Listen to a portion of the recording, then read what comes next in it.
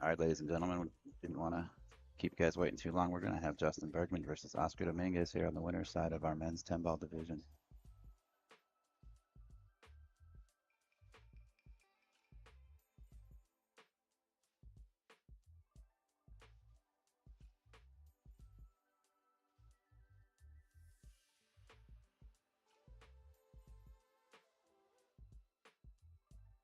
All right, we're going to have Justin Bergman versus Oscar Dominguez, one of the stronger matches we're going to see this week. You see both players getting ready. We got Mr. Eberle coming out to make the player introductions here in just a moment. I'm actually going to be joined in the booth by Mr. Ricky Evans. Thanks for joining us, brother. Nice to be here. Thanks for allowing me in the booth. Yeah, for Should be a sure. real strong match here. Are you familiar with both players? I mean, like besides like YouTube, outside of that type of stuff. Yeah, I'm familiar with both their games pretty well. I think that it's hard to pick a favorite in this one. They're both really strong, and the break, the way I've seen so far, isn't going to be a determining factor in this match. Yeah, the break has been proven to be pretty. All right, good morning, everybody. Once again, Normally in thank you 10 for ball, joining us it's on very our determining factor, but 2025 based off the inaugural outside tables, it's not USA really Pool determining the Championship. outcome of the We're matches. coming to you live from Quincy, Illinois, here at the Oakland Lindsay Center for the third consecutive year at this beautiful venue with wonderful hosts. Without further ado, we'll bring you the match you've all been waiting for. No need to introduce these players' accreditations, or we'll be here for 10 minutes with all their accomplishments. So without further ado, let's get to it. First up, coming to us from Placerville, California, sponsored by Brunswick Q and Case, Kazi, How Tips on Board, and of course, Hard Time Billiard Sacramento. It's none other than Oscar Dominguez.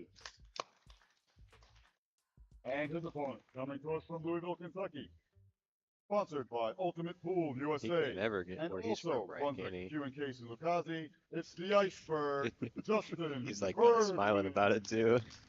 Our official referee I think presiding they over said he this was from match, St. Mr. Louis Dave yesterday, Pearson, and and our today he's two from Kentucky. commentators, He bench gets members around. of the BCA, and special guest, one out, Ricky Evans. Tune in online, folks, and thank you for joining us once again. Enjoy the match. Good luck.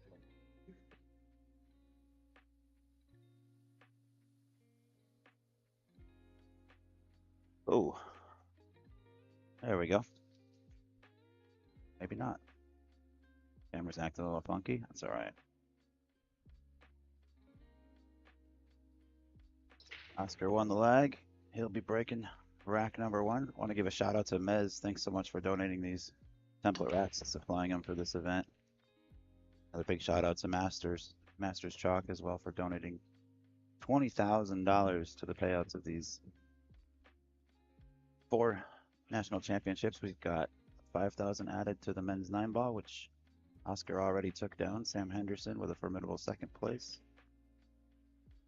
Got the men's 10 ball. We've also got women's 8 ball and women's 10 ball as well.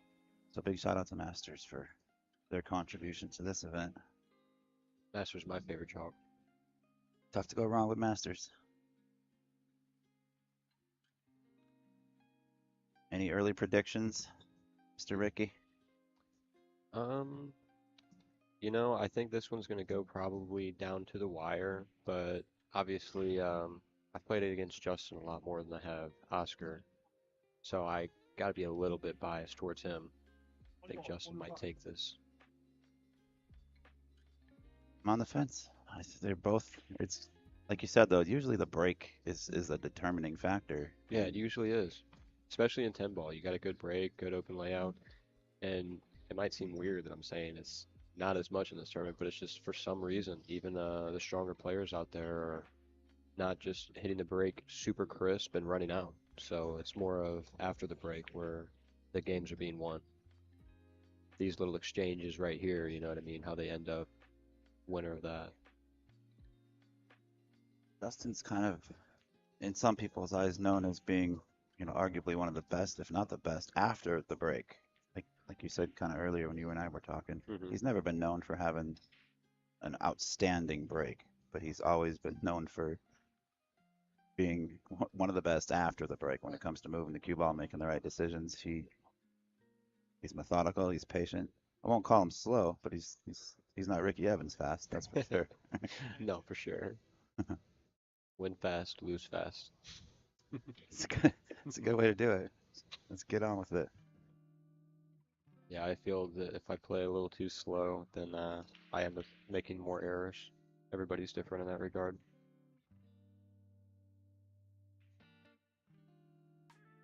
Surprised he went for the make there. That was a really tough shot being just off the rail to not only make it, but crisp the cue ball over for that too.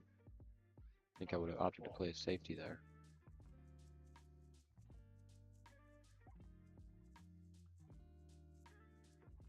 Is he still using a Lomax? As far as you know? Justin? Yeah. I am not sure, to be honest with you. I think he uses a keelwood shaft, Mhm. and that's about the only thing I know about his equipment. Okay. Oscar, obviously, with Lucasi. Justin with has cue been in using case. that cue for a minute, though. I do know that. Wow. That ball's not going in tomorrow. I can't believe that ball went in today. This is day 4 already. Yeah, And it's humid in here. the TV tables are playing just the tiniest bit more forgiving than the rest of the tables.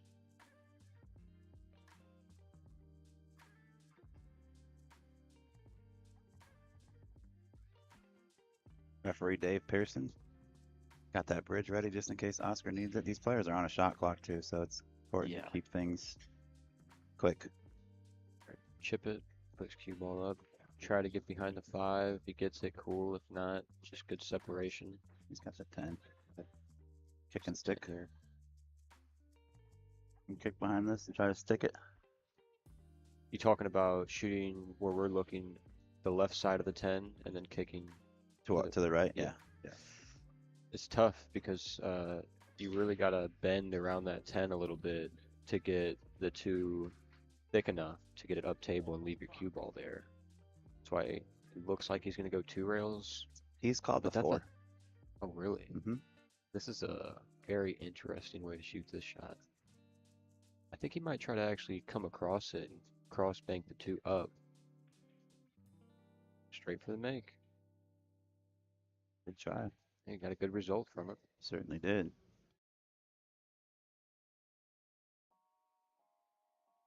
He might be forced to do just a little soft kick behind the 2. A little bit of spin. Not sure what else there is, really. You can do the power coming into it and hit it with a little stop your cue ball right behind that 4, send the 2 ball up a couple rails. But it's just too hard to park your cue ball right where that 2 is. He's going to tie up the 3. I don't know if that's going to serve him too well, because it is 3 foul here.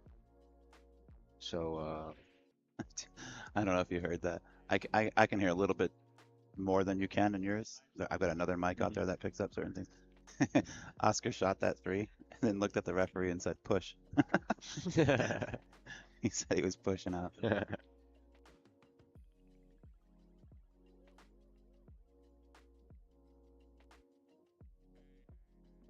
Yeah, so he's going to lock him up here. And the key to this shot right here is getting the 2, not only obviously getting the safe and securing him on 2 fouls, but get that 2 in a position that makes it easier for you to secure that 3rd foul, rather than just hitting it out in the middle of nowhere and then you kind of don't have. He kept it close, so he could do that. You see what I mean? If you just hit it right in the middle of the table, you know, it's kind of hard to put your cue ball and that object ball in a position where he can't just kick and hit it. On that 3rd foul, yeah. Because on the 3rd foul, you don't want him to kick and hit it. You want him to be completely closed off. Called the 8 in the side. I called this same shot in one of my matches, and I ended up making the ball on the side. Nice. He's Are you gonna do it serious? too. Are you kidding me? It's just, you know, Wow. if you hit it right, it goes right towards it. So you always got to call the ball.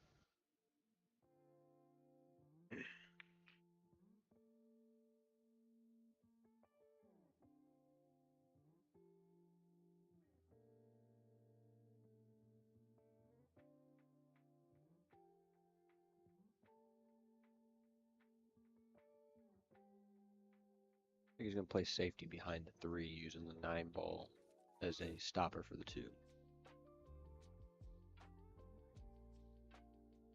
little weak, a little thick too. Luckily, really hard to get shape on that 3 anywhere coming off this 2. And it's a 3. Oops, let's get back here. It's one of those shots you almost either want to play safe now or potentially make the 2 and get positions to not make the 3, but to play a safety in return. He's going to opt to play the safety first, though. Ball behind 7. A little scrappy start here. Yep. Everybody's hitting them thick so far. And it looks like the 3 might squeeze by to the upper right as we view now.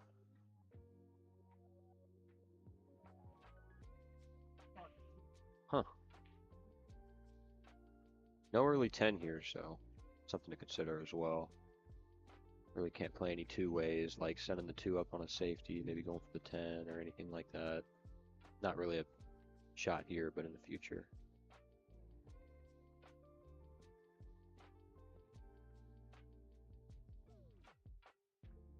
Good shot. Oh, good of a shot was Real good that? shot, you know? Jeez. No sense in making it unless you're going to get shape, and that's something he does pretty well, is you don't taffy him. You don't ever see, well, either one of these players, but you really don't see Justin ever really take a flyer. Right. Seems like pretty darn calculated. Mm-hmm. Have to play his cue ball out to kind of more the center table here. Avoid getting hooked by that 10 ball.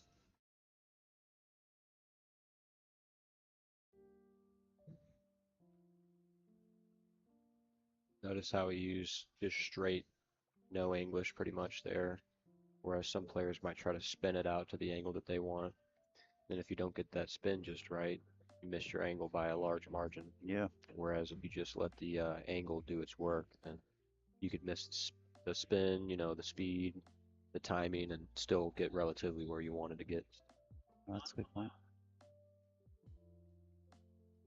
Swing this ball a couple rails. Gonna go 3. Oh, came in deep into that pocket. See, I would have hit that with more of a top ball. That's what I came thought in too. front of the 10. I would have It's come just between really the weird angle I'd have- to between the 8, 10. I go think in is where I between would. the 9 and 10 with the side beam there and everything. But for everybody knows their stroke and know what shots they're comfortable with.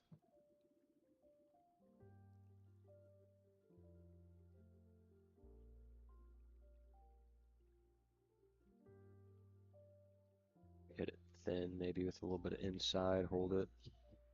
And I would punch back out for the 10 to the side, 9 ball.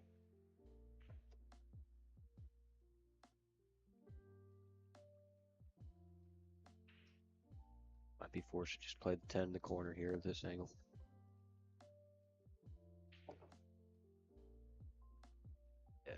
See, I like coming over and punching it like that for it, but you got a little too much side spin on that one.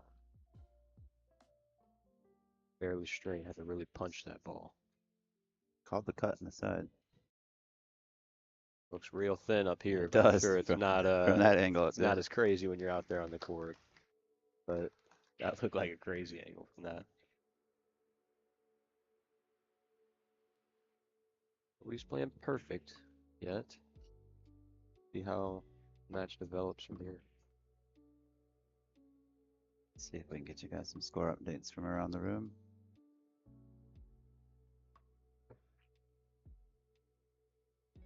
Henderson defeated Jamison Gall 8-2. He will be playing the winner of this match. Excuse me, I apologize. This will put them. Redraw. Yeah, this will put them into stage 2, where there'll be a redraw. Confused me as well when I saw that.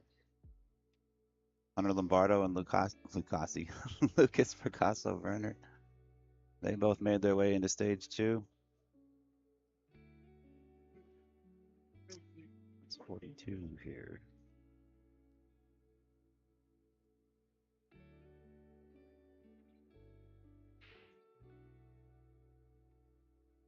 Seems like everybody's doing relatively the same break here. Almost seems like a lot of them are breaking on the same side as well. Just off center, but to the same side.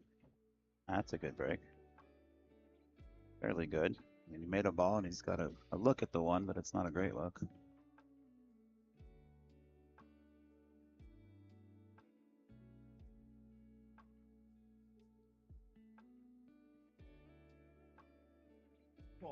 Got the backboard here, so he's going to play the 1 all the way up, but he's got to be careful to hit it pretty clean, or if he's going to hit the 2 on the way in and not off the rail, because otherwise that 2 is going to kick over behind the 7.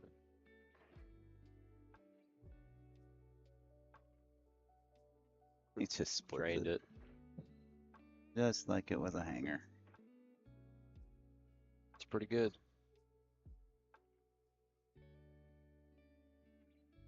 You like hitting this one with outside, or you like I like coming this just a touch of inside? I use a touch of inside Going in personally. between the 4 and 5 a little bit. Mm-hmm. And that's probably a safer way to do it. Jeepers. Sorry about that, folks. Wrong button. I just find that sometimes, especially with the cloth you're not crisp on, hitting that inside with such blue in between you, you can find that you get the timing just a little bit off, and then maybe hitting it a little thick, or end up, hitting behind the ball. Yeah, I know rail you're saying. first. Lose your cube after that. But regardless of how Bergman hit that, it looked like he was going to crisp it.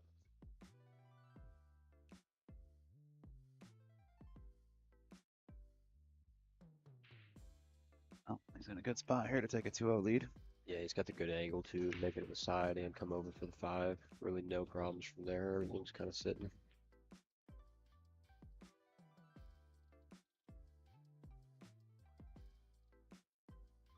Stoic.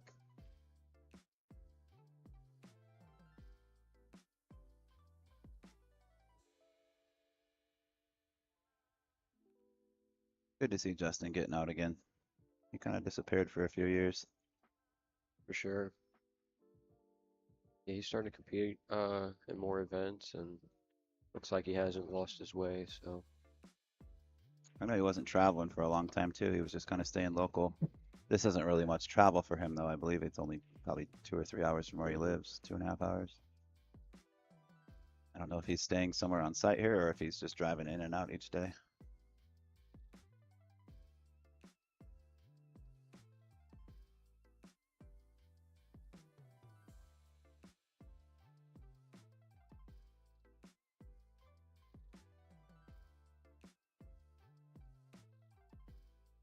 Think he hits this with inside at all to get a little closer? You think he just takes the longer shot? I don't know. I think he just takes the longer shot. I think that's just the type of player Justin is. Oh, he did.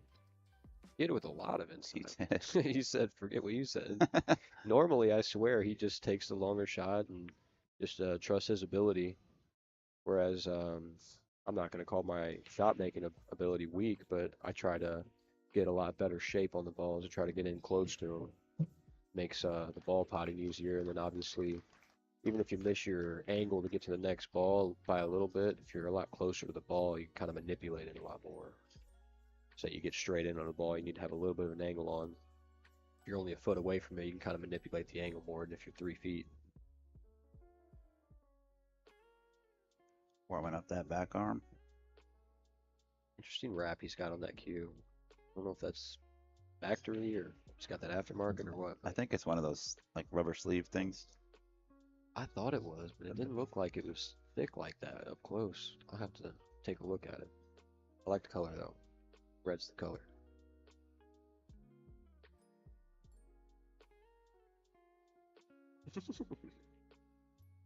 Honestly. It's like a sports wrap.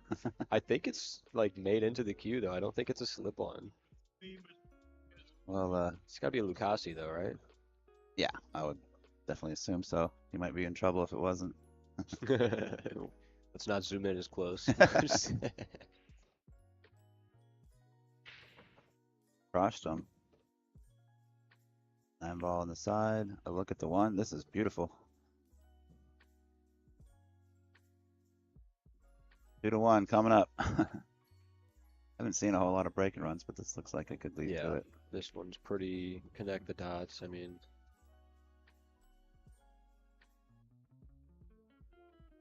it's one of those ones again here where you kind of want to get a little bit closer to the 2, make everything easier.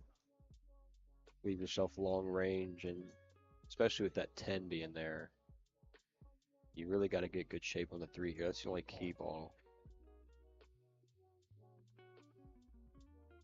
Good news for both players. This is not an elimination. match. We're not into the single elimination stage yet, and neither one of these players has lost a match yet. So the winner will be guaranteed, top 8 guaranteed into the money.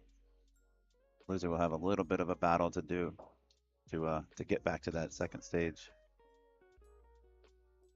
Not in love with the position he is in right here. He's just about straight in, and if he just stops the cue ball, draws back 2 inches, he's gonna scoot the cue ball a little closer to the rail rather than away from it. So he's gonna draw this all the way back past the 10. Oh, he aimed it up to do that. But yeah, this was the better play all around.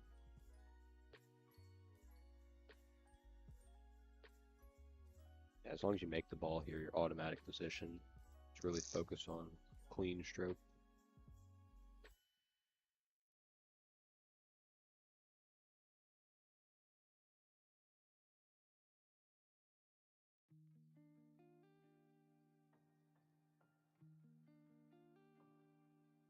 But it looks like the loser of this match got their hands full next round too. Max Eberle. Not a great feeling knowing that you either gotta beat a champion or lose and play another champion. Here's a fun little fact for you. So Max Eberle played the 9-ball event, and he's now playing the 10-ball event.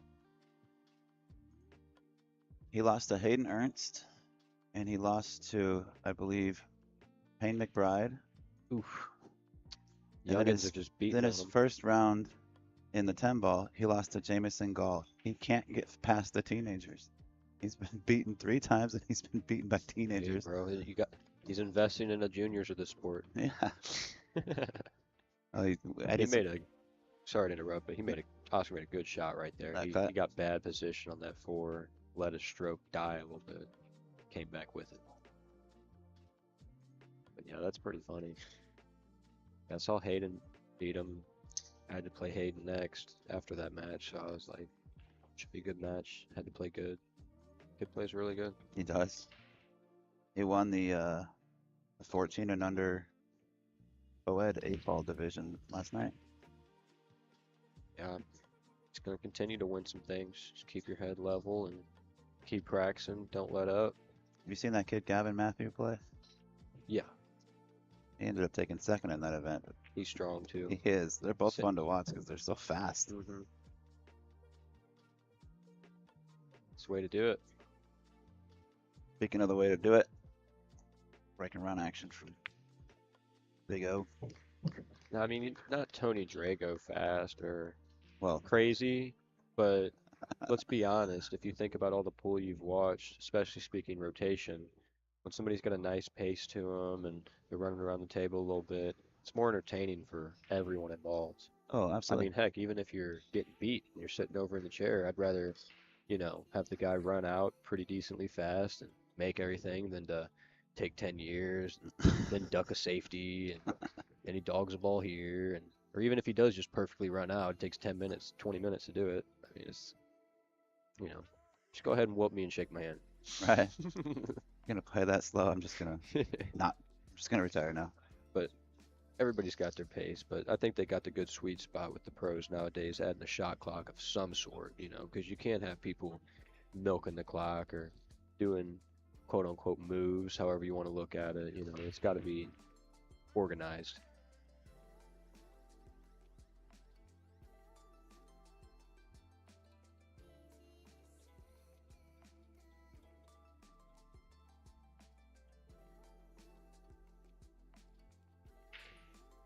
That's one of the few we've seen with the open bridge.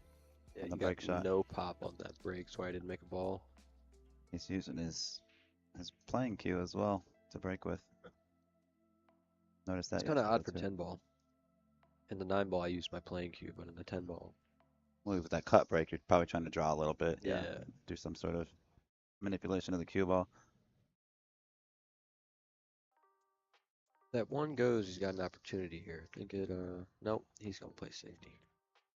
Put that one maybe right behind that 7. Taking the Cut cue and ball float it behind the right 8, there. maybe. Yeah, and just float that cue ball down. Pick a ball that you want to hide behind, really.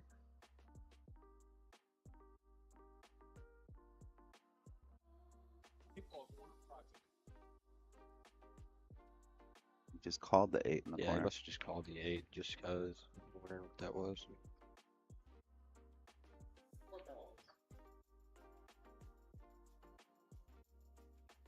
Hitting them thick. Everybody's hitting them thick on these safeties. Got lucky having the 5 ball there. I want to say lucky. That's probably the wrong word. But little backup safety. But really, he wanted him tucked under that 8, so he didn't even have a 1 rail escape.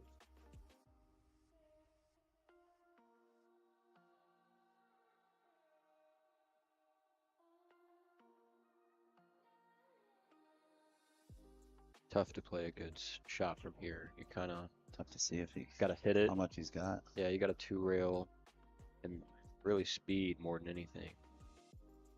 Kind of just oh, he's kicking in between the 5 and 7. Ooh. Ouch. Oh, Well, that doesn't have to happen every time. no. Oscar's getting rewarded for that little safety there. Hmm. I like the 2 rail look at it, where you go 2 rails up and then hit the 1 a little bit thin if you can, click it towards the 7, then your cue ball kind of floats down. And then just play the speed. That way you for sure get a hit, and like you don't have to leave the guy a perfect straight in shot, you know. Given a return safety off of that was going to be really tough. But really, I think he just got a bad roll scratch in there. Yeah, I agree.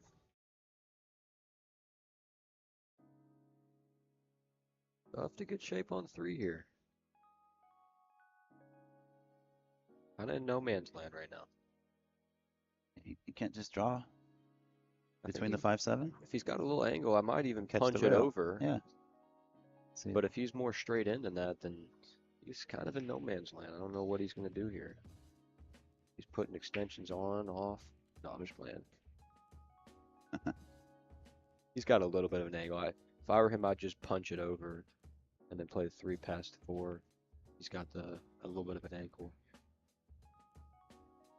Punch it, a little outside spin. Not that He much did- outside I spin. thought it was gonna go above it, above the 5, between the 5-7. Yeah. Maybe it just Problem wasn't. is, I don't think that. Well, it's tough with our camera angle, but I don't think that 3 is as easy in the side. No, it is. It is for sure. Yeah, no, I agree with you. I think he should have punched it up if he had that angle to where he could have got there. What's just putting a little bit more side spin on it and trickling up. He's in a tough 50-50 right now. Long. And he was just betting the house there. You miss that, you lose the game pretty much. Can't blame him. He was forced in a tough position there. He got in between shape.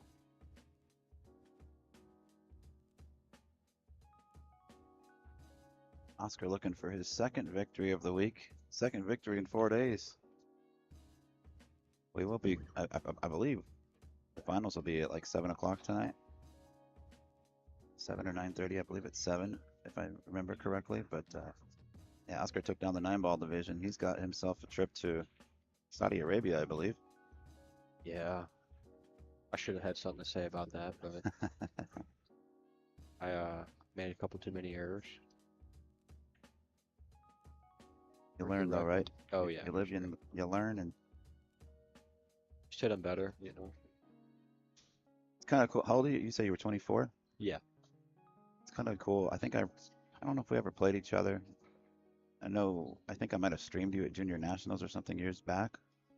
I definitely remember you from somewhat for Yeah, something other many than social events, though. media. Pardon me? So many events that Yeah. you kind of just lost them. But it's nice kind of following your journey a little bit, seeing you grow up and mature. It's nice seeing you at the what's the Ultimate Pool Tour events that you've Oh, been. yeah. Yeah, it's fun to watch. Yeah, I'm trying to play in just every big event that I can. I not really focused on the smaller events. Ideally big table rotation, but you know, whatever the big events that are bringing the most money as well as, you know, attention ties. So it's going to lead to bigger opportunities and grow the sport. You're with McDermott, is that right? Yeah, so I play for McDermott Hughes. Yeah, shout out your sponsors if you want Mhm. to. Yeah, McDermott, cues. That's who I play with. I play with a H series technology cue. However, standard non-H series are amazing too. I honestly probably would prefer it just because I'm more of a traditional player. But yeah, I use the iPro shaft. It's got like carbon fiber interior, laminate wood on the outside. It's kind of the best of both worlds as far as feel. Definitely recommend it for anybody that wants to try carbon fiber out but kind of just doesn't like the full feel of the full transition to carbon fiber. And then yeah, Hustlin' USA. I was about to clothing. say hustling, and I think I saw Tony comment on a thing here or there. Oh yeah, Hustlin' USA. I mean, let's be honest. When you go to a big tournament and there's a Hustlin' booth, what other booth is busier? You know, there's everybody around the Hustlin' booth. There's a reason. It's best in the business.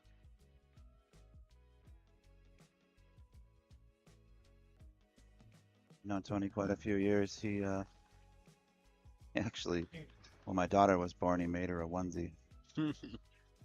Yeah, I got a couple ideas I need to cook on and give him a call. So hopefully we get some cool stuff out soon. Not that he doesn't have a million products anyways, but yeah, I mean, it's just nothing cooler than a nice just hustling tee when you're out there playing pool. I almost rocked my green one today. You think of a lot of iconic pictures, you know, they're just down over the ball. They got the big, you know, oval hustling logo on 'em. Also want to shout out Throwback Sports Bar in Amarillo. A lot of those guys are going to be out at Kansas City Ultimate Pool tournament next week. So It'd be fun. Wish I was still playing. I'd try to hang with you guys, but life got in the way. Got married, got a kid. a Barbox 8 ball, you can rob it. Just sign up. That's all you got to do. That's half the win right there if you get signed up. That's for anybody out there listening. Kansas City's filled up, but they have one almost every month, if not every month. So all over the United States, they're having them growing every day, and they're doing a good thing. A lot of money to be took, and with the format, anybody can win.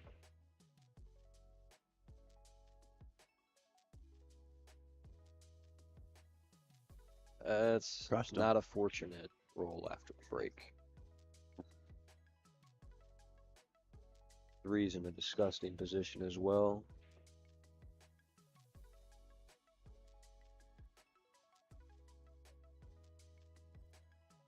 I think I'm going to play my cue ball out to the center of the table here to where I can chip that one ball on the right side real thin and then go 2 rails back behind the stack of balls, the 3, 4, 5, 8, 10. I don't know if he was maybe trying to do the same thing, just didn't get his cue ball where he wanted. I'm not sure what he was doing with the 7 though. I think he was trying to tie up the 2. Yeah, he was definitely trying to tie the 2, but I'm not sure why. You know, the 3's kind of tied up already. No sense in tying up more balls, I would think, but he's a lot more experienced than I am, so let's see what he's got in store. Looking at rail first, trying to make this ball.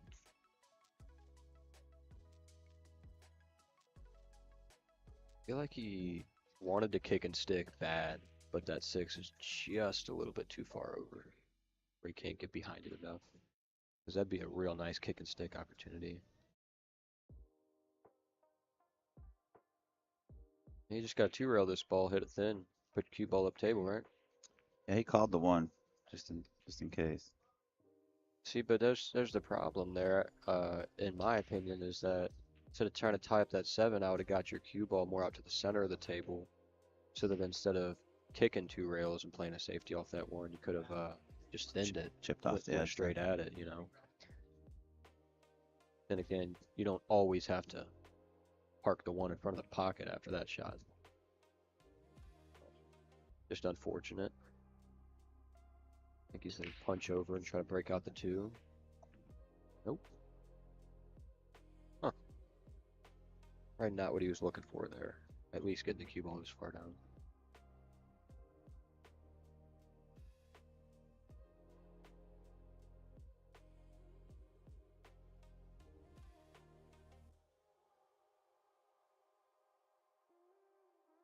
Little safe one.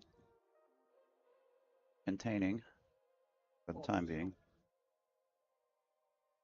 Easy Does that escape. 3 but go past the 5?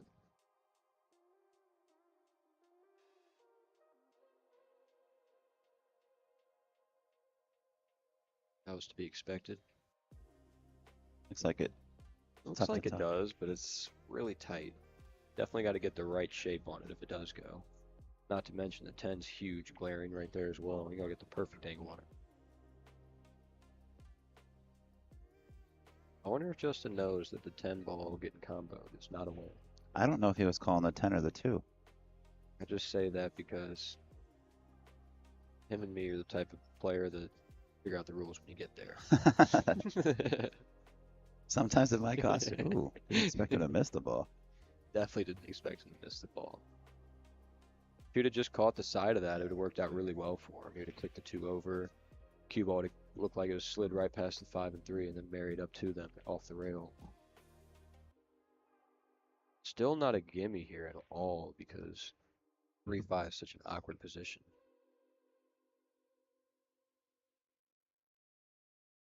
Not even sure what he's doing here. That 3 don't go past the 4, I don't believe. Playing in the side. It's not very good shape for the side. Don't know what he was trying to do. I It think must. he was trying to get shape for the side. The 3 3 in between the 5 and the 10 Well, the towards the side. The 3 must not go with He's with the 5 there, because No, he why don't would play he safe. not just play position for it? I thought he was just gonna go ahead and shoot in the side anyways. He's not playing his game right now, I can tell you that. He's pretty frustrated.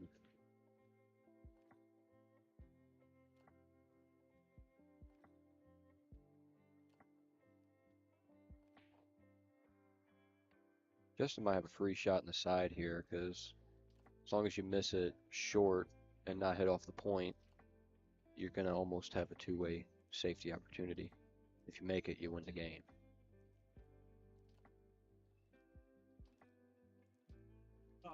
It's in between though, because to hit that, you got to hit it real soft, and you can't hit it confident. He did call the side.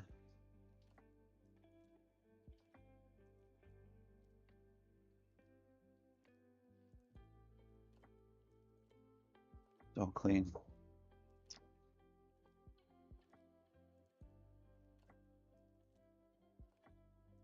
That might be the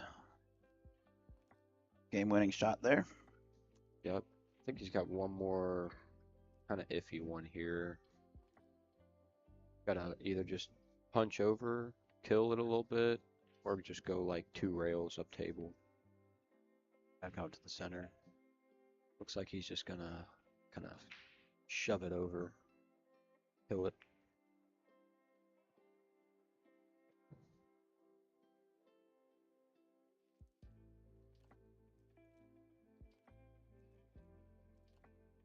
Bring this angle here, but this camera's been giving me some problems. We got all new. Everything here is brand new as of a couple days ago. So we got some fine tuning and some tweaking to do to get it all dialed in. Super perfect. You can see that glare on the table. That's bugging me, but got to change some settings around. Show. Get it dialed in. That's where you gotta trust the table, know that it's a good venue, good event, and hit her slow. See that little bit of kill he put on it though, and that's so that he doesn't have to trust the table. You hit that little bit of kill, then it won't veer off because it's going in fast, then kind of dies off. I like to do that too. On some shots, you don't want to do it overly because then you can end up missing the ball. You use it.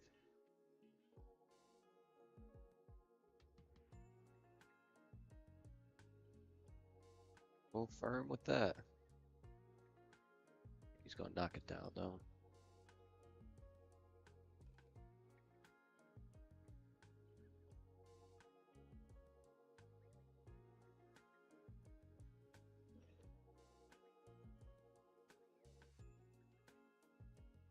Four to one, halfway there for Jay Berg. Let's take a look around the room a little bit here. Who do we got watching over here? Well, you recognize? A couple of rail birds. There's a few people I recognize. Got the wheelchair divisions going on in the background there. Oh yeah, Those guys are super cool. champions. There's our second place runner-up.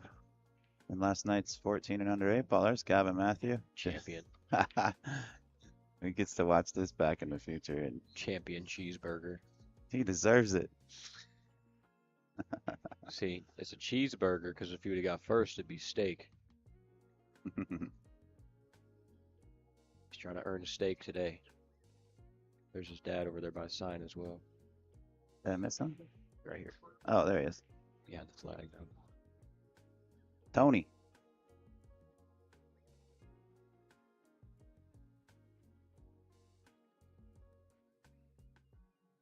All right. Open bridge. Elevated a little bit too. That's very odd. I gotta say, he's not gonna like the results in his breaks, breaking like that. He's gotta get a little bit of pop with the cue ball. Because the first 3 balls aren't gonna be able to break out as fast and easy, and you won't see those balls go on the side unless he gets a little bit of pop. I absolutely agree with you. He's got a chance on the 4 railers going. He's got a chance on balls naturally dropping off each other and angles and whatnot, but the ones that are automatic that punch right in the side, he's never going to get those unless he gets a little bit of pop on that break.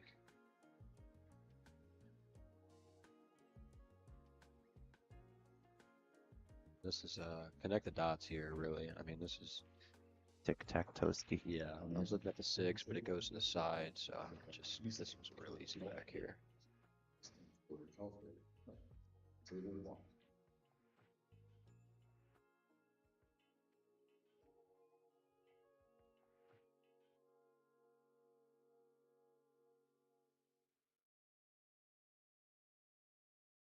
think I like staying on the right side of the 8 where we're looking rather than going down table. Not sure if I like that angle. He's got to just little carom tic-tac, but he's a little bit out of his element, you can tell. Speed's a little bit off.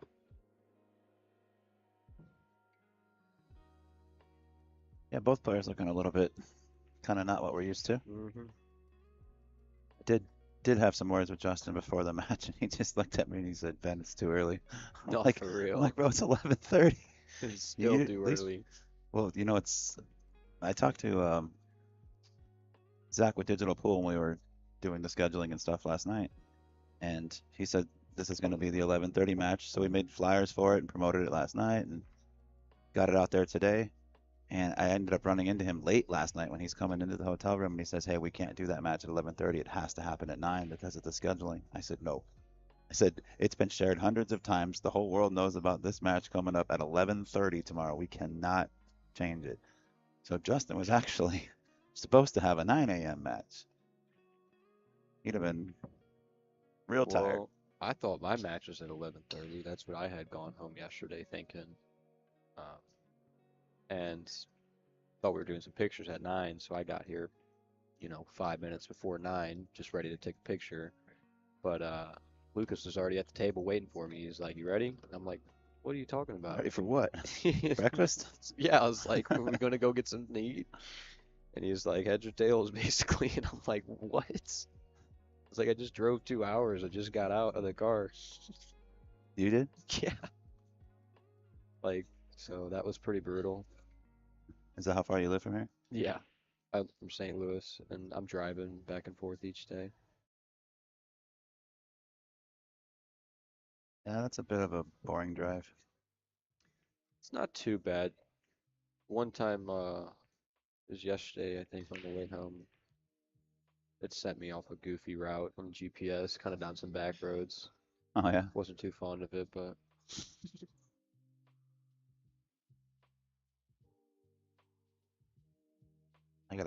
I came out here a couple of months ago to do a site visit here to do some planning and meet with some people, get this thing going.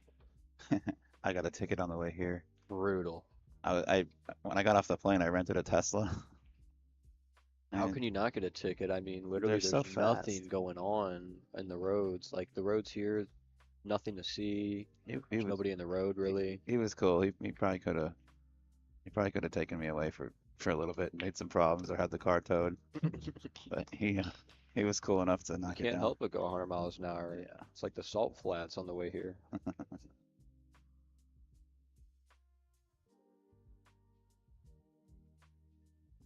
42.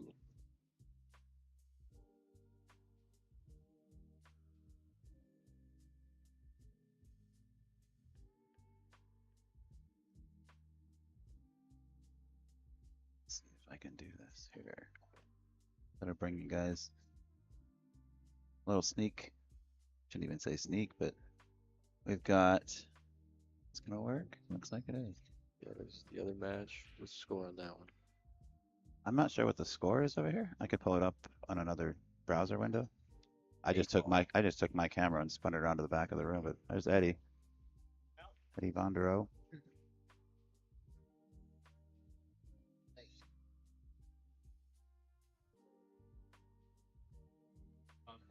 8-ball on a big table. Pardon me? I said 8-ball on a big table. Break and run festival most of the time. Is it open after the break as well? You know? What do you mean? If you like, Like if you make a ball, do you have to shoot the suit that No. you made? No. Oh man, yeah, that's a run out fest for sure. nope, you're not. It's not one of those take what you make situations. Yeah. I I don't feel care like for- an I don't care for 8-ball. those. Yeah, I feel you. I feel like when the take what you make, it makes it tougher for sure.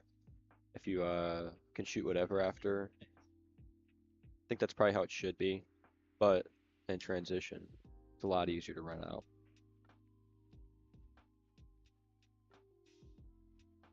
Well, we don't have to get back to that other match just yet. Oscar decided to take a break. He's gonna ice him. Ice the iceberg. Ice the iceberg. I didn't know he Iceberg's could do over that. here like, He's like, I'm gonna just get on check myself. me out, folks.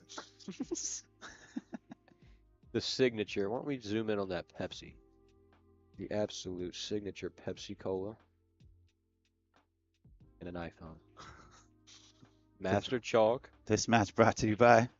Master Chalk, Oh. Pepsi Cola, a hat, and an iPhone. Dude, I could. Justin Bergman. How far does this thing go? My question is, where the heck did he get a Pepsi Cola can from the 80s? Is he driving each day too? I have no idea. You guys should drive together. He's from close over by me, but I don't even. I don't think he's from St. Louis, Missouri. I think he's from like somewhere over in Illinois, like just on the Illinois side. Well, didn't they announce him from Kentucky or something? They've or announced Louisiana? him from everywhere but from where he's from. Like they announced him from St. Louis, Missouri yesterday.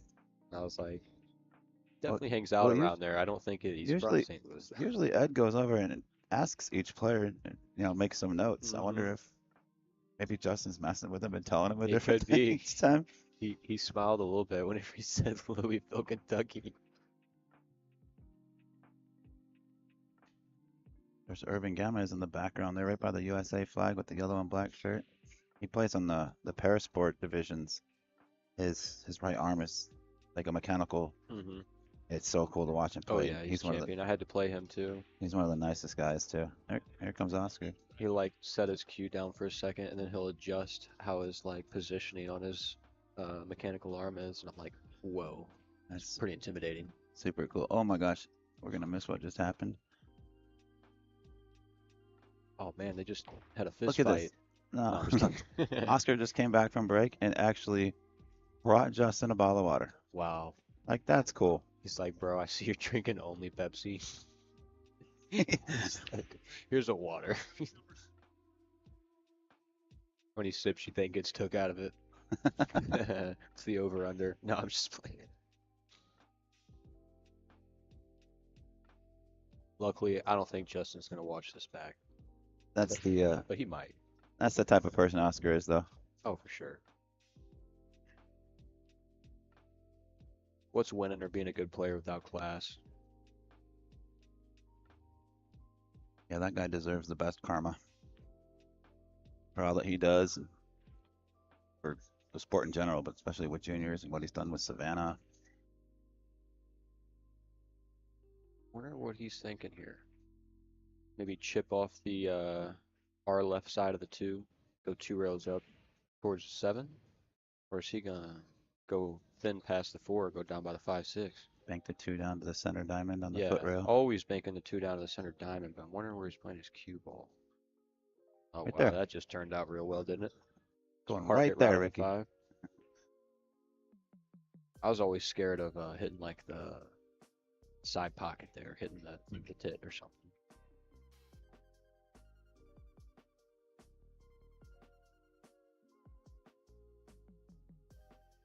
Probably guys- 2 rails. These guys have been kicking a lot of balls. Yeah. That's why I was saying the break's really not transitioning to, hey, this guy broke better, so we drilled him. You know, there is a lot happening past the break. He hit that That's real good, Great shot. and he's not going to get the kickoff that he wanted. So he's definitely probably going to be kicking again. He's kind of seen a lot of these battles play out. Just once a player just gives a little bit too much. Somebody said Justin's from Fairview Heights. There you go. There you have it. Who's in the booth? Jacob Rides is asking. My name's Ben Sutherland. I'm here with Ricky Evans. Run out, Ricky. Yeah, run out with him.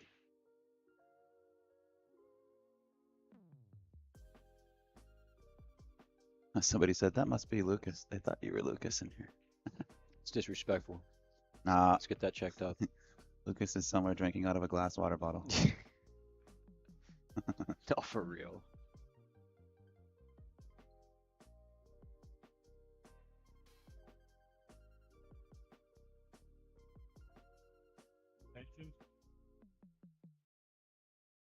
Lucas is going to the ATM to get the money he owes me. That's what he's doing. All Ooh. the side bets. But if the IRS is listening, no, I'm just kidding.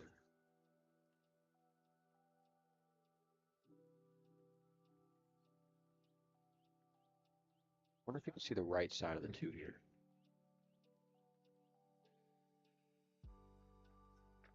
Oh, that's not going to get it.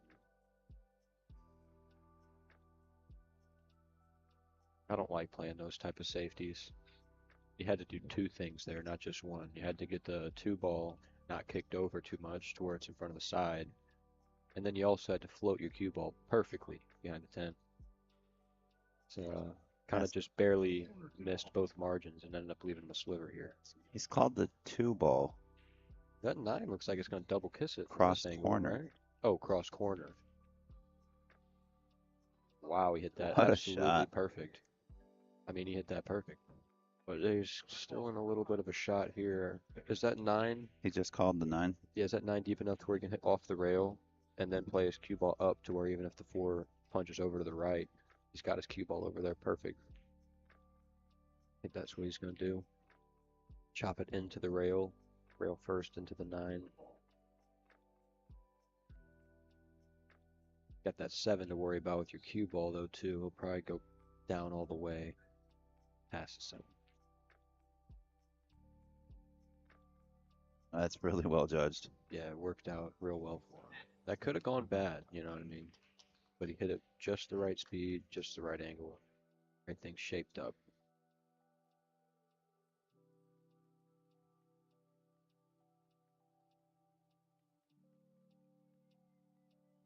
Doesn't want to marry up on that. He's good.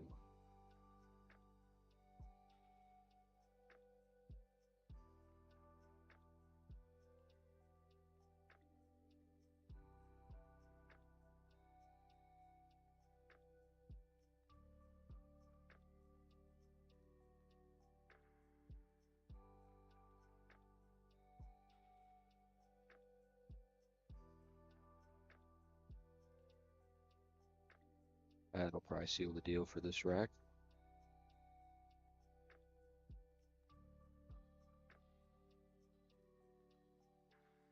Yeah, I don't think Oscar's going to have a blunder from here. And be back within 1 game. I'll check the brackets here in a minute and find out. Actually, we won't know who our next match is until the redraw.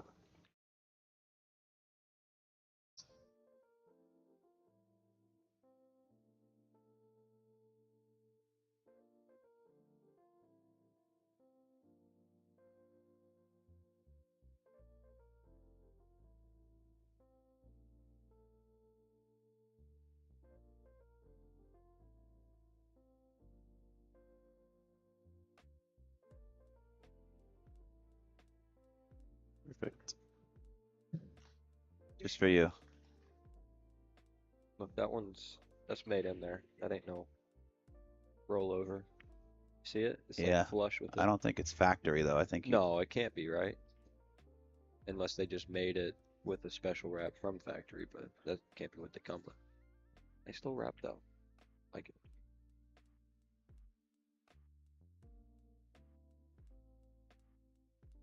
For some reason, when they have those wraps near the bottom on the brake cue like that, you just know it's gonna break good.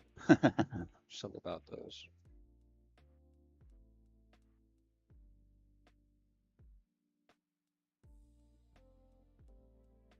It's like he came up to me last night and was like, "Hey, do you know where I can find chalk? We've got like cases of it that were Masters sent from Masters." sponsors the event. I went and grabbed him 2 pieces. It looks like he's still carrying the same 2. So he's got 3 over there. He's probably like, One well, that's this one lost me that rack. Let's go ahead and switch that one out. That one ain't worth.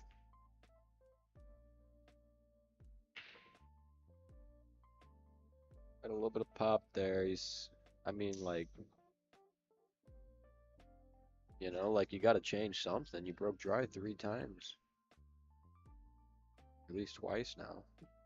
he made a ball on his first break, His I first believe. one, he Yeah. got a little bit of pop with the same stroke, and he made a ball, and it was a good result.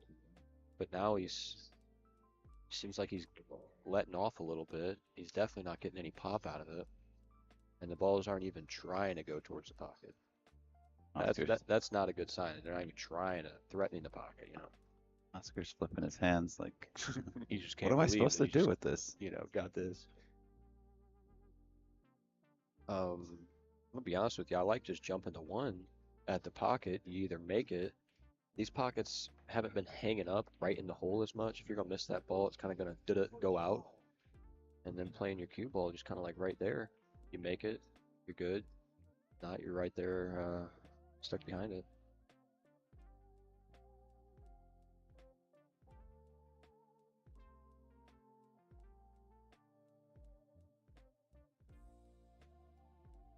Alrighty, well, I got a match I gotta go play, so thanks everybody for having me. I want to give a shout out to McDermott Cues, USA made. They're the best, baby.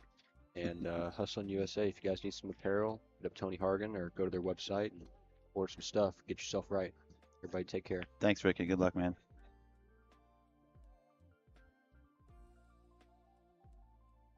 Well, good luck to Ricky. I'm not sure who he's playing, but I've actually got his bracket up in front of me. I can let you guys know if you're curious as well. You can watch every stream, every table in the room, excuse me, is a stream table. If you go to digitalpool.com, they put cameras on every single table, scoreboards, cameras, all that good stuff. So head on over to Digital Pool, and you can watch any match you want. I believe there's subscription options ranging from like 10 to 20 bucks or somewhere in that area.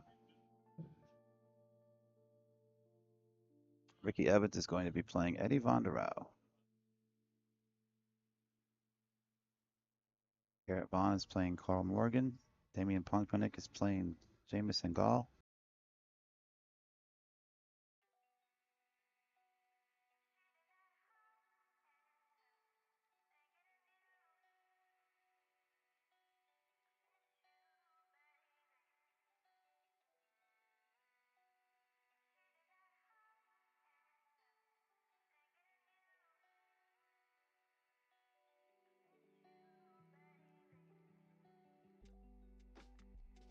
All right, we got Mr. Ed Ladawi coming to join us in the booth here momentarily. The voice himself.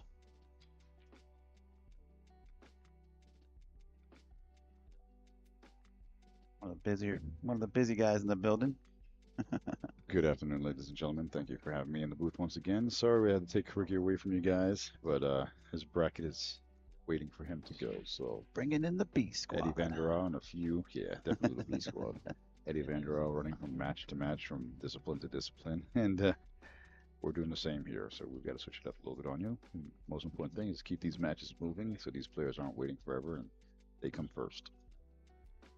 I'm sure we'll get Ricky back in for you at another time. So I have no clue what's going on here. Has it been a domination and a catch-up, or has it been cat and mouse going on over here? It's been cat and mouse. Bergman was up 4-1. Hmm. That's the biggest gap we've seen. There's been one break and run. It's been by Oscar. The break proving to be trouble, just like it was Yeah. in the 9-ball. Mhm. Especially, I would it's expect it more so in the 10 ball. a ton of safeties, a ton of kicking. It's not been a run out festival by any means, Hmm. but it's been great pull. It just hasn't, Of course. they're nip and tuck, and Well, they know that their backs are both against the wall.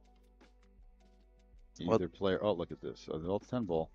So that will not count. Option will go to the other it's not player. an elimination round. No. No, so neither one of them wants to get kicked to the backside, But I'm just saying, as if they make a mistake, they have to play more conservatively on Oh. both sides. Because if they make a mistake, it will cost them. they know They're not playing a lesser name. they know each Yeah. other very well Mm-hmm. and each other's games, I'm sure. I wish we can get these two back together on a Mosconi team. That would be fantastic.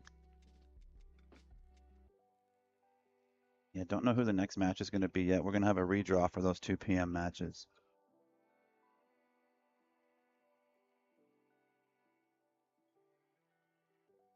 How's the table been playing today versus yesterday? Seems a little bit faster and more normal. It hasn't been as humid today as it was yesterday in the room. I haven't noticed much.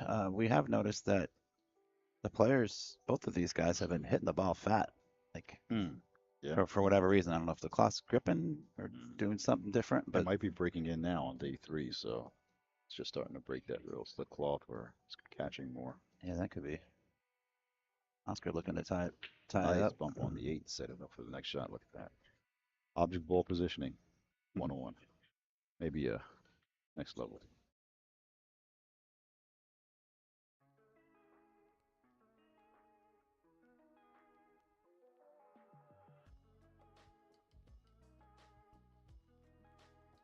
Well, the loser of this match is scheduled to play Max Eberle in 30 minutes. That's not going to happen. Yeah, now we're running a little bit behind. Well, Day 3 and 4 are the busiest days where all the schedules are overlapping one another, so playing in multiple disciplines can cause to be problematic, but we haven't had more than a half hour to 40-minute delay that's so great. far, which is really good. Want to allow everyone to play in as many events as they can. Well, to be fair, they wanted to run this match at 9 o'clock. Yeah. And I didn't find that out until after the flyer was made, after Zach told me 11:30. I confirmed it with him, Right. made the graphic, sent it out, got it shared all over social media, and then I ran into Well, let's Zach. call them out. Who's the they that wanted to run at 9 a.m.? Zach. Oh, Zach wanted to run. Zach wanted to Oh, run it at okay. 9 a.m. We won't have anyone on the West Coast be up and awake to watch this. Well, We want them to be sure to provide that is one factor, but by the time he told me, It was already too late anyway. we had already It was made up. flyers. He had already told me it's going to be at 11:30. Mm. And then 2 hours later, I run into him walking into the hotel room, and he says, "Hey, we can't run that at 11:30. We have to run it at 9." I said, "No, we No, have to it's run it at advertised, 11:30. It's everybody out. knows. Yeah, It's everybody out there. knows." Yep. Oh well. So He'll have to deal with the mess then. well, yeah, and I think that's why this is a 1 p.m. He's doing a scheduled great match. job, though. He's Yeah, keeping calm and keeping cool and collected out there at the tournament desk, managing, juggling all these different disciplines and crossover events or conflicts, scheduling conflicts rather. So we're just teasing him now, throwing Yeah. him under the bus on to you guys. well, there's a chance that we'll have. It would be almost immediately following this. The loser of this match playing against Max Eberle. That could very well be taking place. That's the last match on the B side of the 10-ball division. I think we're maybe bringing in the women back over, They could do that as well too. alternate between the men and the women. Hey, chat, if you're out there, give us your thoughts. Who would you like to see? You want to see another women's premier match or a men's premier Let's match? check the bracket. And Actually, see. right now in the women, we have Emily Duddy and Sophia Mast, which are going back and forth. And then we also have, there's another one, Ashley Benoit and Melissa Henderson. Helen. Helen. What's a Helen? Thank you. Did you Helen, say Melissa thank Helen. you? Helen, thank you. Oh, No, I thought you were being might have funny. been, I might have started saying something else and it sounded like thank you because I heard that too. Melissa Helen's up 5 Melissa to Helen. 1 on Ashley Benoit right now. How much? 5 to 1. 5-1. Wow. Savannah Easton and So let's Jordan say those Helfrey. two winners, maybe Melissa and the winner of Savannah East and Jordan Helfrey. That's about to start now, so that won't happen. Maybe. But that's only I don't think we're going to that's get a race to It's a 5. race to 7, actually. I think it's mislabeled here. I believe it's 9-ball race to 7. 8 ball. Oh, whatever they're playing, it's a race to 7. I think that might. Let's see what stage 1 says. Or maybe it does go up to 7 in stage 2. I don't speak unless I know. Hope they didn't hear me. Sorry, sir. Okay. All fun and jokes here, folks. Take April it Larson's seriously. up 6-0 on the hill against Kelly Wyatt. Emily Duddy trailing 4-3. That's another possible matchup. Sophia Mast. Although we did have Emily on the stream yesterday, so I'd like to give a fair opportunity to each and every other player. Haven't had Sophia on this stream. She's been on the Correct. BEF stream. Haven't had April either. Oh, to be fair, we haven't had any females on this stream yet, so That's right. easier way to just. Yeah. I don't speak unless I know. Wrong time for that, I think. I have nothing to come back with on that. It's too early. Yeah. I'll blame my lack of coffee today. Still waiting on Shane to bring that latte. I'm literally grabbing my cup of coffee right I think I'm gonna go get one of those vanilla cappuccino things in there. there. Vanilla cappuccinos. It's out of a machine. Oh, that powdered stuff. That's actually not bad. I don't know if it's powdery or how they make Yeah, it, but it's like hot water mixed with powder on those machines. And Oh, is it? push the button that comes on. Yeah, I used to have one of those. they have good. like white chocolate, hot chocolate in there. I'll have to check it out. Let's talk pool, man. Let's talk pool, please. not beverages. Yes.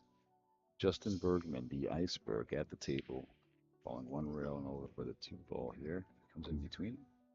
That cue precision there. Look at that cue ball control. Right in between the 2-3. Have to go back and forth. Greg Borg in the chat. No, the women have not started the 10-ball division yet. That will start day after tomorrow, I believe. I think they got 3 days of 8-ball and then 2 days of 10-ball. It's nice to switch up and see different disciplines on a stream as well. 10-ball, 8-ball, back to 10. Do we have any answers in the chat? I can't see from where I'm at. Chat, but Ben, do we have any replies to who they'd like to see? A couple of the women playing or stick with the men? Sure to check the brackets first, not just any men and any women. Yeah, nobody really responded back. Maybe I should turn your mic Well, then on. we're just going to give them the worst matchup we can find if they don't respond. You and I are gonna go out there and play. Oh, that's the worst. The worst. That's what you wanted, sir. What a show that would be.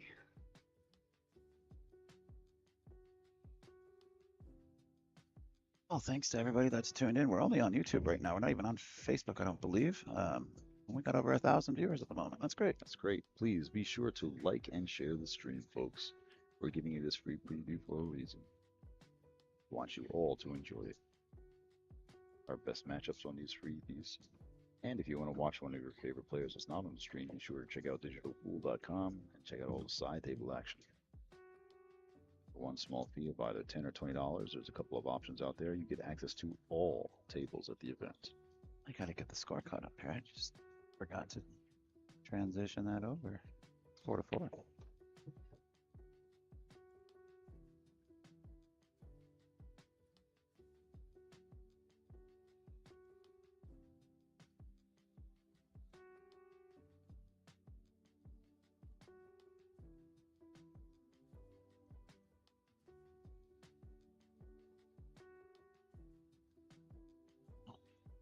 Bergman looking pretty set here to take the lead back.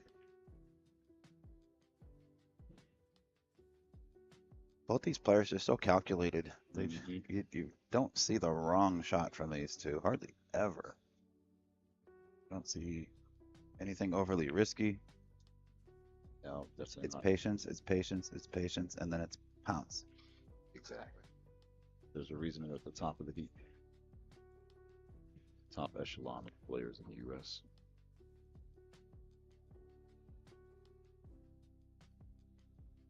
Tried to talk SVB into coming here, but he said he had fishing plans already. All right, man. This could have been his fishing pool right here. He would have been. Everybody would have been his fish. I Yep, shouldn't say we've that. only had a couple Everybody's got a chances. chance. Yeah, everyone has a chance. Alternate break format. Shorter races are not going to 11. So anything can happen, folks. Well, you know, There's always a favorite, and they'll just have to play more conservatively, more contained to build that lead in the beginning to really secure that victory in those shorter races. he loves the opportunity, and when he's able to win a world championship, I kind of thought, you got a chance to. Oh my gosh. Come play pool for 4 days and possibly win the 9 and 10, one of the two, and get a free trip to one of those Yeah, world events. world events. It's not so much just the prize fund here, the opportunity afterwards. Mm-hmm. The world stage is developing to be the stepping stone for American players to become a national champion here at this event and then be granted a slot in the world event. That will be a shortcut to chasing points all around the country on the WCA point event calendar. Rankings. Rankings, thank you. That's the word I was looking for. Thank you, Ben. Oscar takes. Well, you're welcome. I have to update that list frequently. Yeah, Oscar I takes used to his do first that. lead of the match. Pardon me? I used to do the list. Did you? Yeah, I used to. On the website? No, just the behind the scenes Oh. success spreadsheet on the point system when I was player rep. Oh for no, I BCA. don't have to. You update the listings on the site, but yeah. Yeah, I Now, had to go thanks back to and Mike make some. Howerton, I had to helps make out some the recent visibility. changes on the spreadsheet. Or a mistake that was caught from 2022. I don't know why that's still relevant. I went back and made some changes, but other than that, I have to keep the website up to date. Yeah, we were desperately in need of an update. Quantum leap from a 1980s page to a modern website page recently this last year. Wow, an unexpected miss on that 9 ball, handing over that rack to Oscar Dominguez. But let's see if he can break and hold serve here, as the alternate break format's in his favor. 3 ball, no. Around the world's cut off by the 8. Gonna be a 2 ball in the corner, does drop, but no shot on the 1 ball. It's only about the third or fourth ball we've seen made on a break. It seems like. Excuse me. I don't know why it's been so difficult. Push out's been called. Bumping the 7 to position a cue ball for a sneak peek at the 1. Let's see what Justin's thinking. Or is also going to kick this 1 ball, play kick safe here. Try to kick and stick the cue ball where the 1 is and send the 1 to the bottom of the screen.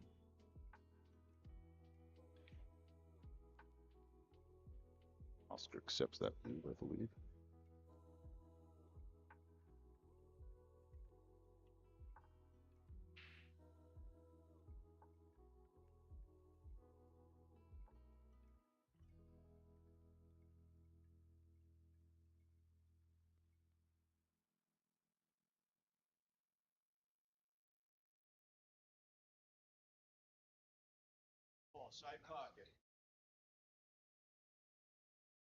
Called the 3 in the side. Interesting. Kick and stick combo. It's just a just in case call, I believe, Just in case he actually makes a 3-1 and keeps possession of the table, so there's no harm done. Long live the two-way shot. That's what I like about the world standardized rules in 10-ball, allowing not a called shot, called safe format or rule set, but the official rules being just a called shot. Because if you play a smart shot, a two-way shot, still legal. Well, there you go. Now we know.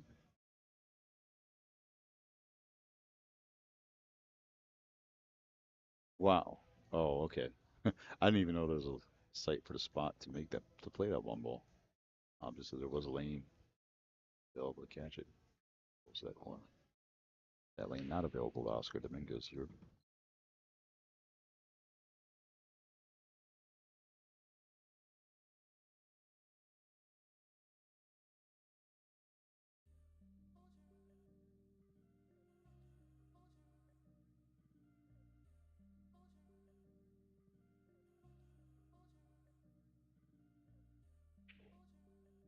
Oh, that one. Ed, I'll be back in 1 minute. Sure.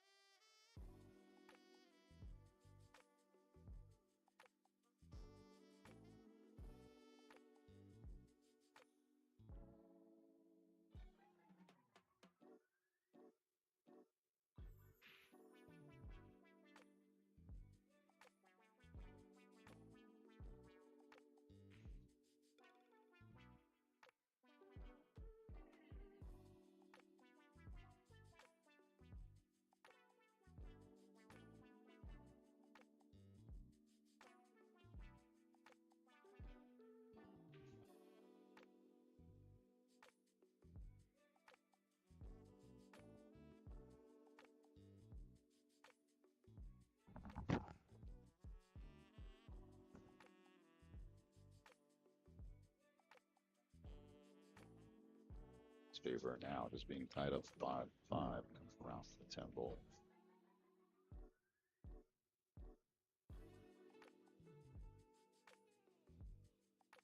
There you have bracket number 10. Justin Bergman tied at 5 games apiece, keeping it close and exciting for you guys there at home. Becomes a race to 3 now. Had to go get some coffee. I'm back.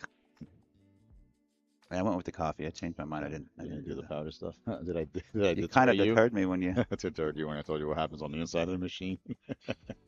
It's not bad. It tastes good. Tastes good. I like. Is there super enough sweet caffeine in coffees it too, though? but yes, that's the question. We're not drinking for flavor. Mm-mm. We need I need to wake caffeine. up.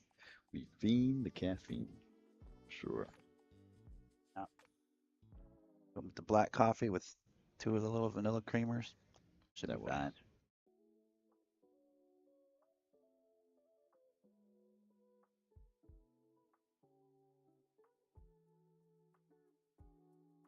All right.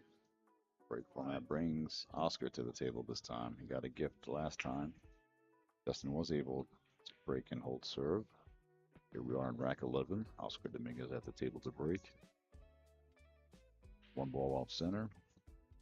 Classic 1 ball break, looking for the 2 balls behind the 1 to go towards the side pocket. And we saw that happen on the right side of the screen. This No is how- shot on the 1. This has been the story of the tournament so far. Well, you know, the old cliche. Doing the same thing over and over again, expecting different results. Have they been breaking from the same spot or have they been trying different things? They've been pretty much the same spot, to be fair. Yeah. All right. I give him a chance. The definition of insanity, huh? Yes, exactly. Don't expect a different result if you change your break. Try different spots, try different speeds, and actually, you could try the same spot, but just put a ton of English on the cue ball. Change the English, change the speed. Mhm. That's it. I found that to be the most successful one. Actually, when I ran my NBL events, I forced all players to break from the spot. It was a 10-ball event. They had to break from exactly on the spot, the center of the spot, not move it up on the spot or back on the spot in the black area, right on the white center circle. And I found a way to make the wing ball with extreme English in a certain aiming spot at the 1 ball. Almost full, but not. And I won't let out a secret. Go try it. But that's So one you're format I did to try to. Yeah, you're a I'm a rack and believer. break mechanic, huh? Oh, Corey Duel was in the event. Oh, So okay. I had Well, to make God. sure Now we know where you learned it And from. that's no. I taught I'm it just to him. But he was breaking with the bridge. If you ever saw that craze on the internet, he was breaking with the bridge because his bridge hand wasn't high enough for 10 ball. He said, but the bridges in my showroom were the appropriate height to have consistency. And he was breaking with the bridge. He loved it. And he came in. He should have won the event. Came in second place to John Mora. He actually was ahead the whole set and lost it.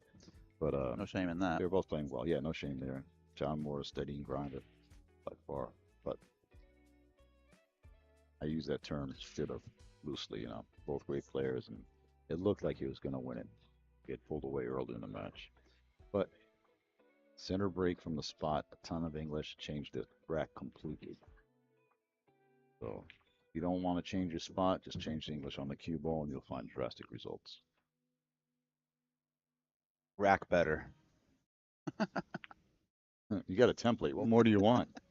That's the cheap way out.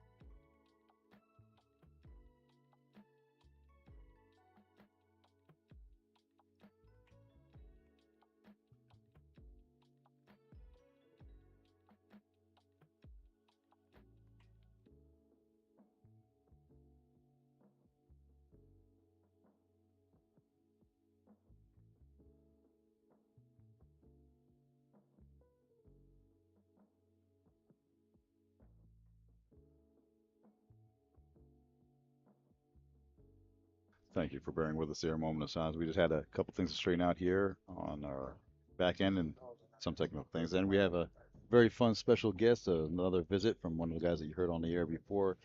The wonderful Max Eberle is joining us Yeah, here. We were and just chit-chatting. I owe Max an apology for something I said earlier. I guess it was a little bit incorrect on some of the information and perhaps wasn't professional. So I do owe Max an apology.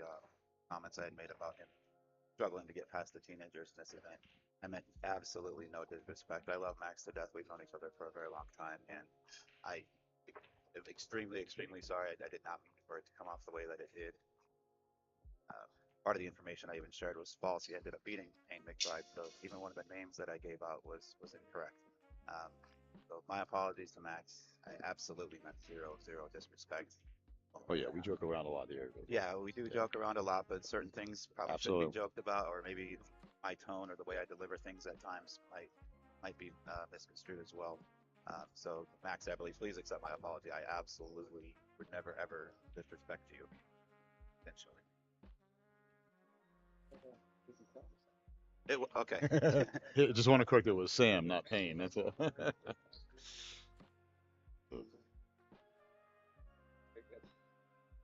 Yeah, we just want to make sure it's correct. That's all. And he's a good sport about it. Right. But we just want to correct the record. Yeah, that's we all, just want to correct it. It He's was a good actually sport. And he's Sam a Henderson, big and he man. wants to. Sam Max would Henderson, like us give to him mention credit that too. as well Yep. too. But and Max support followed that up by saying these kids are absolute champions. He's not losing, or he's not giving. He didn't He's get not beat sore about it. Yeah. by some random nobody. He's giving props to these kids for being world class, top notch players. So Absolutely. certainly no shame in Well, let's look at this table here. taking a loss. Oscar Dominguez at the table occasion. now. We all know Max, and he's world class. He's been around a very, very long time and super awesome. Good controls, Max, I really speed am on sorry, that man. combination. I did not mean any disrespect in any way. All right. Thanks, Steve. Cool. Good luck to you too, man. Thank you. Man. Take it easy. Yeah, Oscar Dominguez just had a great combination on that 6-7 there. Controlled the 6 ball very well, that first ball in the combination. Very hard to control the speed, controlling 2 balls at the same time. With the right angle to follow up and come out for the 9 ball there. Very well done.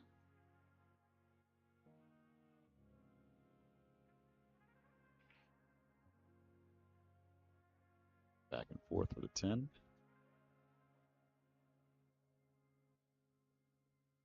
The boxing match here. And Back and forth. 6-5 now. You look a little uncomfortable at that shot. I didn't want to jinx him. Hit him with the microphone jinx. You got that strong jinx game, don't you? I thought I did. Might be out of stroke with that, too. It's been a while since I've done commentary.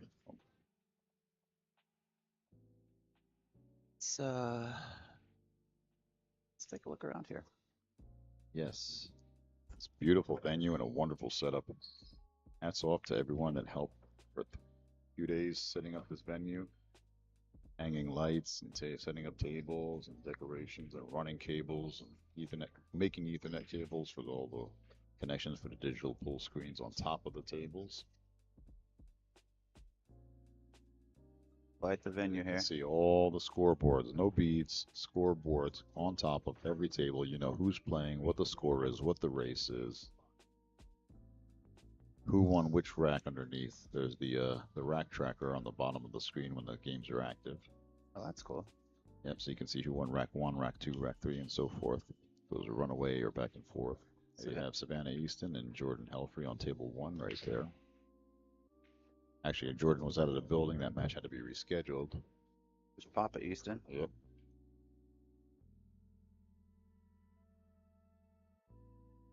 Back over here. Sweet. Oh, we And missed the back at break. our table. Layout after the break. It's a nice lie. That breaks the monotony of the 1 ball being center rail, cue ball center table. Finally, a shot on the 1. Now Justin playing catch up in the mouse, cat and mouse. Now this is a rack you should definitely clear, wide open, no tie up balls, 2 balls hanging by the pockets, easy from the 2 to the 3, 3 to the 4, 4 to the 5, real simple there. can't even say the 5 to the 7 is difficult. This is one rail position. So there's really nothing challenging at a pro level in this rack, other than nerves. There it was. There it Yep, was. there's the jinx right There there. it was. Let's see what happens. Told you I'm out of jinx. Not out of stroke, I'm out of jinx. Or out of mic.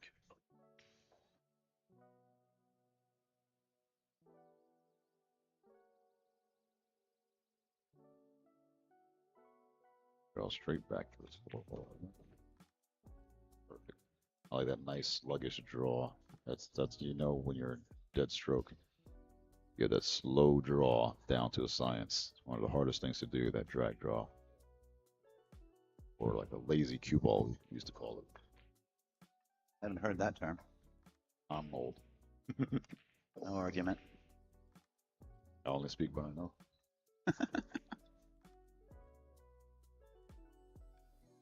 Surprised you can remember at this age, though. Who are you again? Who's president? Ouch.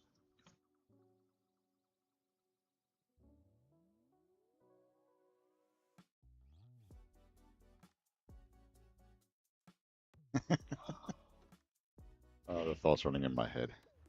What year is it? Have we been to the moon yet?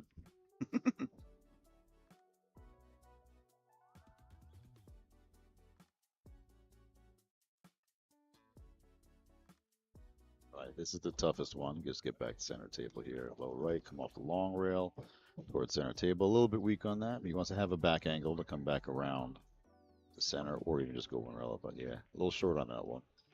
Now he has to go 2 rails back to center for the 10 ball on the bottom right over here. Crossing in the line of his shot, which is what he did not want to have to do. Wanted to play zone from the 8 to the 10, but forced to play zone. Now, 2 rails just past center. Come on. Up there a little bit more. A little short, but he's all right. Center table is a safe place to be. Want another foot of travel on that. That's the trouble, playing zone versus playing the line of the shot. You have a smaller landing pad, smaller margin of error.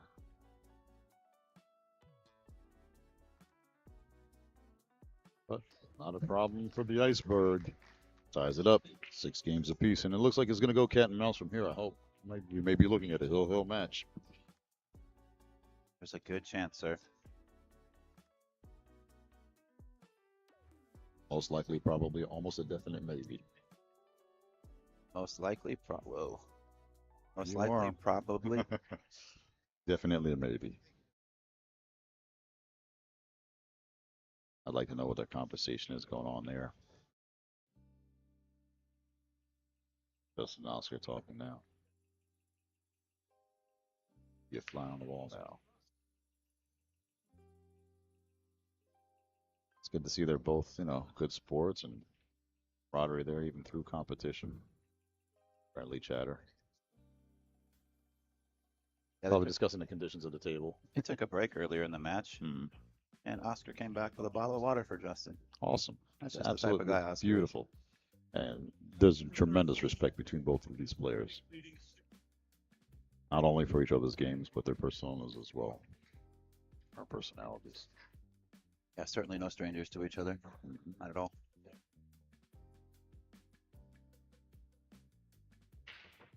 Nice Crushed powerful break there. 7 ball goes down in the side pocket on the left. And Look the at one the dresses 2. up, but here comes that lovely 2 ball. Again, same ball that got him the last time. At least he was in a perfect position to play the ball. But the 2 ball blocked him the last time he broke. With the 1 ball in the center diamond, the short rail. This time it's by the pocket, and the 2 ball still comes to haunt him. And we've got 3 balls on the template rack on the table, that turtle rack there. So those balls will remain there until they're moved later on in the match.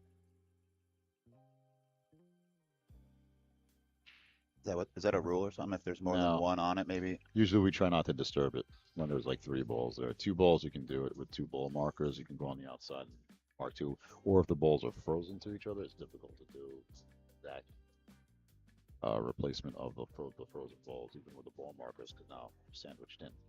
So it's tough to remember where the ball markers were pointing. So we just, rather than it, but still accurate, rather than replace them incorrectly. That's good. I have a way, but a lot of refs don't want to even bother Yeah, with but you that. won't So the tell us. players. You don't tell your secrets. Nah, And you teach Corey Deuel how to break. So no, I didn't teach him how to break. I just told him about that break. I did teach him a shot in China once. That's about it. I never told him the secret until like a year later. Throw shot, which is now on Dr. Dave's videos, and they sold it out to the whole world. Last year here at this event, the BF Junior Nationals, it was just Junior Nationals, and we had Joy here. I was showing it to Dr. Dave and Bob Jewett and all the instructors, and they were going over different shots, and I challenged them to figure out that shot. It's called the impossible shot, and if you want to find it, you can go look it up on, well, Corey Deuel, if you're listening. You can now find out how to do the shot in many different ways on Dr. Dave's YouTube channel called the impossible shot. Corey was originally signed up for this and then ended up having to retract it. I'm not sure what happened, but I hope he's okay. Maybe he had other plans.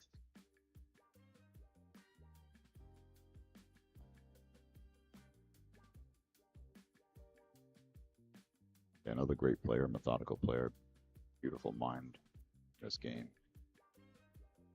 And a little shy of what he was looking to do there, but didn't give up a whole lot. The one on the side, so it doesn't allow for anything on the two. A bank on the one if it's clear past the six might be his best option.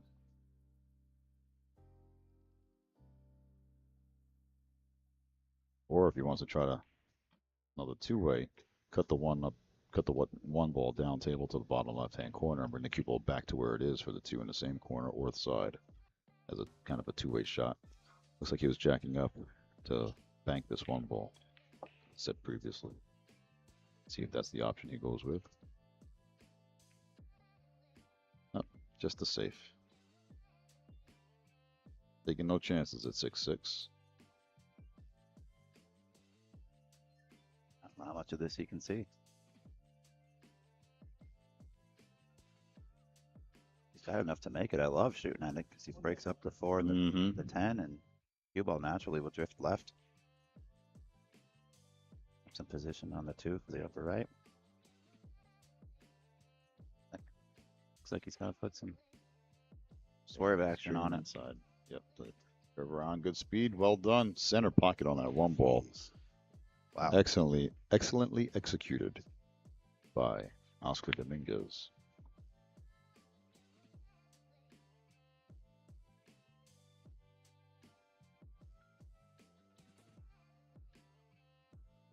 Well done, Mr. Dave Pearson. Got that rack out of the way.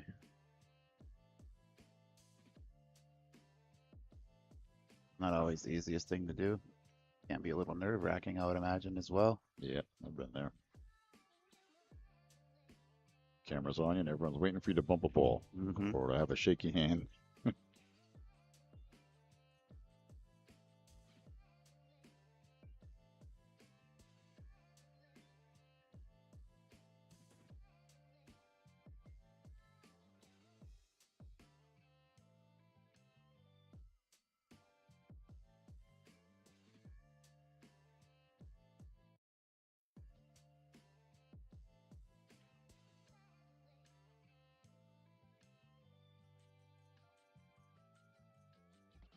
Uh-oh.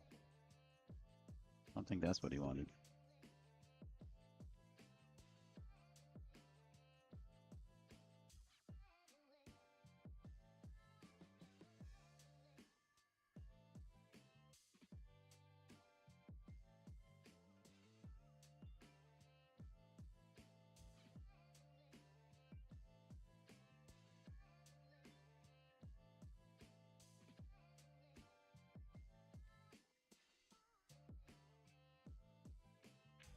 That ball might have just leaked out a little bit. Tough to tell. Good attempt. Trying to hide the cue ball behind the 5 and 10. That 4 was actually online. Had he hit it harder, I think it would have gone in the hole, but I don't believe he was trying to make that ball. He was going 100% cue ball there. Big game, obviously, for both players. This is going to put somebody on the hill.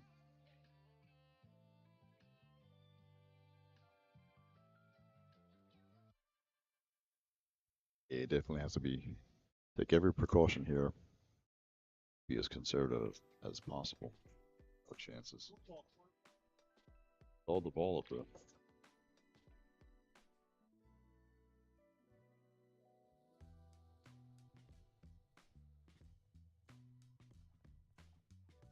I wasn't. I had a lot of other things going on at the moment. Did Justin say anything about a Q sponsor? No. Not the sponsor. He has Ultimate Pool USA, and let me see my notes here. I don't recall our other. Well, yes, in a way. The whole Brunswick group. Brunswick, Q and Case, and Lukazi. Okay, so it is a Lucasi that he's Yes. playing with now. He was using a Lomax for the longest time. Yes, that's right. Lomax Q's was a sponsor for quite some time, but yeah, I'm out of touch with the nearest Q's or newer Q's out there. I didn't know he. And what type of shaft is that? A Keelwood shaft on Yes. there that he's using, or is it a worn down carbon fiber? Looks like it's black No, towards the front and brown in the that's a back. Keelwood. If it's It's just- if it's the Lucasi brand, Yeah. gosh, I'm drawing a blank on the name.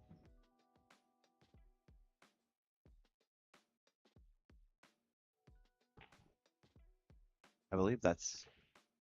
I'm guessing anyhow that's the same shaft that Savannah's using. She's using one of the Keelwoods as well.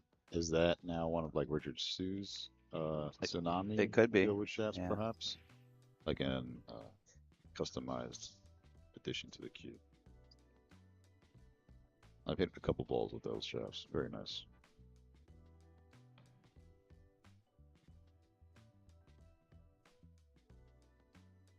Oh, Justin's gonna get to the hill first. Did you just jinx him? No. No, It's not I that don't powerful on think. this shot. Nah, definitely not here. It fires it in. So you Tip- got to work on your jinx. Tip falls off. That's the ultimate.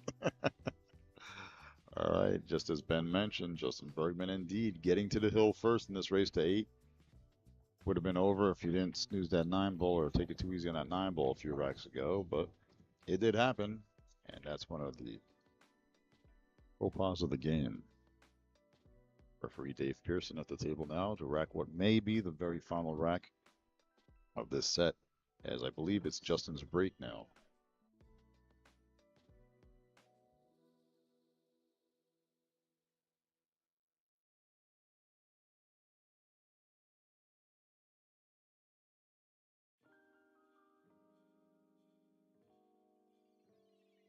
See Oscar just trying to keep his composure, keep his focus on the game. Wait for an opportunity at the table. Let's see if Justin can recreate the break he had last time where he had the 1 ball and the cue ball side by side by the short rail at the top of the screen, top of the table in the kitchen. For a nice easy shot on the 1 with no obstructions. Here we go. He breaks from a similar spot as Oscar was, but on the opposite side of the rack.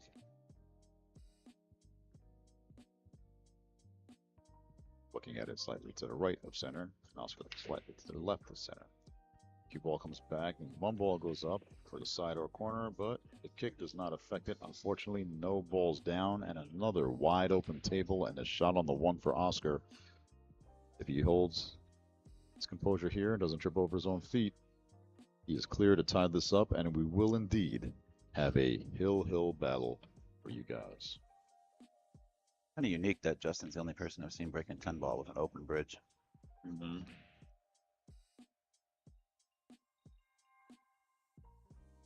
Curious if it's a limitation or by choice.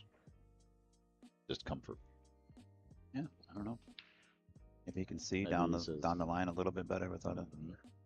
And as long as you control and keep the cue down. Well, 10 ball, you're not using a full force break anyway. You're only using like, what, 60% power, just timing it properly.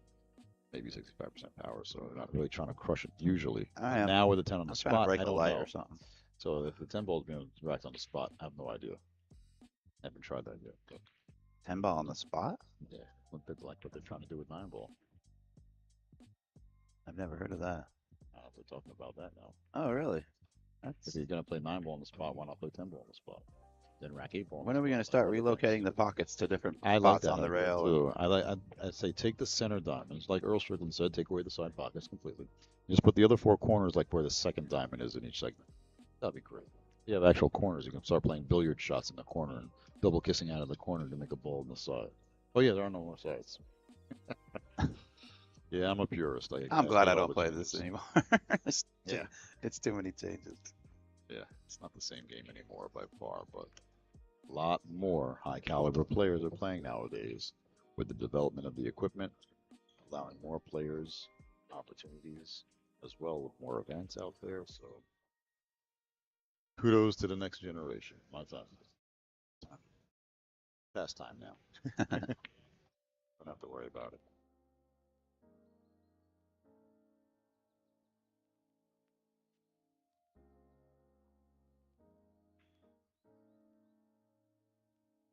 Control there, avoiding making a 10. The 5 on the side there. Stop or just draw back a hair with the 6 ball in the top left corner. Another stop. Kind of like a, except from the 7 to the 8, it's what we call a Cosmo table. Stop shot, stop shot, stop shot. That's another old term. Cosmo. I haven't heard that one in a long time. I can't recall his first name, but something Cosmo would always play so clean and simply that it looked like he did nothing with the cue ball. And that's the greatest compliment you can get. Like, yeah, he never missed a ball, but they were all easy shots. You know? Yeah, how did I get that way? All right, so I'm looking at the brackets here, and we're going to have April Larson and Sophia Mast in the women's 8-ball division on this very table in 45 minutes time. All right. So we'll see if we can get a graphic made. We'll get this pumped out on social media a little bit, give the players a break. Both Sophia and April just finished a match within the last 2-3 minutes. So they're going to get a little bit of a break. We'll have a little downtime. We'll keep the stream up, try to keep you entertained a little bit. But we'll have a small break between matches. Thank you guys for tuning in. Hopefully everybody's enjoying the show as much as we're enjoying putting it on for you.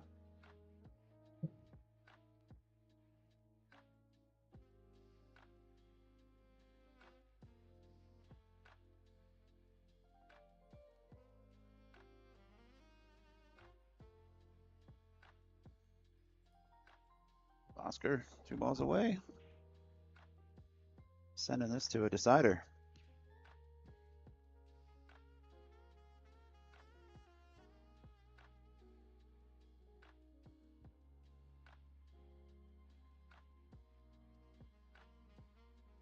Great speed control on that 1 rail position. Cinched that 9 ball just enough, just right. Held that cue ball perfectly for that 10 ball. There you have it, folks. Just what you always ask for. It's a hill thrill. That's right.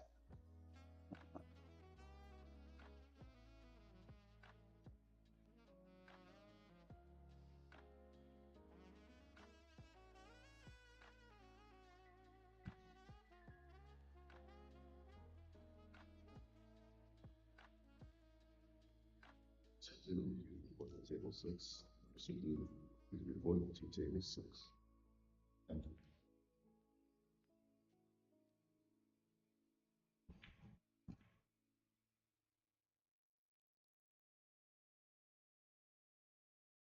All right, folks. Player timeout. Justin taking off his glove. Let his hand breathe on the clammy hands. Look at that beautiful flag. Unbelievable. That is a monstrous flag. I have like a 10-foot flag in Sandcastle. I thought that was large. When I saw it, I was like, it's huge. I came here. Looked like I was at the ocean about to be swallowed up by this giant wave.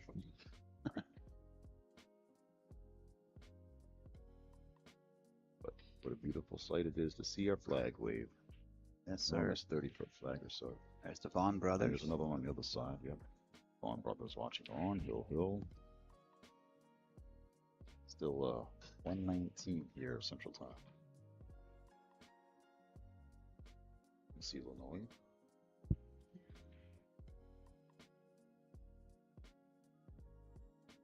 See Savannah Easton and Jordan Helfley. Can't see much, but still cool to have this capabilities. Might have maybe 1 too many flags out there. You know, we're very patriotic around here. Yeah, we could just relocate the ones on this one line here. That we can have access to see that area. Just that one flag would be great. That's on that. And there's our Look at this official goofball. photographer extraordinaire, Erwin Dionisio.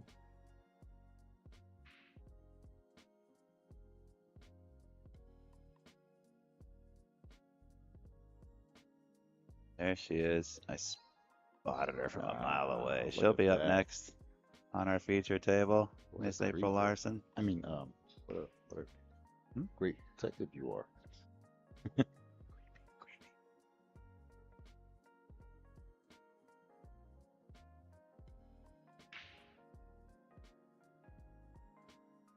Got some junior action going on behind us. Forgive the cameras and tripods in the way. Just kind of showing you guys around.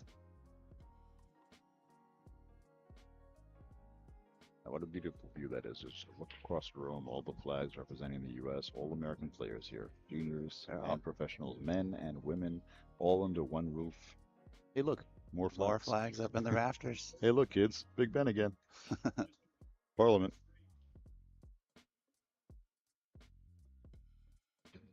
Think we're back from break. Yes, it is looking good. Everyone getting their gloves back on, referees included. All right, there you see the friendly fist bump for the Hill. A round of applause for both the players as they kick off this last rack to stay on the winner's side or go to the one-loss side in this event, the men's 2025 USA Pool Championships 10-ball division.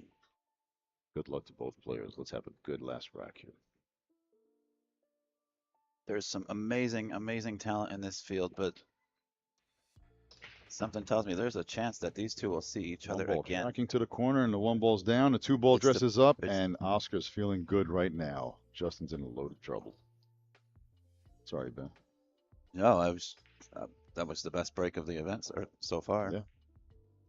Controlled the cue ball well. Came through for him. See how Justin feels about that. Yeah, might Yeah. not get the. Can't do anything from the chair, but hope. Hope and pray.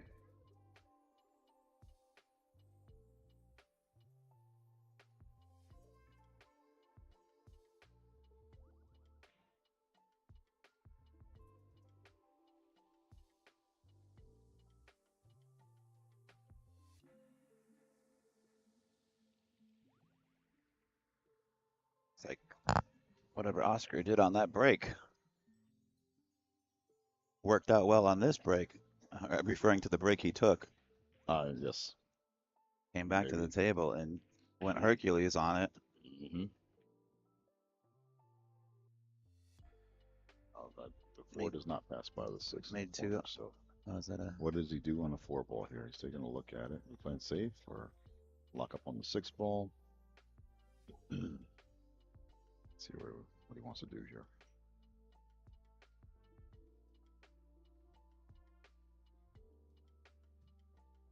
Do we get to see a safety battle? And will Justin have any chance to get to the table here? He's playing the combo. Is he playing the combo? Yes, he is. He just called the pocket. 4-6 it is. I think he'd like to be about 4 inches further up table. He's It's kind gonna of be on a tough position. an off angle, if you will, here. Yep.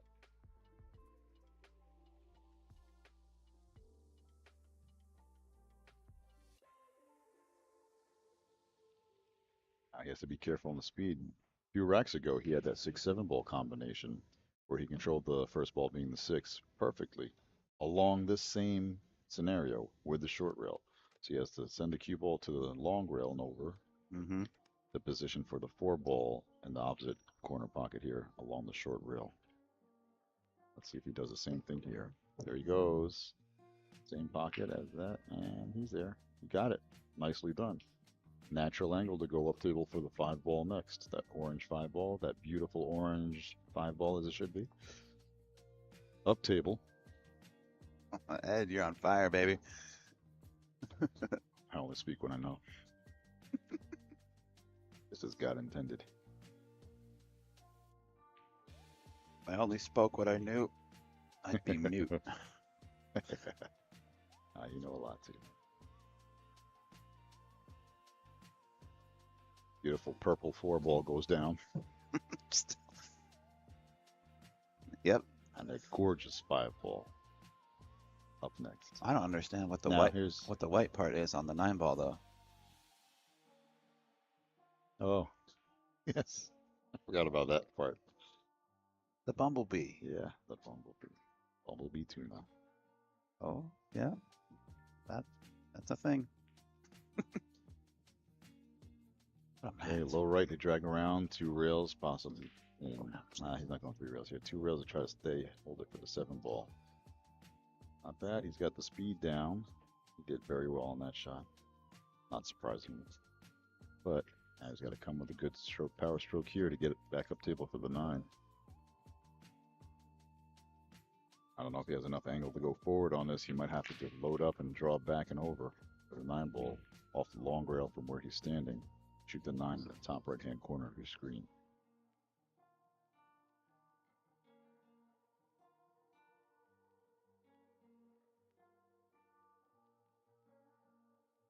There we go. Power draw. Oh, He was able to slide. He did have enough angle to just slide over, slide and draw. It's like a punch draw. Drags over a few inches and then draws back in a straight line afterwards. So well executed there. Looked like a straight in that. How is he doing? And now he's gonna do You a let your stroke out a little long bit 2, and I go believe. 2, possibly 3 to the short side? Yep. Or do you No, check this ball up and stay on the left side of the 10? I think he's staying on the left side as we're looking at it. Yeah. I- Don't have to do much. Maybe catch the long rail on the left side of the screen. Yeah, The but first you don't diamond, wanna catch the the side point. pocket. Yeah. So you're aiming at the side pocket, like where his left shoulder is now. I think you're in right. between I that, think my personal preference is to spin this ball down toward the lower right. and go 3 rails on the short side. Yeah, I'm just more comfortable with running English than I am trying to check it. Well, here's the thing. On that shot, I do like it certain times, but here he has a danger of scratching if he goes 3rd rail to the right side of the 10. On the left side, he could be short and play it safe, not worry about the scratch in the corner pocket. You get You're the right. wrong angle. Like that. Wow. Uh-oh. Oh, there's no uh-oh. Perfect. No, I'm saying uh-oh for this guy. Oh, uh-oh for that guy, yeah. Uh-oh, good for Oscar. And there we have it, folks. Oscar Dominguez advances on the winner's side, and Justin Bergman will be back for another match.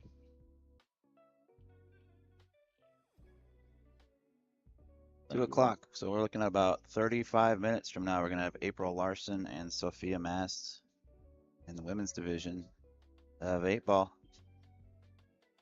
Ed, thanks again, as always, for jumping in the booth and imparting thing. knowledge. I'm afraid to go back out on the floor and see what scheduling conflicts we may have and who we have to move and juggle now, but We'll make just it part work. of the job. And everything's actually been running very smoothly. Like I said, nothing more delayed than 30, 40 minutes or so, but That's great. all good. All right, guys, hang tight. I'm going to turn off the mics, work on some graphics and some scoreboards. And I'm taking a photo out there. That's cool. And we'll be back. We're going to stay live, but we'll be back with audio here shortly. Hang tight.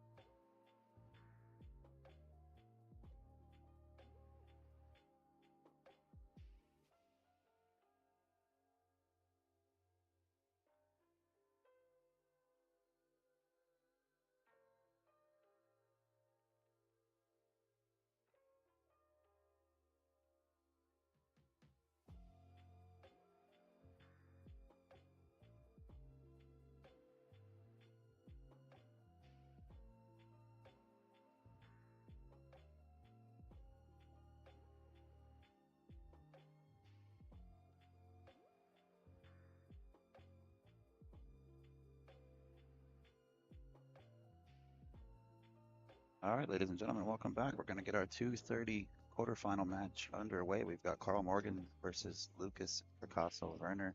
We're also going to have guest commentary in the booth, Tara Connor. Hang tight. We're going to get started in just a moment.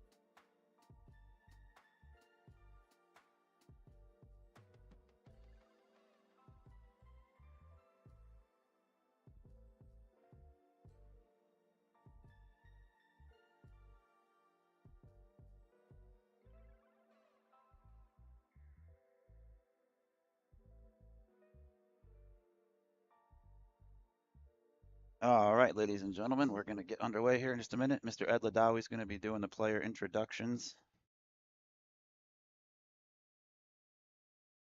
Let's get him queued up here. This is a quarterfinal match, so it's all single elimination from here going forward. Carl Morgan came from the backside. Lukas Fracasso-Verner is undefeated at the moment.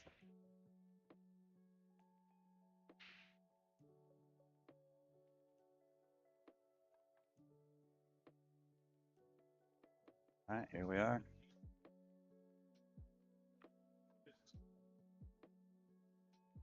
Where's he going?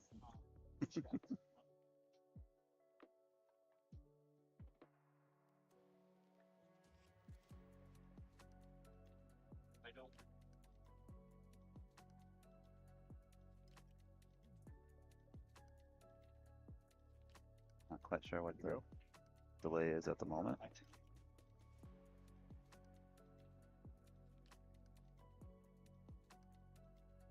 Now we're ready.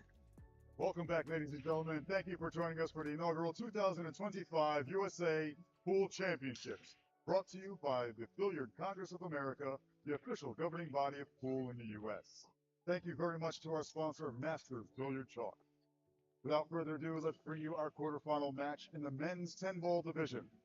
First up, coming to us from Estill Manor, New Jersey, another fellow Jersey boy, sponsored by Cue Ball Billiards and Mez Cues, it's Carl Morgan.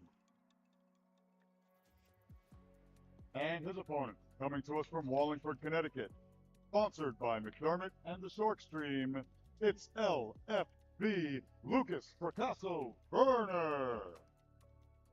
Our official for this match presiding will be Mr. Dave Pearson, and on commentary, once again, Ben Sutherland, and special guest, Tara Connor. Take it away, folks. All right, Ed, thank you for that introduction. And welcome to the booth, Tara. Thank you so much. It's great to be here. I'm excited about this match. I am as well. Thanks for sitting in and doing some commentary with us. How familiar are you with these players? Carl Morgan, I've never seen him hit a ball in my life, if I'm being dead honest with you. Well, he has to be pretty good to get this far, I would say. Yeah, Lukas, I'm pretty familiar with him and his game. Not not going to claim to be an expert on the man, but Yeah, my first time actually watching him in person was just a couple weeks ago in Boston at the Ultimate Pool event. So, and I was really, really impressed with him there. Just absolutely very solid. yeah, he plays quick too. He's got a real good pace to his game. Doesn't waste too much time out there. This is the quarterfinal match, as you mentioned. How many were in this division? 32, 32. full field, Excellent. 32 players. So they've been playing since yesterday, Correct. and they also had a 9 a.m. match. Is that right this morning? These two did, yes. Yeah. There was three, I believe, three of the four matches that were played this morning were 9 o'clock. The Justin Bergman Oscar match ended. We ended up running that at 11:30. Yeah, that was an amazing match. That really was. Really fun to watch. So Lucas wins the leg. Lucas is going to break. So far, at least on this stream table, the break has not really been an advantage. The players are really struggling to get a ball down. Yeah, And they do. They end up wow. hooked. That was actually a beautiful break, though. Really nice. Got the one right in the corner. I'd take this break any day. That's completely contradicting exactly what I was just saying. Is this both their players on the stream table their first time? No, we had Lucas on yesterday. Okay. So you might be a little more comfortable and maybe, I mean, it's a lovely facility because the stream table is off in the corner, so you don't really have to worry about too much traffic around you. It's a nice spot to be playing in. Yeah, they did a good job setting this well, the whole venue, but Yeah. these two arenas, we've got another arena right behind us for the Junior National Championships, and if you guys are interested in checking that out, I believe we've got quarter or semifinal match going on right now in the junior division. If you wanted to check out the Billiard Education Foundation Facebook page and YouTube page, you can check out that action as well. Did Lucas get too far down on this two ball? It's hard to tell from this angle, but yeah, I think He's kicking. with the humidity going on here, it's really a factor. And for me, at least in my matches, I found I had to hit much harder than I had expected for a few, to really carry it along a few rails. Mm-hmm. So it's possible that he was taking that into account, kind of overpowering a little. That's a good observation. So our first look at Carl. That was a heck of a break from Lucas too. Yeah. Now Carl's in a really good spot. As long as he gets the back angle on the 3, he'll be able to come over for the 4. Yep. Perfect angle. That is the 4, right? Not the 8 up in the corner. Yes. Yeah, that's the photo. okay. I'm used to playing with the TV balls where it has the pink 4, so I'm still find myself looking for this. If you are one of those Fargo nuts, we're not using Fargo. There's no type of handicap system or anything like that in this event. However, Carl Morgan is a 686. Lucas is a 756. So a 70-point difference between the two of them. Not a huge difference, but still. I mean, the reality is when you're in the upper 6s, you have You're there for a reason. You got a chance against anybody. That's right. Yeah. Winner of this match will play the winner of Hunter Lombardo and Ricky Evans. Run out Ricky Evans. Yeah, so we are in the single elimination phase, is that correct? Correct. So once we get into the final 8 for the men, it's a redraw. Is that all right? It's not a redraw. It's just. It's the bracket stays the same. Okay, sorry. Yeah. For the women's event, it was a redraw for the final 8. I don't know if it was a redraw or if they just pushed those same names over on the bracket. Oh, okay. Because I was under the impression that the 10 ball was a redraw as well too, and it's not. It's where stage 1 ended, and you see names that are moved to stage 2. Those are actually the matches, the first matches in stage 2. So I'm wondering if it's the same way with the women's division. Okay. Carl- Very nice. Carl Carl was able to capitalize on that first mistake by Lucas and really take it down here. And Carl made quick work of match number 1. So that's a statement right there. Like I said, I've never seen the man, so obviously he's here for a reason. Oscar Dominguez will be playing Jamison Gall. I'm not sure if you guys are familiar with him or not. You might be. He's one of our junior elite players. He's a 620. And Oscar's a 790. But Jameson has made his way all the way to the single elimination stage, final 8. So it's extremely impressive.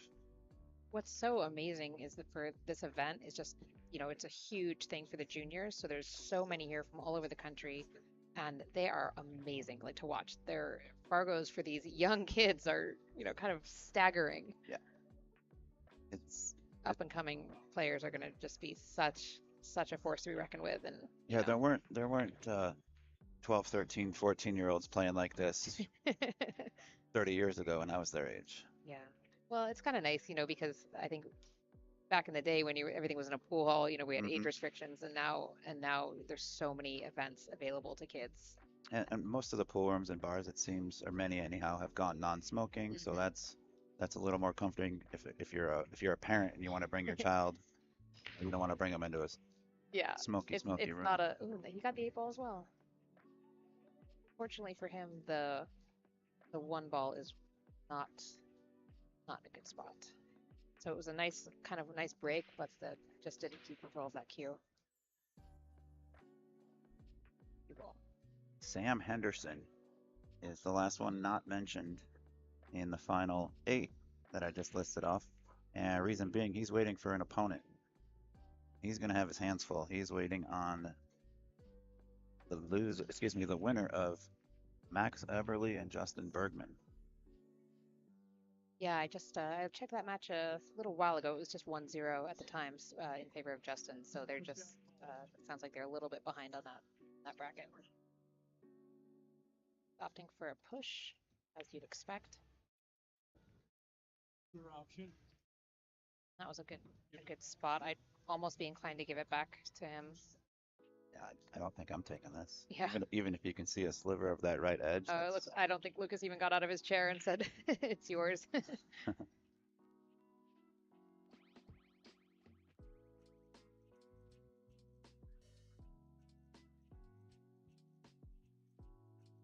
Yeah, typically you'd want to thin the 1, but with it being only within 1 diamond of that left pocket, not worth it. Kind of, the 3 keeps you from the kick and stick. What a hit. That was a great shot. Not a bad result either. Not left anything super easy. Even if Lukas gets a little ballsy and wants to try to cut this ball, it's a heck of a stretch across the table. So I don't see him doing if it's that. on the rail, he might be able to come off the rail. No, he's going for a safety it's behind off the rail floor. a little bit, yeah. Oh no, he can hit it. You're right. Yeah, safety. Oh. Didn't quite hit the 4 like he wanted, I think.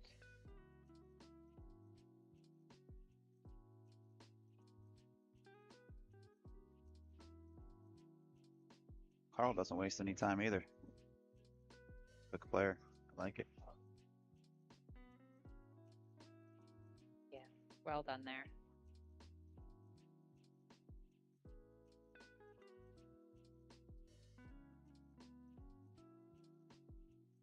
That was a great safety because he used both the 4 and the 7, to keep him really well tied up. Mm-hmm.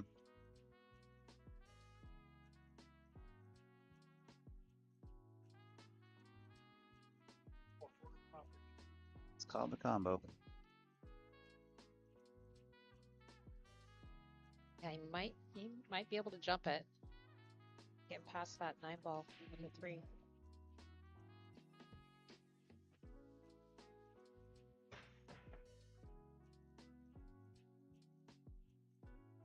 It's a valiant effort. Heck of a try. Yeah. A lot of distance to cover there. A lot of blue.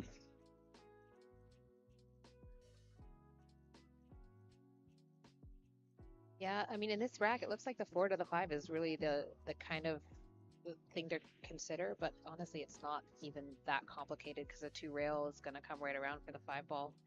As long as you get your speed of the table down. This isn't a terrible rack at all.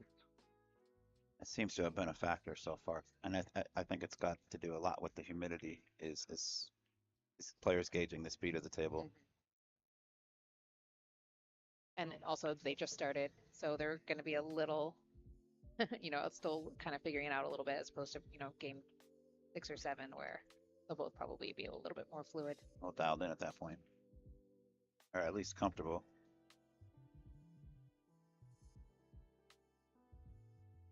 Just stay under the 4. You don't have a natural shape on the 5. Of course, the 6 to the 7 could be a little factor, but probably not much. You check this and go forward, or Yeah, he can now let his now stroke out. And, he can let his stroke out and draw it if he wants and spin it around 2 rails. Yeah, that's always my favorite. I feel like you can really get it, but once again, you don't want to come up short because of the stickiness of the rails. Very true. I feel like you're coming into the line a little bit better if you do play this with top left, play it forward. Mhm. I think it's Yeah, a little more, agreed. but it is a little bit more fun. And with a bridge, that becomes a factor for sure. Wow. He went the other way. Yep. Get it good. I think he's a little far. Yeah, maybe it's drawing out a bit. I mean, because both he and Lucas kind of overran that 2-rail turn. I did notice today that it's a little cooler in here. I think they cranked up the AC a little bit, hoping to kind of counter some of that humidity. So to me, this is a safety play. I mean, I'm gonna just bump the 5 and try and lock on the 10. But he might just go for it. It is a bank shot.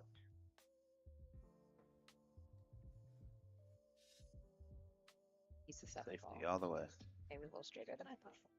He's gonna let it leak out. He had a great cue ball though. I mean, to keep it on the Yeah, rail on the anyhow. rail. Oh, fortunately, you don't really have to play position though because the 6 ball's sitting pretty, pretty tidy spot for you. Yeah.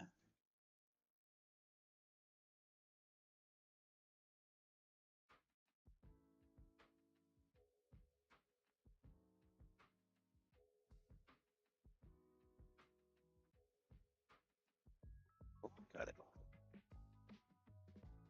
Is Lucas, what kind of cue? He's sponsored by McDermott, so I'm McDermott. assuming it's that. Is that a maple shaft that he was using?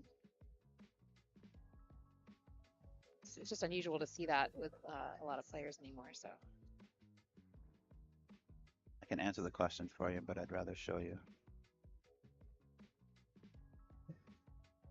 No, that looks That's like a maple maple. shaft. That might be, Ricky Evans is also a McDermott player. Ricky was doing some commentary and we were talking about his gear. It's a McDermott, but I can't remember the model or the name that he called it. But that might be the same shaft Ricky's playing with, which was maple on the outside. It's a laminated maple on the outside, but it's got a carbon fiber, Carbon infused or some yeah, sort of carbon fiber rod or tube or something running that would through make the middle. sense. Yeah, that's becoming really popular. I know Savannah Easton shoots Mhm. with That Lucasi. the Lucasi, which is I believe the carbon core, but with the teal wood frame. You're exactly right. Spoken to her about that a couple of times. Yeah, I've always actually wanted to try one of those. I haven't got a chance to try that one. I did get to hit with Oscar's cue, but he's not using that infused shaft. He's using more of a traditional. Is it a keelwood or a traditional No, maple? it's maple. Yeah, I get it. I mean, if you grow up playing with that and that's what you're used to, and why, I can see why it would not make any sense to switch.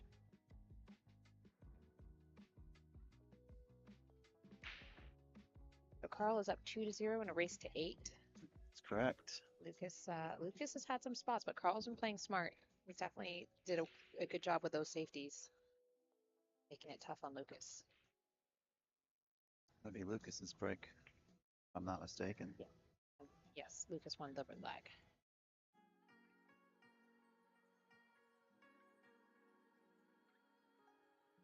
Get a look at some of his gear here. Shout out to McDermott. They were one of the sponsors He's of this got a event. wrap on his cue too. I've actually when I gotten over the wrap, I'm playing straight on my cue without anything.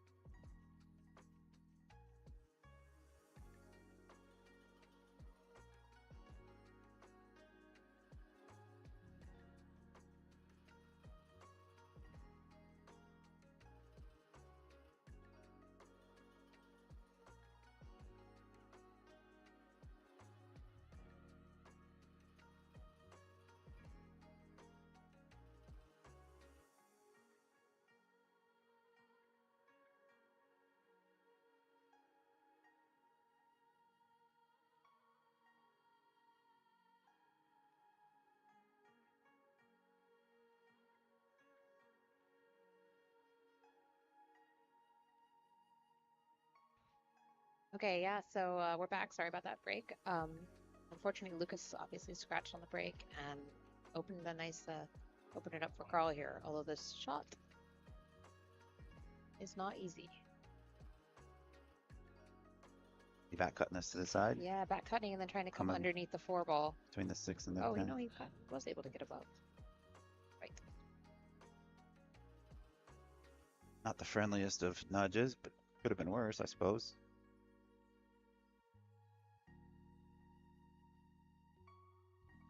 Got to put quite a lot of top right to try and swing it up, which is a very possible shot, but not one I would want to bet a lot of money on. He's trying to tuck the cue ball behind the 9. Yeah. That's tough. I think he's got this 4 too. I mean, it's a tricky angle to try and get leave, but if he puts a little right, he actually could bump into the 5. Not that's what you want to do, but in this case, You don't like to bump balls if you don't have to. you might have to. Unless he wants the safety behind the 9 and leave the cue ball behind the 5.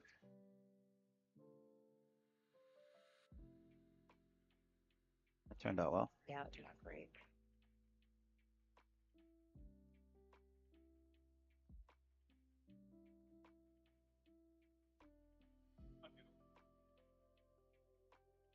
Trying to see if maybe he has a window, but I don't. He called the 10 ball. Doesn't count as a win if he makes it. It spots up and he gets to continue shooting, but he did call the 10 on the side. Are you serious? How close was that? Wow. That was quite a shot. Meanwhile, he's left a wide open Yeah. table and an opportunity for Lucas to get going. Yeah, this is a beautiful spread.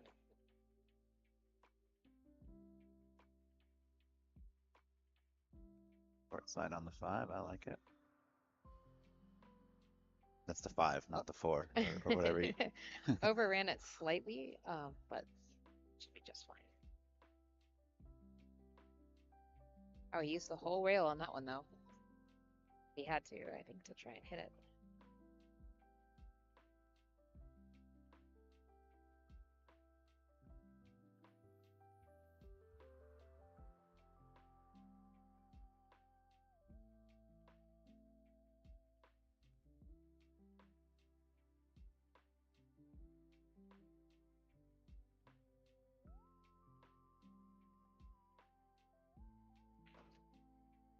Not saying much because we're just kind of enjoying the Yeah. this nice run out he had here. And I think this is really big for Lucas getting a little bit of a rhythm too. He hasn't had much chance so far. Over here messing with some camera settings too, so it's hard Yeah. for me to do No, do both absolutely. things I at mean, once. it was really just that was I think really probably a good feeling for Lucas just to be able to run out more than just one ball at a time, just really getting into that match. And now it is looks like it's Carl's break. Oops. Say big shout out and thank you to Digital Pool for setting up the tablets and the scoreboards, the online brackets, the online streaming. There's a camera on every single table in this arena, all 32 of them. It's been very, very well run too. I mean, it's so easy. Just watching, every time we go out, we come in, this tablets are there, set up with our matches ready to go. You just hit start, keeping score, and then it projects to the screens above each table. It's a really nice setup here. They did a fantastic job. I can't say enough about it. They've done a great job coordinating. I mean, I think we've maybe had 1 or 2 delays of maybe 30, 40 minutes, but they've done such a great job of the scheduling of the matches and letting players know exactly when they're going to be playing and where they're going to be playing. Hasn't been a whole lot of guessing or wondering or having to wait around. Yeah, as a player that is so big. You know you can walk across the street to your hotel room. Exactly. And Yeah, that's what's lovely about the facility. There's like 5 hotels literally surrounding it. So easy. Such a nice location. It's faster to walk to the hotel than it is to get in your car and drive across the street to it.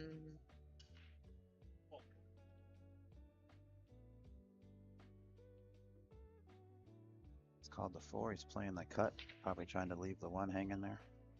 This is a little tricky. Yeah, He he worked did out a good well. job It getting around worked that out 9 very ball, well. but Now he's got to contend with the 9 and the 5. I don't think he can just draw straight out of this. Maybe he can just draw off the 9. Oh, wow.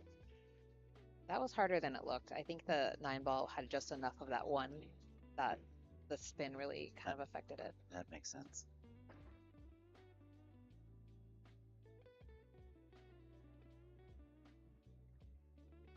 What are you playing here?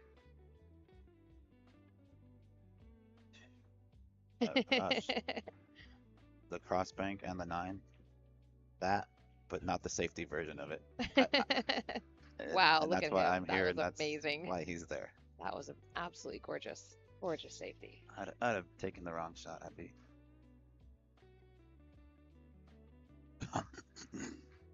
But in fairness, it's 10 ball. I keep thinking it was 9 ball for a moment. 9 ball, you can swing at 2 balls, and if one of them fall, 10 ball, you got to call one of them. So Yeah, and the fact that he got the 1 and the Q locked up like that yeah, is that's nasty. This quite a testament. and there's a 3 fall rule too. I don't know if Lucas is thinking that or. But if Carl doesn't hit this ball, Lucas has ball in hand, and there's some congestion down there. Lucas could play another deadly safety. Get him on 2. Mhm.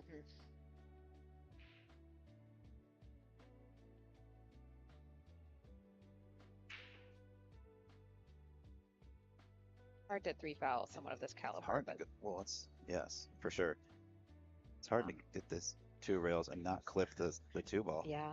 or go wide. Oh, gave it a good try. He's gonna go around every ball on the table. Right back to where he was. Yep. Yeah, so this is definitely a second safety. Yeah, if he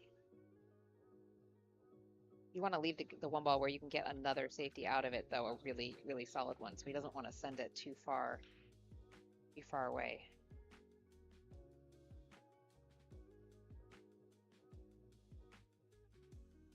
He's going for the run out. Is that what he's doing? The side pocket? He's playing this on the side. Whenever you're within that second diamond, or I guess he's just slightly outside for the angle, but that is a hard shot. I also have to wonder what his plan is. No. Oh, never mind.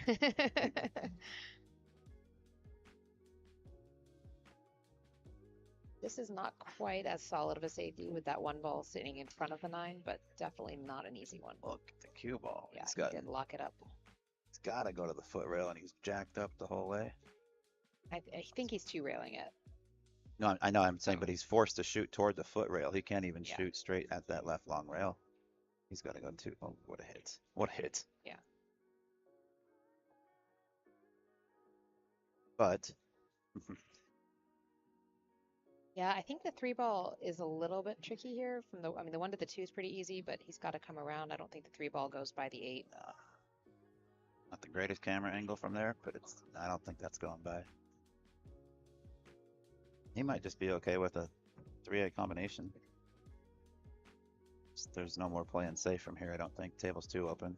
I mean, he might be able to. And then And there he goes. once again, he's there. And Although I'm in here. he's out. He's on. Oh no, he didn't foul. I apologize.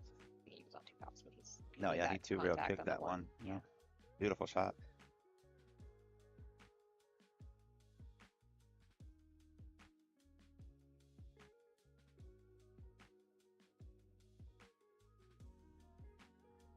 Really considering how he's getting up to this. I would play the short rail, but he seems very comfortable with the long rail here. You'd play short rail, huh? I feel like your angle is so much smaller. Like, No, I yeah, understand what you're saying. yeah. I- You're coming into the line a lot better as opposed to that super wide open angle. Ball in hand again for Lucas. Yeah, now he has a really good chance to get to the correct side of that 3. The right side.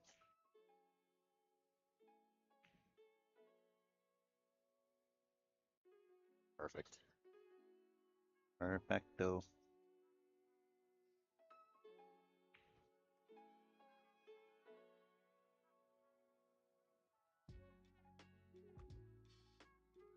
I just got have a little bit of a draw. I think he got kind of straight, so just a small draw. Couple feet back, and he's good. Big draw.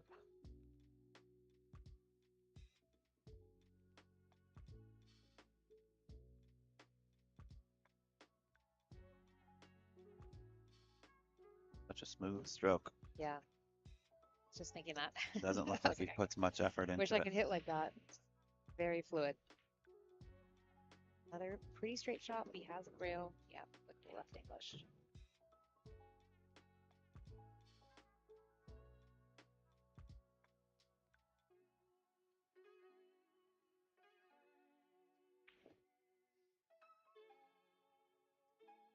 Just really kind of shows a lot about the caliber of the players. It's like the 600s can go around the table really well, but the 700s have that little extra, manipulation of the cue where it doesn't matter if you screwed it up, you're gonna be able to figure it out and get out of it. For me, I'm like, oh my gosh, I left myself straight. What am I gonna do? They're like, oh, we're gonna cheat the pocket and spin it around, and everything will be just fine. Guess we're taking a break He's here. taking his break. He's been granted 7 minutes. Who knows how long he'll take? But that's okay. So where do you play out of, Tara? I'm actually pretty close to here. I am from Fairfield, Iowa, so southeast Iowa. It's only about an hour and 40 minutes Sweet. away. So yeah, this is a nice, easy drive for me.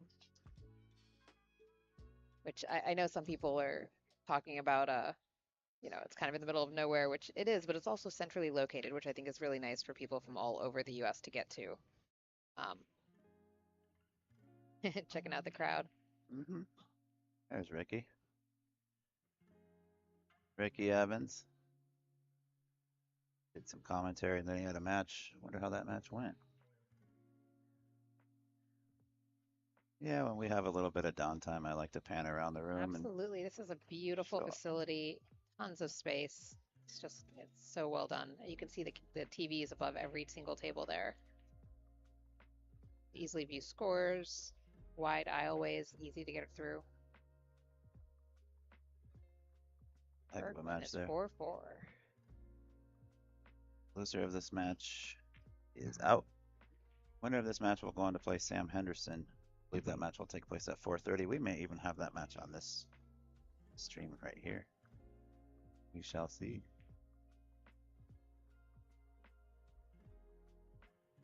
You could really zoom around here. How many tables do they have here? Do you know? 32. 34 if you want to count the 2 bar tables for the 10 and 12-year-olds. There's the man right there. Shane Tyree.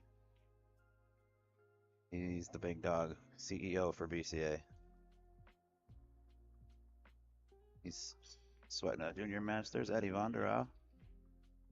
Sorry about the other camera.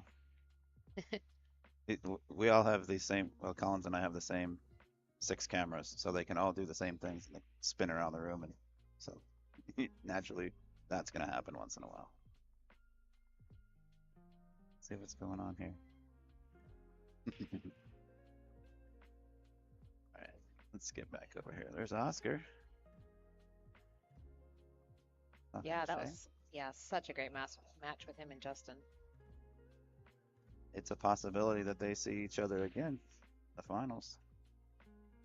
They both win their next 2 matches.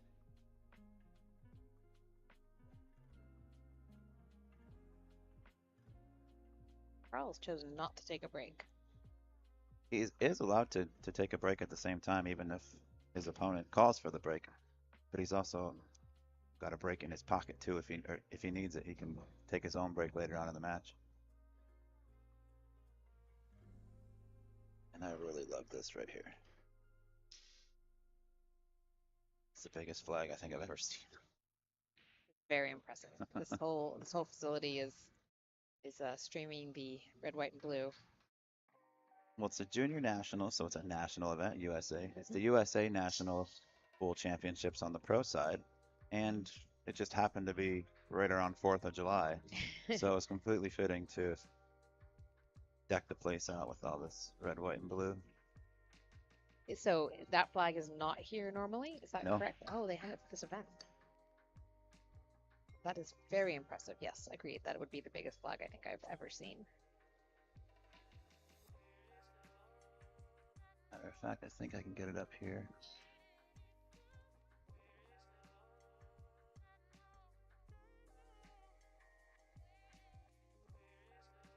Tough to see it from here, but completely parallel to us or directly behind us is another one. Same size. It looks smaller because we're further away with this camera. That's right above the junior table right here. That other wall, they did the same thing. There's got to be hundreds of flags in here.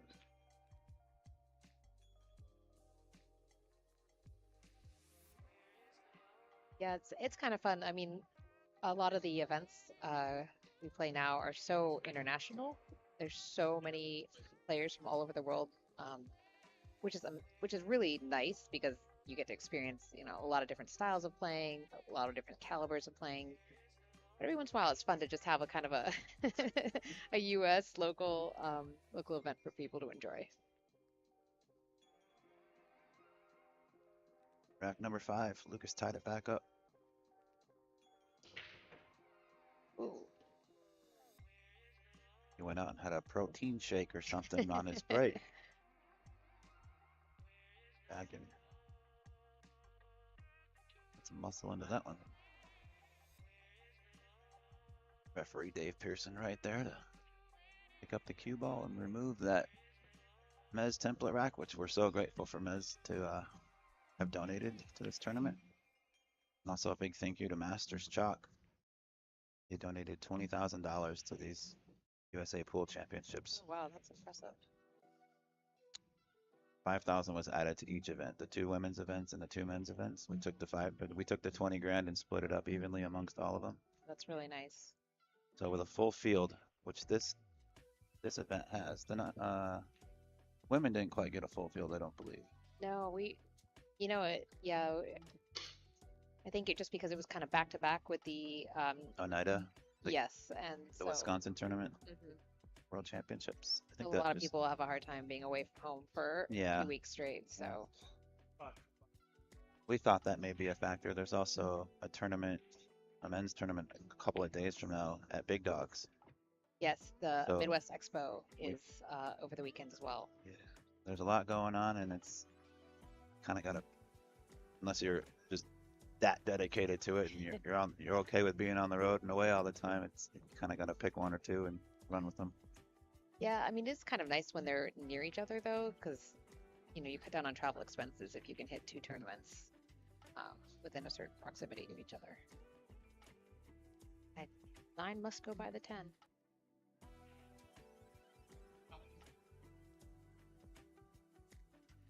Yep.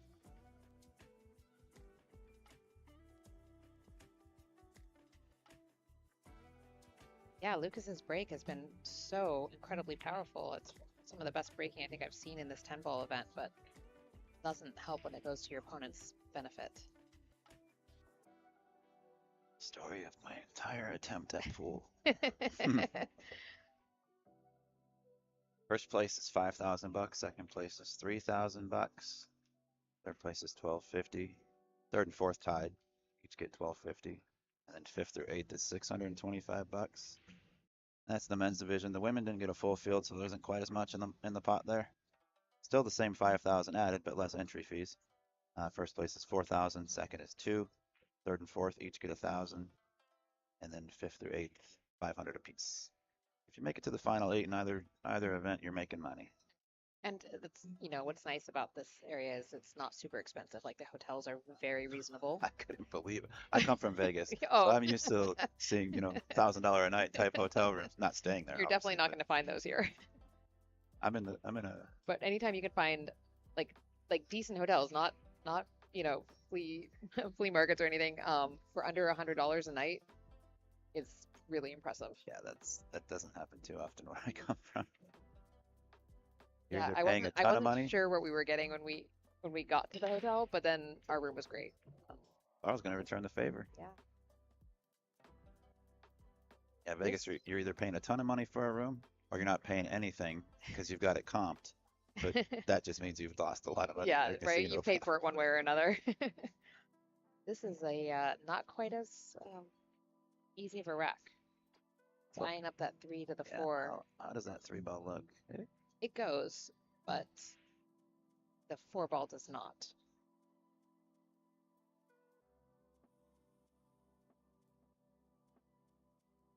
Changed his mind. He better be careful. I don't know if they call if it's a foul. You can move your. I think you have to hit it forward with the tip. Okay, I did see that get called at the ultimate pool thing Absolutely did. Yep. a couple of times. Yeah, if you the Del ferrule Sim. is considered the tip. Del Sim, if you're watching, Sorry, Del. That was brutal. it was. Yes, I advocated for that to be changed, but I get it. It's been a rule. I mean, and many I places think have you can changed use it. the ferrule or the shaft to move it, but I think if the leather or if the tip touches it, even when you're steering the cue ball, is that not the I case? believe in the shootout, the ferrule is considered part of the tip Okay. That is strict. in international rules. Oh. Uh-oh.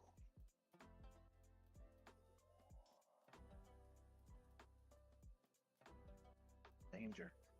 Can he see it? Can he touch it at all? It's not frozen, but I don't have an angle that's going to get us. Looks like he must be able to hit it slightly. Yeah. He had enough to undercut it.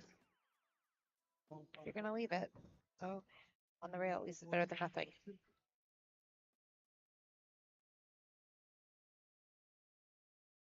Because even though he has a really good chance of making it, hitting the power behind it to get it back up for the 5 is, or even trying to put any spin on it is almost impossible.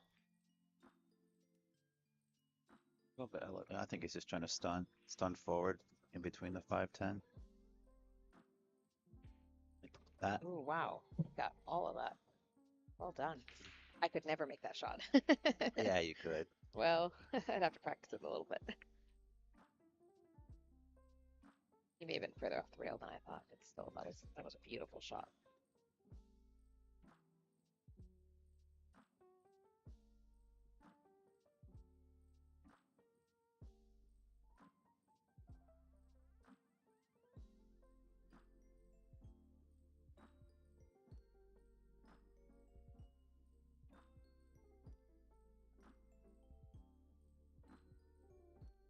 Make the choice now, how he's going to hit it to come up for that 9. Have him stand along the rail. A great angle to get shape on the 10 too. Very nicely done. He's in a good spot to get back up to again. I believe he started out winning the first 2.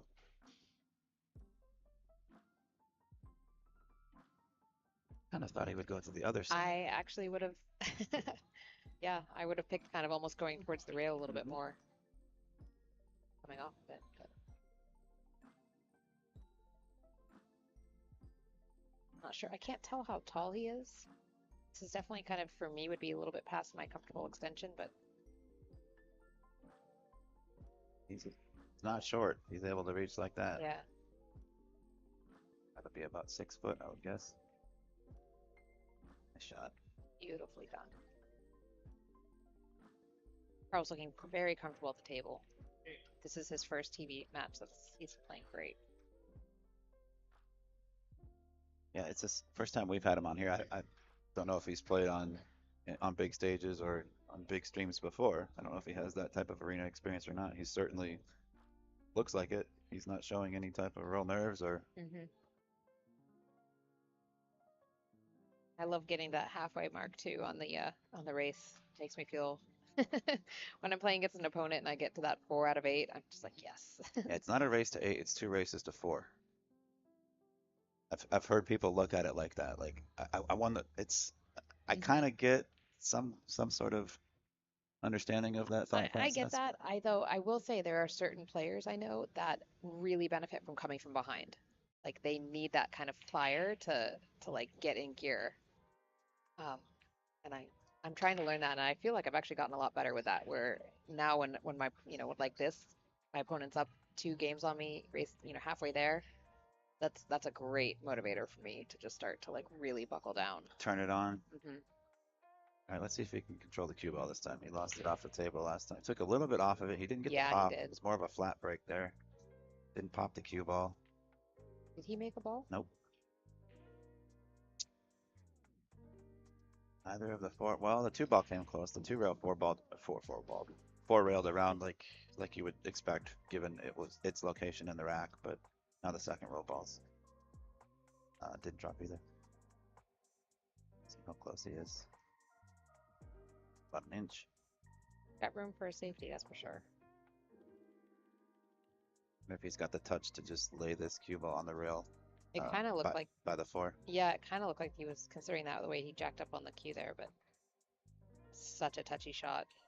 If you miss, you kind of relying on the 9 ball to do something for you. And, Yeah, he could sell out the one. He cut in the side or something. I was thinking come under the. I don't think he hit it. Did he miss that completely? Is he trying? Okay, he pushed. Oh. That's where you kind of want a microphone on the. You know how much in the arena. I heard the ref. I can hear a little bit more than you. Oh, okay. I heard the ref say that he called a push, but it was at the last second. That takes a lot of discipline. Yeah, I was gonna say you hate to do that when you can see the ball Yeah. right in front of you, and you hate to have to put yourself in a awkward position. You know, I would. This is a really hard one to get a safe on. I'm not sure what he's. You were saying? Oh wow! I mean, he's obviously better Even than me. even the tap on the table, Lucas recognizing the Yeah. quality shot there. It said that was so easy to just leak through the, leak between the other two balls to, to give him a shot or. But he does have a kick and stick, I think. A really nice chance to get the 1 ball down underneath the 10 at that angle.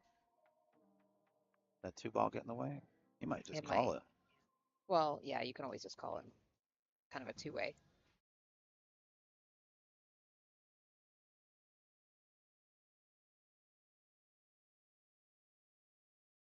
Wow.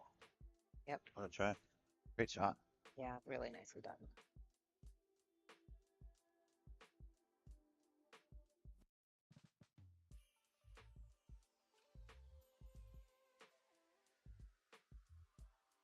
Yeah, so far Lucas has done some really, really quality safeties.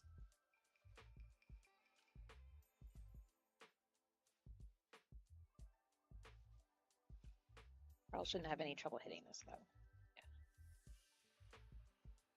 Yeah. Ooh, and you got him right back.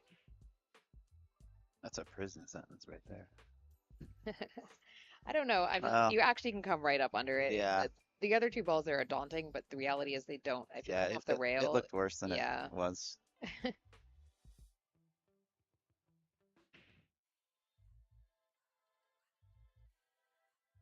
The only thing is if you come off the rail and hit it, you really have to give it a pretty good crack to get it to another rail. He called the side pocket nearest to his hand, one he's standing next to. Yeah. Now he's called for an extension. Gonna just check it out. Oops. Looks like you got him, bud. Got him thinking over there.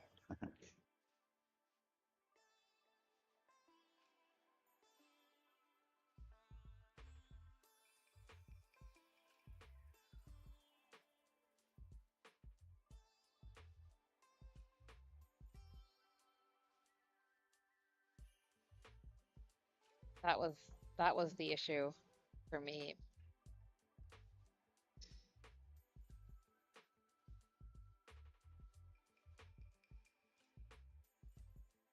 Assuming that 3 passes the 6.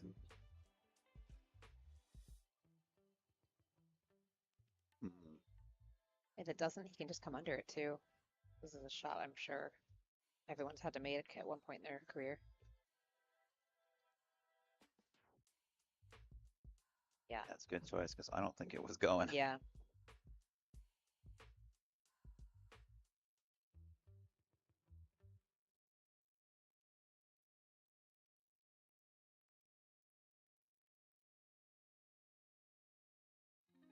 Yeah, and from here, honestly, if he makes this shot, this table is his.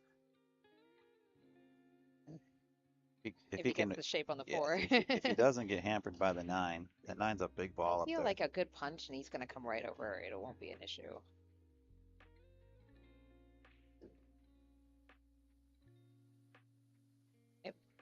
It goes, but he definitely wanted to give himself a little more space. He also can go off the rail too if needed, but I think he has this shot.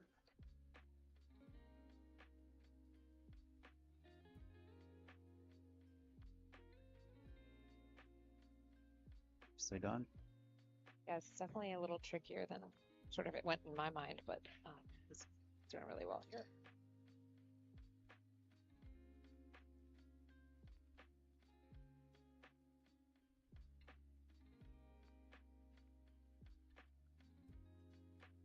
I'm playing for the 7 in the side. I think that to me is the easy shot here, but curious, some people don't like to do stuff like that.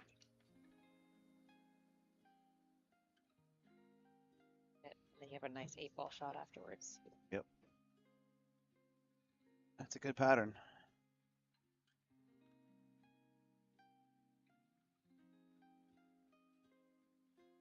Like something. Is he straight? It's pretty darn straight. I don't think it even matters.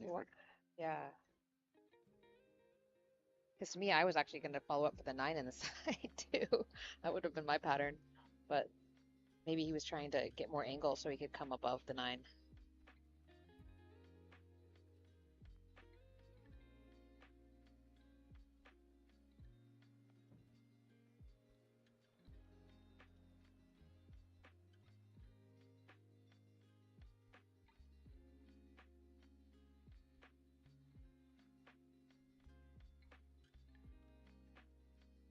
Yeah, see that's how I was thinking. I think he was maybe perhaps trying to play the 8 with an angle to come back for the 9.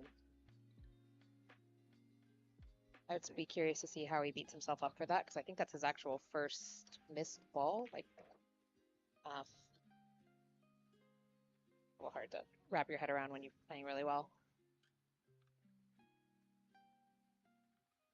Both of these players are playing extremely well.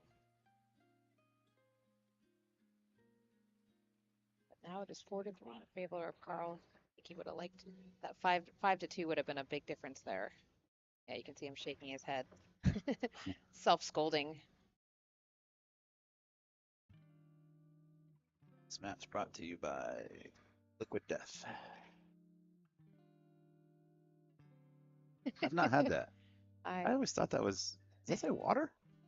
It says I thought- mountain water. For some reason, maybe it's just because of the size and shape of the can. I thought that was an alcoholic beverage. Natural artesian water, it says.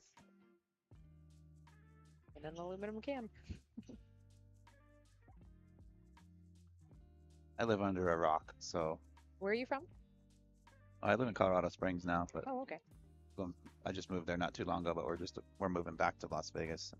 I've been in Vegas the last 8 years. We went up to my wife and daughter and I went up.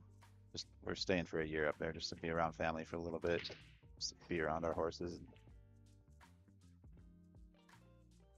Just get a change of scenery we were going to stay a couple of years, but we decided we don't want the snow next year.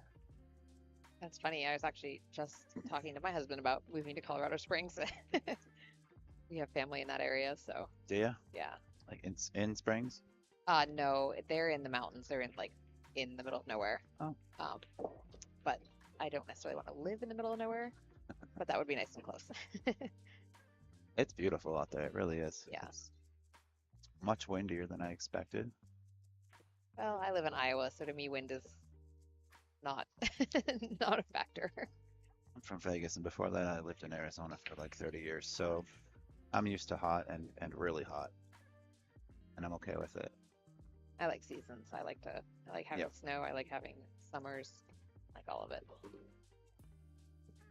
Meanwhile, Lucas making quick work out of rack number 7 here. I saw a little head nod there. Maybe he's not happy. You kill this ball and Yeah, take a little you can angle feel down the it. rail. Yeah. Nice. Cheat the pocket too. That was nice.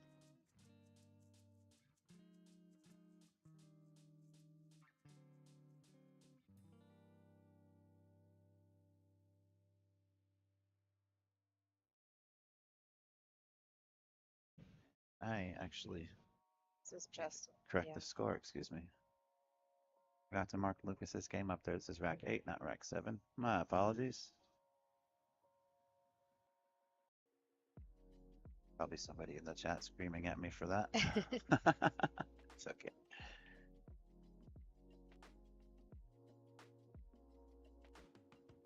Making sure he does not foul. This is all ball fouls, so he has to be really careful with his shirt. For women, be careful of your hair. Saw Ricky Evans get called for a shirt foul in the 9-ball. Oh wow, I didn't know that. Yeah, and he was on the hill when it happened. Oh, In the middle of a run out, like he wasn't gonna miss. oh, that's devastating. Then he got broken ran on.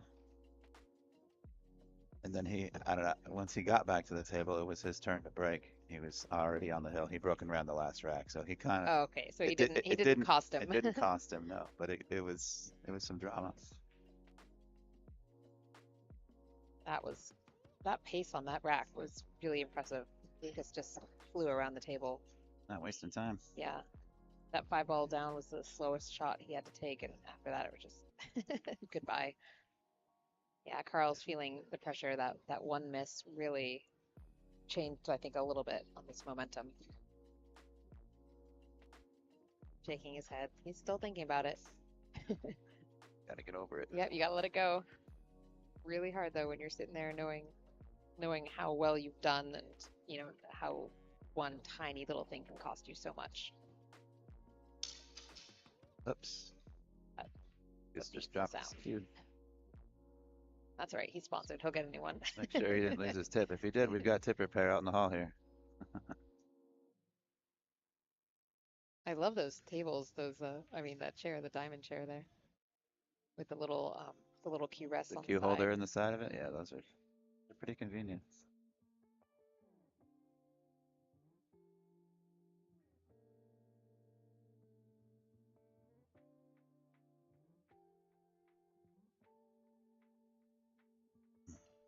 I know a guy who has a 3D printer and like a metal cutting The facility, CNC and machine he type thing. makes Okay. his own chairs that are so neat, and they look like this, but with this like all these beautiful metal work around it. Like I gotta get some of those. Like the ultimate pool chair with all the perfect rests the whole way around, and the holder and the whole thing.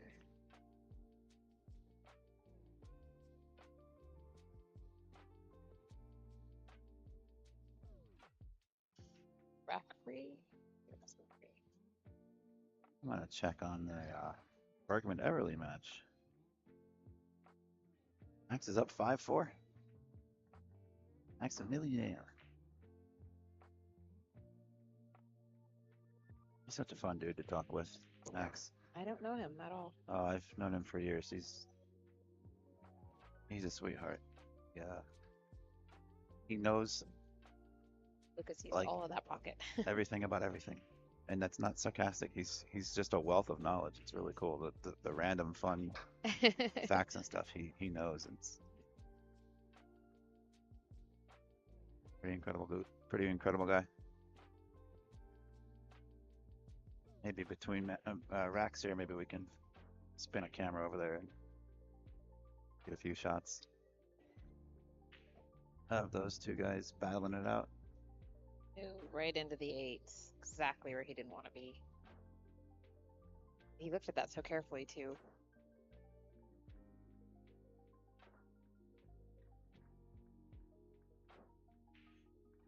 And not really, I mean, he could technically make it down in this pocket, but it'd be interesting if he calls that or tries. He's called for his extension. Get how much time do you get on an extension? Is it 40 30. seconds? 30. 30. The extension is 30. Each shot is 40 seconds. Yeah. And then the first shot after the break is 1 minute. You get a minute to kind of dissect and look at the whole table, and then after that it's 40 seconds. Well, he left him nicely under the pocket. That's a much trickier shot.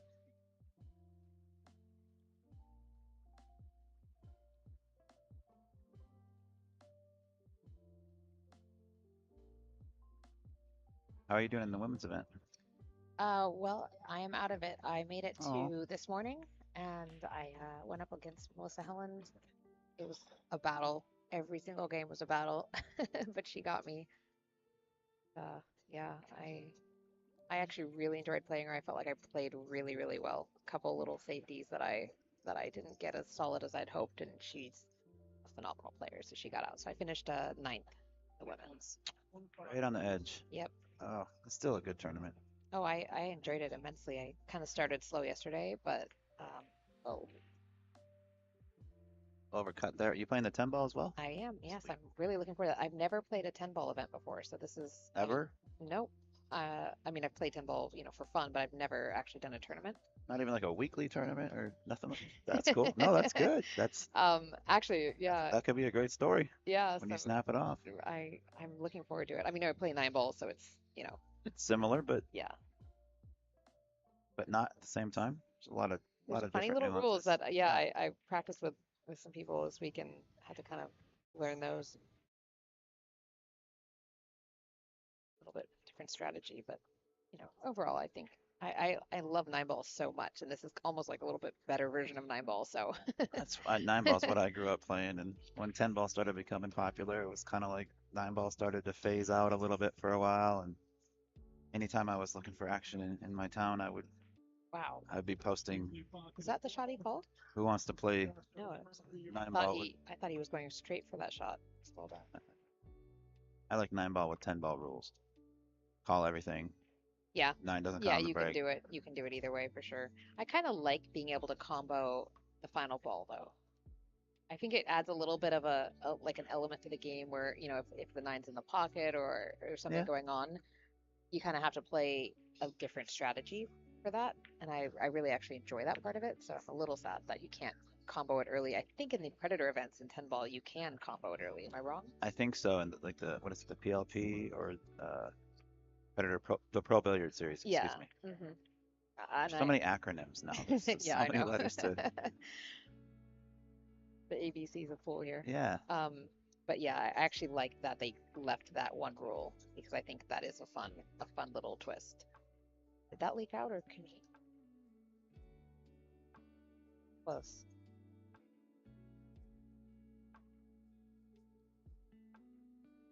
Oh, sorry, my camera's drunk. Well, Lucas doesn't look happy, so I'm gonna go ahead and say that it doesn't go.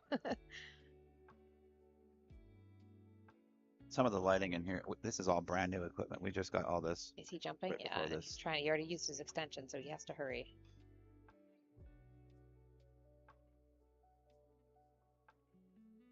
Just not gonna jump with the cue ball control is the issue. Yeah. I want to hold that jump stick. What just happened? He jumped it, made the 4. Yeah, and the ref just called a He foul. didn't call it. Oh, My guess is he didn't call it. I mean, oh, I just heard the ref. He said jump shots must be called. Oh, that's tough. Is that a foul or is that just Shouldn't- loss of turn? It should just be a loss of turn. Yeah. Should be an option technically, I believe, for Carl. Oh, right. Like you made it accidentally. Yeah. Okay. Yep. Now he's coming back. So he must be hooked.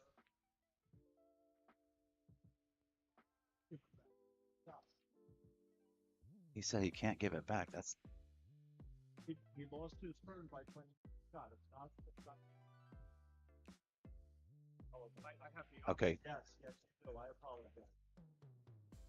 30 seconds. The ref. I don't know if you can hear the ref talking. No. He said, "No, you have to shoot," and the ref actually realized, you know what? I apologize. You're absolutely right. He's one of our longtime senior refs. He's been around doing this for a long time. Even He's- refs get tired though.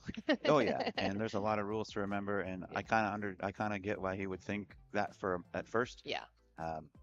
As soon as it was brought to his attention that no, it's an option, he instantly, I apologize. You're absolutely right. Let me reset the clock. Yeah. Well done.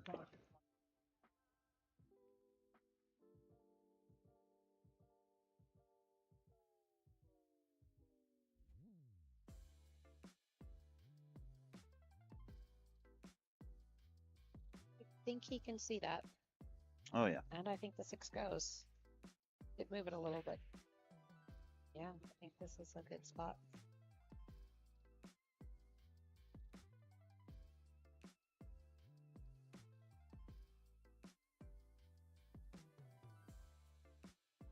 Guy inside. No safety.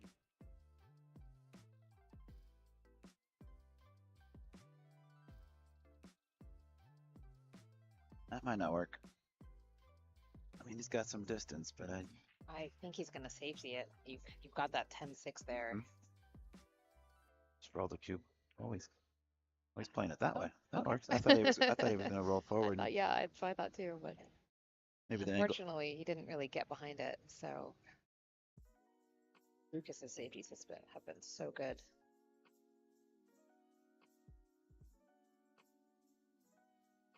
He's gonna use that 10-6. And the 8. Just to throw one more in there. Actually, I think he wanted to get a little further away from the pocket. But he hit it a little bit thin.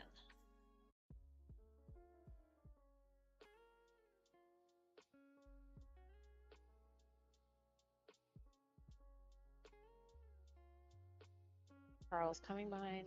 Okay. Ooh, and he just hit the 6. Actually, maybe the 6 might not go anymore. I can't tell from this angle, but 6 is now up. Oh, looks like it goes still.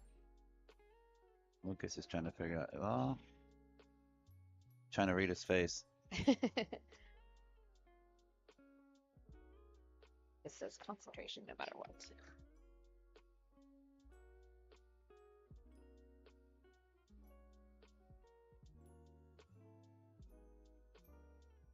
a great angle. Not a problem.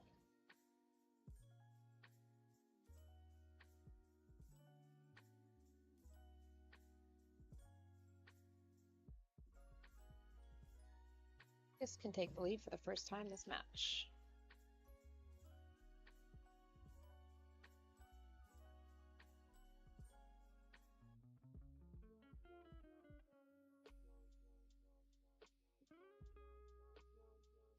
That's just that.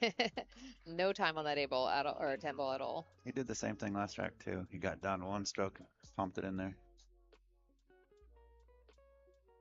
Some discussion going on over here. I think he may have grabbed the wrong chalk. Oh.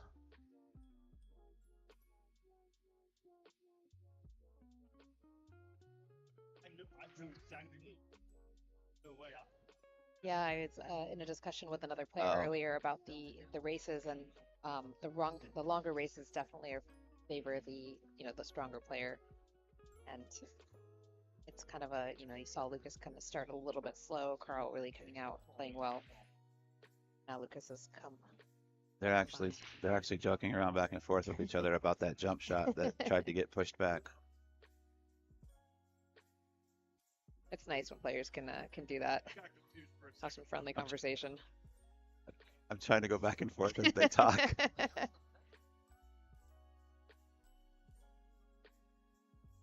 Even the ref just said, "We are all human."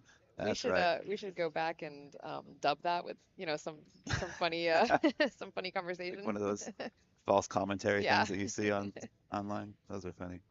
What is it? Misread or lip reading or something like that. Yeah. Yeah, bad lip reading, I think. Yeah, one of those. Back 10. Carl crushes him. Comes up dry. I think I might have to chat GPT some bad lip reading for pool players on that. See what it comes up with. That would be cool.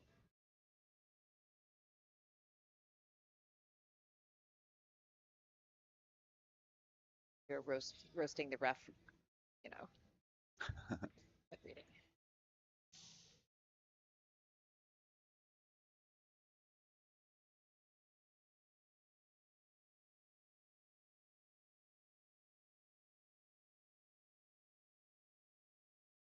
Probably a shot here, I'm guessing.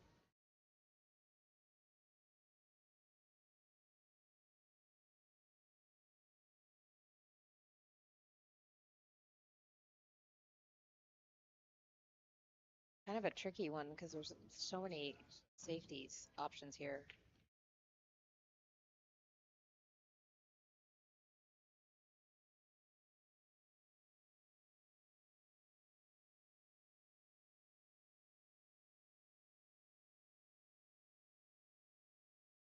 he's looking at.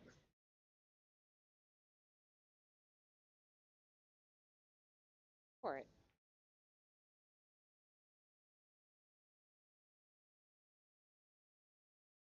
Surprised he did that.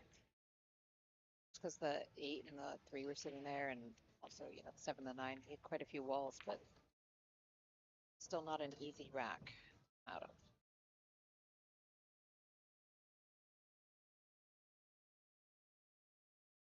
Jeez. Sorry. That's kind of glaring.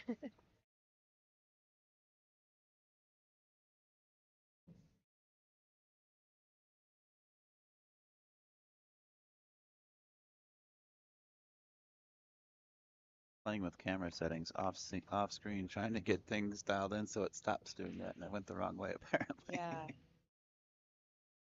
Because definitely did not want to lose the cue ball there.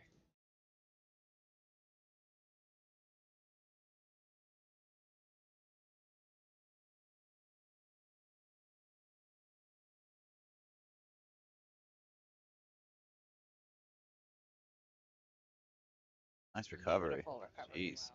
Wow. Perfect English to come back around for that. He gonna go for that side pocket?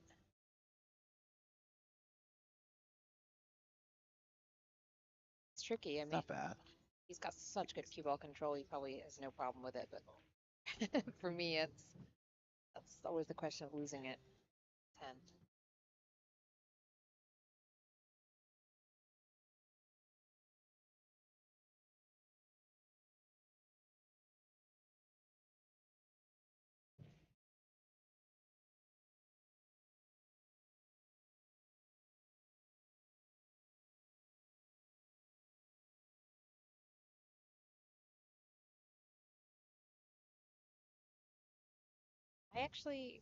I was sitting here thinking, I wonder if he's gonna go 2 rails or try and kill it off the rail. I don't think he was trying to bump that 8. No, not at all. I don't know why I thought he might kill it off the rail. And I don't think he was trying to bump that 9. He might have been, who knows? You know, he's like, whatever, I'm just gonna make the shot no matter where it ends up. So here we go. Gonna pump everything in. Yeah.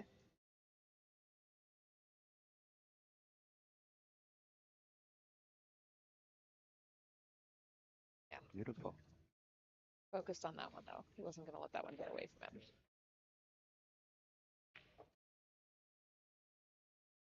Right, 6-4 now in favor of Lukas.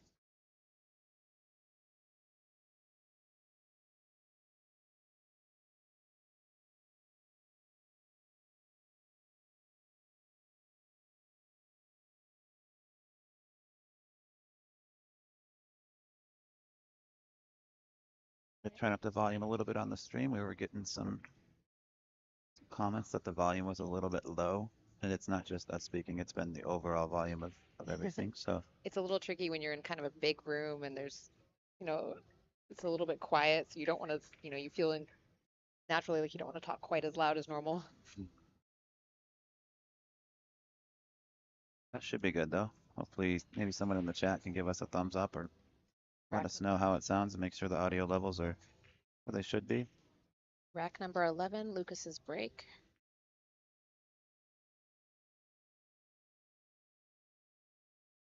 He's really focusing on this placement, and I think he's taken down his break a little bit. We'll see if he keeps that kind of a little bit quieter break. I don't think so. I bet he's amping this one. You think so? He's Yeah. gonna just blast. Yep, brushed it. 5 ball down. He cut And the the one. I one don't know if he ball. did that intentionally or not. Yeah, and the one up there, that was a wow, what a break. Absolutely perfect.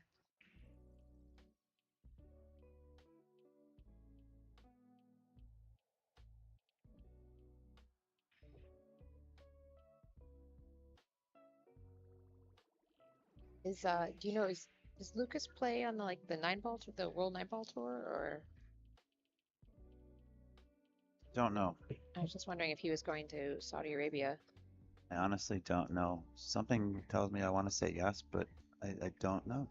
Really don't. I know that Sam Henderson's going to be heading there very soon.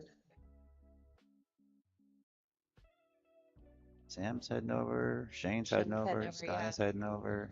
Who's getting Wait, no, maybe not. Not Sky. I Not don't Sky. think. Sky's getting married.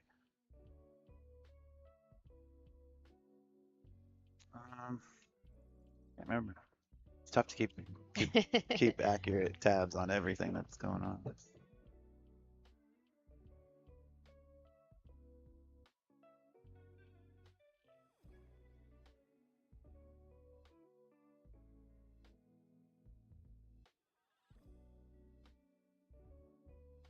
Oh, Lucas kind of turned on the Yeah, afterburners here. I was actually just thinking, I wonder what the time is on this rack. Well, Wow. it takes me back to a few minutes ago when the score was 4-2 and he was down, and you made that comment about some people Need that fire. need that fire to come Yeah. from behind, and so far, barring a mistake here, He got a little straight on the last rack, but I mean, with the way he's hitting it, just sort of almost irrelevant. he's won the last 4 in a row. Oof, Thought he's he got might that have- pocket. Thought he overcut that.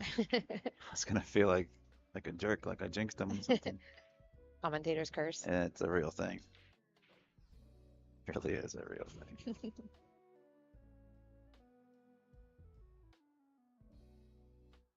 Yeah, it's interesting though. I think a lot of it was just that one shot with that Carl had in the side. They sort of spawned and then went right back down to shoot it and then missed. Carl's mentality in that as well.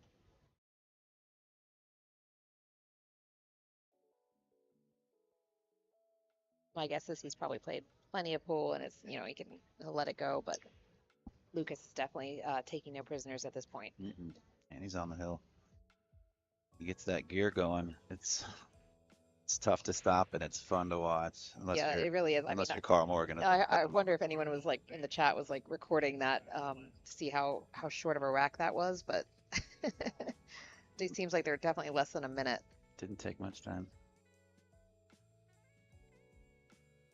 Probably right around a 1 minute. Check the brackets here. See where we stand. Max Eberle is up 6-5 on Justin Bergman in a race to 8. Yeah, they're definitely keeping it close though. Winner of that will be playing Sam Henderson, I believe. No, excuse me. Excuse me, we're one match behind.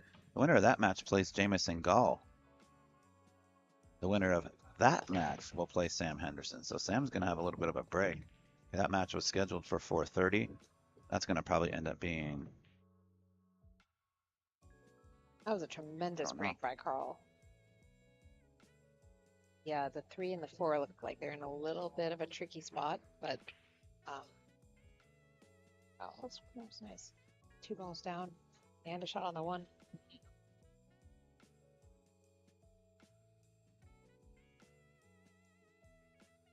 Awesome, guys. Thanks for the feedback. Sorry if the volume was a little bit low. But we're getting some good feedback from y'all now, so I think we're good. Chris Green, I'm not exactly sure what match is being streamed next. I will have to have that information fed to me. We may end up streaming on... Oh no, the women's semifinals are tomorrow.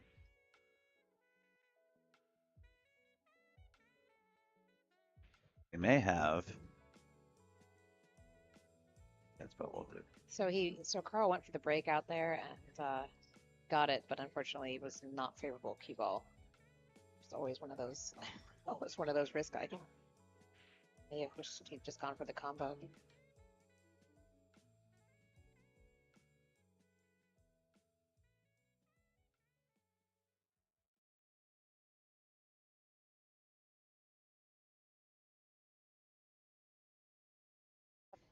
So not where you want to be when your opponent's on the hill.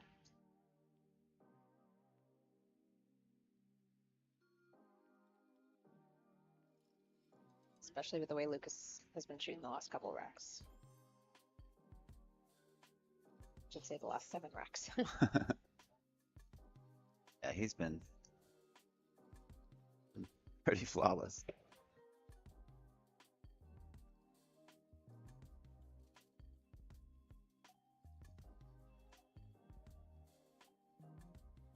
I think the only shot he missed was when he was down here on the rail and he had to cut a cut up top. I think that was, if I recall, that was him who missed it. And it didn't even matter because they ended up playing safety for a while. So really, he's played almost flawlessly this entire run here. Just a few spots with issues early, but really nicely done. Okay, so I was reading the bracket wrong. It will be Sam Henderson that plays the winner of Max and Justin, and I believe that match will be on our live stream table at 4:30 our time, which is about 35 minutes from now. Not 100% on that, but that's the message I just got.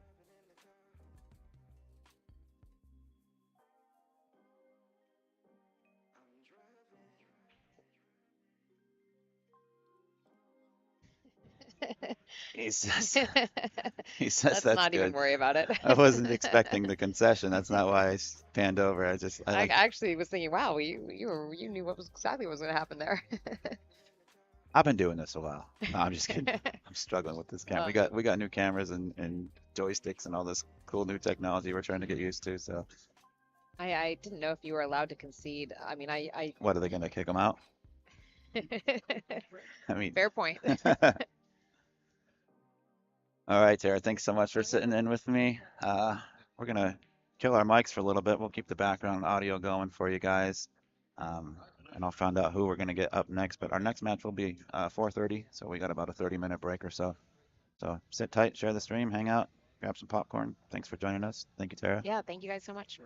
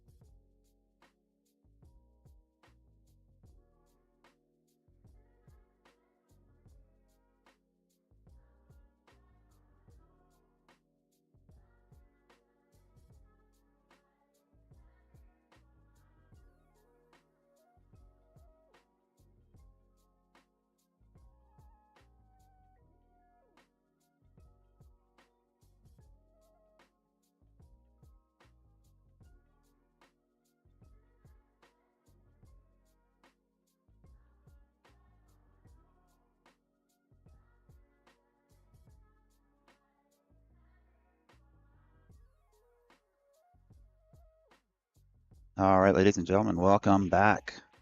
We've got quarterfinals action of the Masters USA National Pool Championships men's 10-ball division. We're going to have Max Eberle versus Sam Henderson. We're going to get started here in just a few minutes. We got Mr. Eberle coming in to do the player introductions here shortly. Just wanted to check in with you guys and let you know we are here. We are live. Do us a favor, hit the like and share button. Let's get this out to the world. The support so far has been absolutely overwhelming. The comments, the likes, the shares, we're so grateful for it. So we also have the Billiard Education Foundation Junior National Championships going along right alongside these events. You can check that out on the Billiard Education Facebook and YouTube page if you want to sweat some junior action. I think we've got Sophia Mast and Savannah Easton, excuse me. I'm not sure which division or which tournament. They're both playing in everything that they're allowed to play in, and I'm not sure where they stand on the brackets and stuff right now. But if you're interested in checking that out, open up another browser, do a split screen, grab a phone and a tablet, do what you got to do. But it's certainly worth supporting and watching the juniors as well. Coming live from Quincy, Illinois. We are at the Oakley Lindsay Center, an amazing facility, absolutely gorgeous. And the accommodations have been second to none. They've treated us so well. The players are loving it. The juniors, the parents. It's been nothing but positive feedback so far. Great event. My name's Ben Sutherland. I'm going to be joined in the booth by, I believe, Lukas Fracasso-Verner, who, if you've been tuned in for the last hour or two, just took down. Oh gosh. Brain fart. Carl Morgan, excuse me. Took me a moment. That was a heck of a match. Lukas was down 4-2 to start the match. And then I believe he ended up winning 6 in a row. Just really turned it on there at the end. Saw Emily Duddy, our first match of the day, defeat Kennedy Meyman in the women's division. It's the women's 8-ball. We saw a heck of a match between Justin Bergman and Oscar Dominguez. Oscar breaking and running, I believe it was. Hill. Kicked Justin to the backside. Justin actually just had to play Max Eberle. Max came out on top. I believe that was a score of 8-5. So Justin Bergman is out. And Lukas just coming off a win over Carl Morgan. I believe he'll be joining us in the booth. I think that's what I was told. Hopefully the audio and the levels and everything sound good. We did get some comments that the levels were a little bit low, so we went ahead and cranked everything up a little bit more. So hopefully we're coming through loud and clear for you folks. We do have a little bit of ambient background music playing. I hope it's not too bad for you guys, but we kind of got to play it, otherwise we're going to get flagged for the copywritten music that's playing in the arena. So we try to put a little bit of. All right, ladies and gentlemen, let's give it up for our 18 and under boys division 8-ball. Not sure if you guys can hear that or not. Peyton Bernard. Eberle's doing some announcements for the juniors, and when he's done with that, he will head into this arena and make the announcements for Max and Sam, and we'll be underway. I'm going to go ahead and kill my mic for a little bit and take care of a few things here. I just wanted to catch you guys up with what's going on. Sit tight, and thanks so much for tuning in, guys. It's going to be a heck of a match.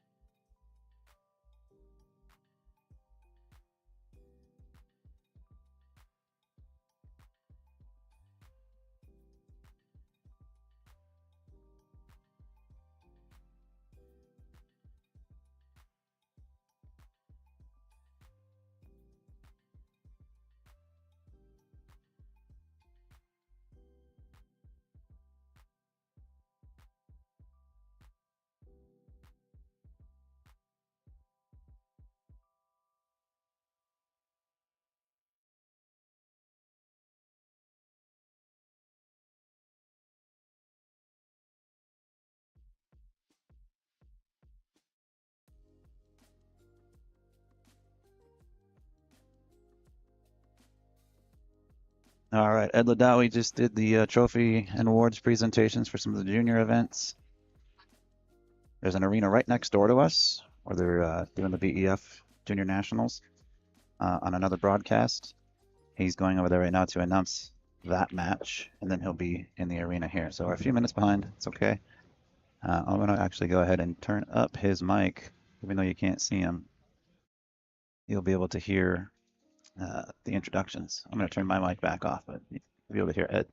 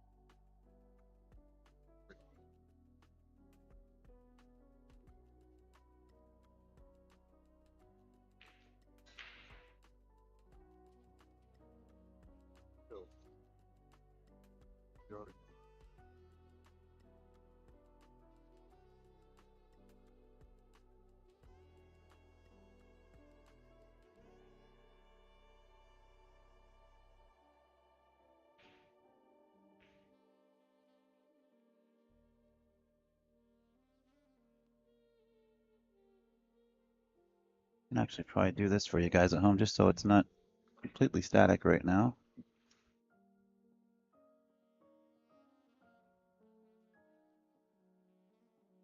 Go to, you see Max focusing. We can flip one of our cameras around here and actually watch the introduction of the juniors. Got Sophia Mast and Savannah Easton. I don't know which division or discipline it is. There's a lot going on, and it's tough to keep Good up. afternoon, pool fans tuning in from around the world. Thank you for joining us once again here at the 2025 Billiard Education Foundation Junior National Championships. We are coming to you live from Quincy, Illinois at the Oakley-Lindsay Center for the third consecutive year. A wonderful venue and gracious hosts they have been once again. Without further ado, let's bring you this matchup once again. These two ladies coming to you now in our even division for 9-ball. Are no strangers to this arena. Let's see who takes it down this time. With no further ado, first off, my right, coming to us from Las Vegas, Nevada. She's a BEF 8-ball champion, 9-ball champion, 10-ball champion, and 14.1 champion. Sponsored by Brunswick Q and Cases Makazi, 3-second cases in town. It's the Roadrunner, Savannah Easton. And her opponent, up once again in this event, coming to us from Tampa, Florida. She's the Junior World 10-ball champion, the 2023 Texas Open champion, and our recent, excuse me, what was it, 8-ball, I think it was 9-ball, right now, 8-ball champion, yes, 8-ball champion. Hard to keep track with all these titles with these girls. Sponsored by Allhausen, JP Shower, and Jam Up a Barrel, it's the Pink Dagger, Sophia Mast. Our official referee for this match will be Angela Williams. And on commentary, we have Collins Dewey as always, and special guest, the Dragon Lady, Melissa Ellen. Ladies may approach the table to back up for great good luck and well.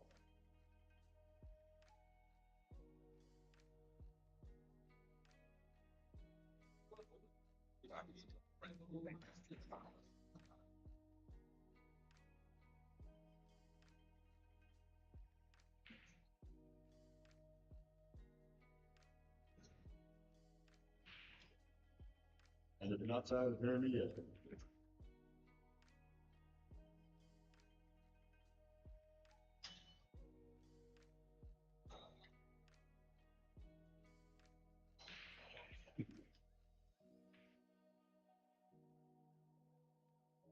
And for those of you tuning in on the BCA streaming channel on Max Station or Facebook, wherever it may be, welcome back.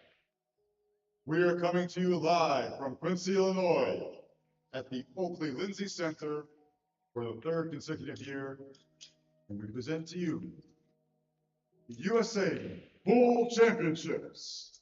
We're now on to our 10-ball division with the men. We have two very fine competitors for you today. But first, I'd like to thank Masters Billiard Chalk once again for adding $20,000 to these events. We couldn't have done it without them, coming in clutch. So thank you once again, them and all of our sponsors. Without further ado, let's get to our next match. We're now down to the quarterfinals in the 10-ball division. So the loser will be eliminated from the event. The winner moves on. First up, coming to us from Bettendorf, Iowa, sponsored by Q-Tech, Fort Worth Billiards, and the Rack Billiard Club, it's Rhino Sam Henderson. A little bit more enthusiasm than that, folks. We'll let it slide this time, okay? His opponent coming to us from Dover, Ohio, sponsored by Pro Pool Academy and MaxEberle.com. You know it, Max Eberle.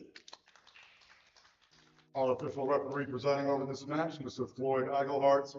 And on commentary, we have Ben Sutherland and LFB, Lukas Fracasso-Verner. Enjoy the chat.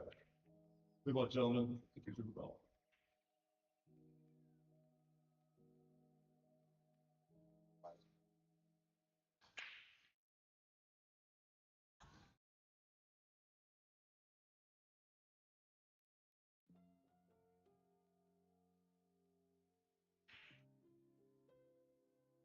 All right, quite the introduction there from Mr. Ed Ladawi. Max Eberle won the leg. He's opted to break.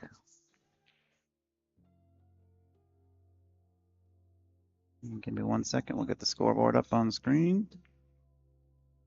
We'll be underway here.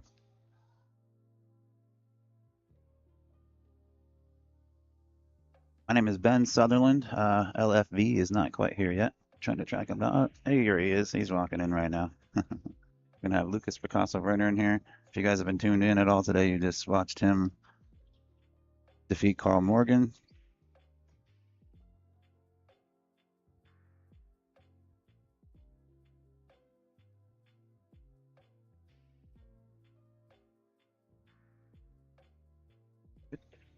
Now you're on. Oh, how's it going, everybody?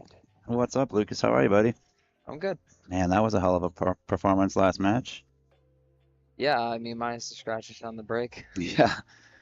A little scrappy start at the beginning. I think you were down, what, like 4-2, and then I think you won everything from there. Yeah, you missed a 7-ball on the side to go 5-2 on me, and then I kind of just took every opportunity I had from there. And you kind of hit a gear. Yeah, Well, it was just, it was different, just coming from, you know, the side tables to this table to was the arena. very, very slippery. Well, you made it work. That's the second good, nice performance you've had on this stream this week. Thank you, I appreciate it. Yeah, absolutely, man. Keep it up. So, Sam and Max, quarterfinal match. It's a little revenge match for Max, and more of a little like prove himself For Sam. Yeah, if you don't know what Lukas is alluding to, Sam defeated Max Eberle in the 9-ball division 2 days ago. So it's kind of a rematch, little different discipline, but very, very similar. Just the only differences are it's 10-ball, it's call shot, and a little bit less luck involved. yeah, I'm anxious to see how much of a factor the break is. And there's no early combos, so that's a huge no one. early 10s, that's right. I do recall seeing quite a few struggles on the break during the 9-ball, making a ball or achieving that 3-point rule. It seemed like a struggle for everybody. The top players, the amateurs, everybody was having a hard time with it. So the break really wasn't much of a factor like you normally would see in 9-ball. So I'm curious to see how changing to 10 ball to see how it plays out and see if the break is a big factor or not. Well, now there's no 3-point rule. Players can hit the rack however they please. I believe there's no 3-point rule, but I think 4 balls have to hit a cushion Yep. or 1 ball has to drop. But Yeah, but that's a lot. nobody's- Yeah, that's a lot easier to. Nobody's really sock breaking or. There's just no reason to in alternate break format.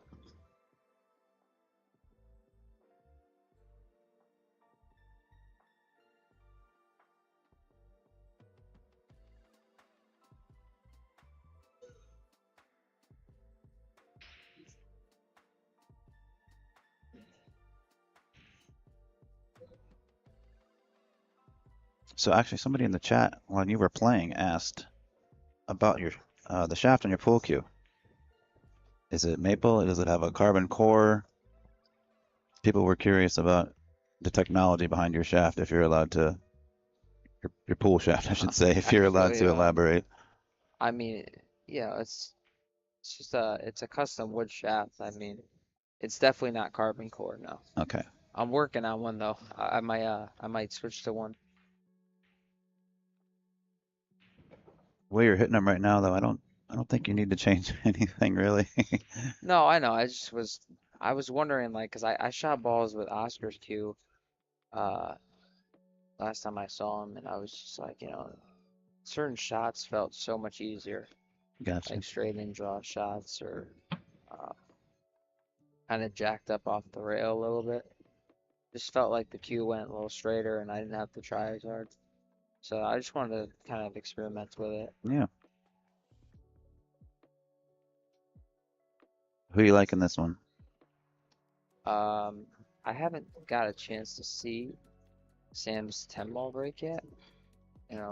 I would say, personally, Max probably breaks the balls a little bit better, but Sam's on kind of like that high right now, and he's playing a lot more than that Max has been, so it's tough to say. I mean, do you go with experience, I mean, Max just came off a great match against Bergman, so Yeah, you beat me to it. He took Bergman out of the tournament. yeah. Justin went home on the bubble. Didn't make it to the second stage.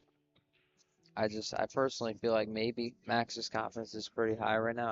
I know it was kind of low in the 9 ball, and then he was like, I just gotta figure out the tables a little bit and kind of restart fresh. And so I'd say maybe Max wins like maybe 8-7, 8-6 maybe, possibly. I don't know. I haven't really seen Sam break 10 ball yet. It could go either way. It's such a tough call. Yeah, I mean Sam beat him 9-2 in the 9 ball. Is that what it was? Yeah. I didn't see the score. These kids these days, you included, you youngsters are Fearless. much different than 20, 25 years ago when I was your age trying to do this. Nobody was playing as good as you guys. No amateur or no I feel no like youth it's anyway. I feel like it's all just like a confidence thing, because I went through my little spurts where I might not play good for like a month. Like for me, I just I don't feel satisfied with my play throughout like a couple weeks or something, a couple tournaments, and then I'll be practicing or I might play somebody in a money match or something, and it'll just click to me, and then I gotta feel that like that motion or that like little gear switch Yeah, on. no, I know what you're saying. I think most pool players would understand that click that you're talking about, that Yeah, something just gets set off and it's not like you're not aware of everything going on. It's just something in your brain just turns on, and you just see everything differently, and you start pocketing the balls differently, like more cleaner and less you don't really decelerate on your balls, because you're not confident. Any shot, you might decelerate when you're not confident. yes. Oh, absolutely. All right, so Max looking at a kick shot here. What a Wow. Oh, That was That was spectacular right there. gorgeous. I think most players, especially younger players, are probably going for the jump cue on that shot. I mean, Yeah, it was a bit of a lengthy jump, but yeah. that was my first thought anyhow. I think And personally, the fact that you had to jump 2 balls there, I don't know if I would have kicked that the way he just did. You know, that was like all or nothing. I probably would have kicked to the short rail and then try to like thin the 7, maybe get it by the third diamond yeah, below the side pocket. hmm But I mean, yeah, when you have that much distance between the balls, it's so hard to be so accurate. he found a way. That's a tough shot right there Wow, too. Dead straight, length of the table. Can't see the whole cue ball. nerves of steel right there. Yeah, this is where experience might benefit him a little bit. Having that decades of experience on top of Sam. He's been playing probably twice as long as Sam's been alive. Yeah, yeah, he's getting up there in age now, isn't he? I'm not sure how old he is. I think I guess I probably guess around 50. Yeah, I was gonna say around there too. I think he's like 51, Is he? possibly. I don't know.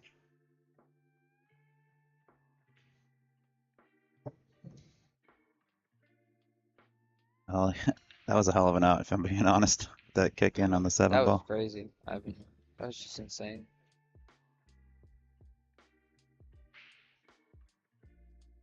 Wonder what the ref just said to Max. Kind of curious myself. I couldn't pick it up.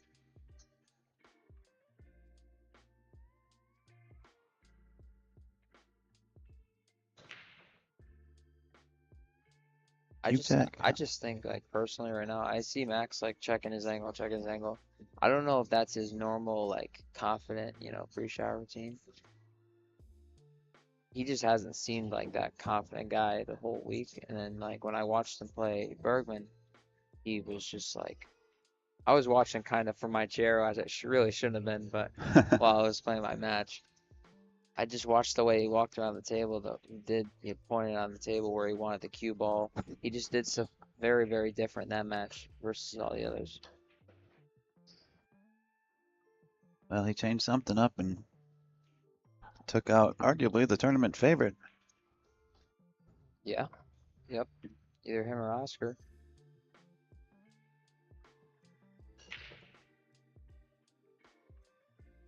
Hit it solid. It's a little off, but Yeah, that looked. I don't know if that was maybe all the balls weren't frozen there. It looked like it skidded off the rack a little bit. The one ball. may have. Shout out to Mez too for donating the template racks for all these events. Yeah, these racks I haven't really seen any real bad racks yet. Good. That one was probably the closest one I've seen yet.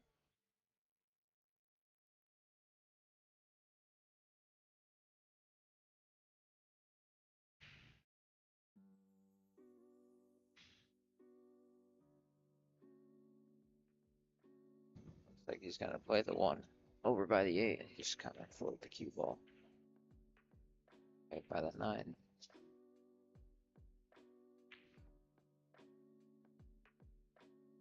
Yeah, I like that shot. That'll work. It's good that he got it past the 8, so it's not an easy one rail kick. You going 1 or 2 at this? Yeah, you gotta go 2 rails here. And the reason I say that is if you catch the 1 full, you gotta miss the 8, of course, but the 1 could go 2 rails over by the 4 or the 2, and you could get safe behind the 5 or the 8. You gotta hit it pretty hard to do that, though. I don't see him not kicking 2 rails here. Maybe not. Yeah. I think he was trying to hit the top side of the 1.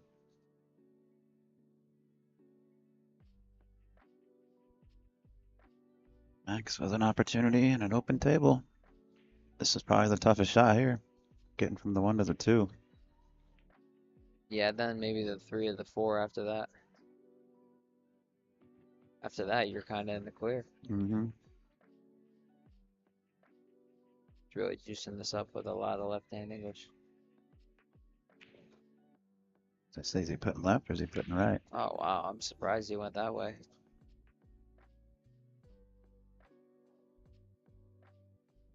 Trying to force that ball forward. See, that right there, like he wasn't confident in what he was doing there, so he kind of tried to like, wing it a little bit. That's what it looked like at least. He just called for his extension.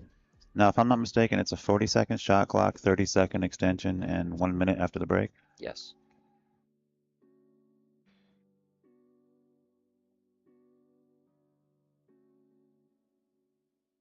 I like that the 3-foul rule is in play too. I saw you try to get Carl. Yeah, I wanted the one ball to go behind The 9. the 9, but I didn't get there, and I said, even if he doesn't hit this ball, I don't know how I'm gonna get him on 3 from there. Yeah, if you would have got behind the 9, Yeah, it would have been then it would like have been way easier. way harder for him to hit it, and it would have been easier Easier for for me to you, foul. harder for him. Yeah. So Max opting not to even It's a smart shot right there. attempt. Actually. Yeah. It's pretty impressive right there. Max is a thinker. See, this is where that experience comes into play, right? Is Sam gonna try to break this out right now? Which, that's not a bad shot. Or he could play safe and come off the edge of the 2 and try to come around 3 rails underneath the 3-8. I like going for it. That's a big. I agree. It's just a free shot. Mm-hmm. Because if you miss it, what are the odds you're gonna get hooked? Oh wow. He would have liked to split him, I think. Yep. He's got So options. now he can just play the 3 behind the 8 and just bring the cue ball down table a little bit. No need to get aggressive here.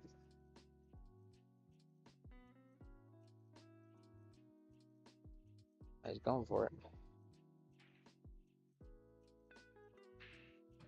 Is he going for it? Is he tucking the cue ball behind the 8? No, he's going for it. That's risky at the moment.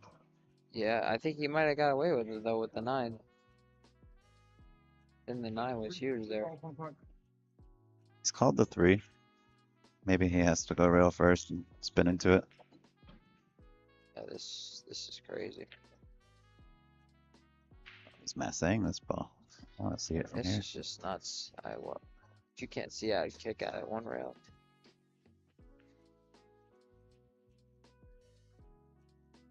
Wow, what an outcome.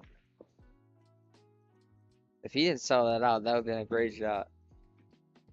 Yeah, it's tough to tell.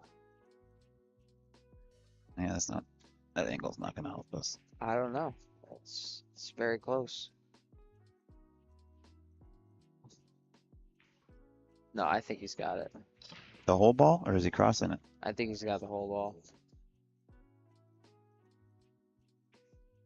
Yeah. Whole ball. You're right. Camera angle is a little deceiving at times. You're not lying.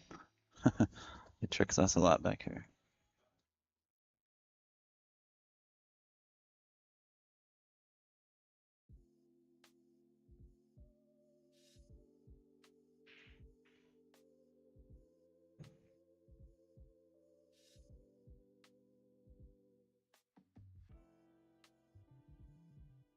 Yeah, this 5 to 6 here is the key shot. It's all about where you get on the 6.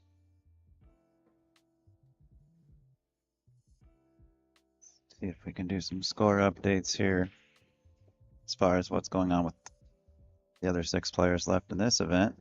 See You that? 5 players, I'm sorry. You've already scooted along. You're going to be playing the winner of Hunter Lombardo and Ricky Evans. It's your buddy, isn't it? Yeah, they're both my buddies actually. Does that ever get tough? Or is it easier playing against a friend like that? Or is it? I think it's harder. Is it? I think it's harder. I mean, Is it? with me and Ricky, it's kind of like a rivalry.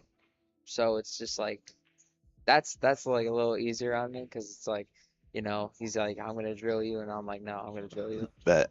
Yeah. Oscar Dominguez is up 2-1 on Jamison Gall. Hats off to Jamison. He's one of our junior players. And Yeah, I actually oh, what the wow. heck? Didn't look like he hit it that bad, did he? No, it might have turned on him a little bit.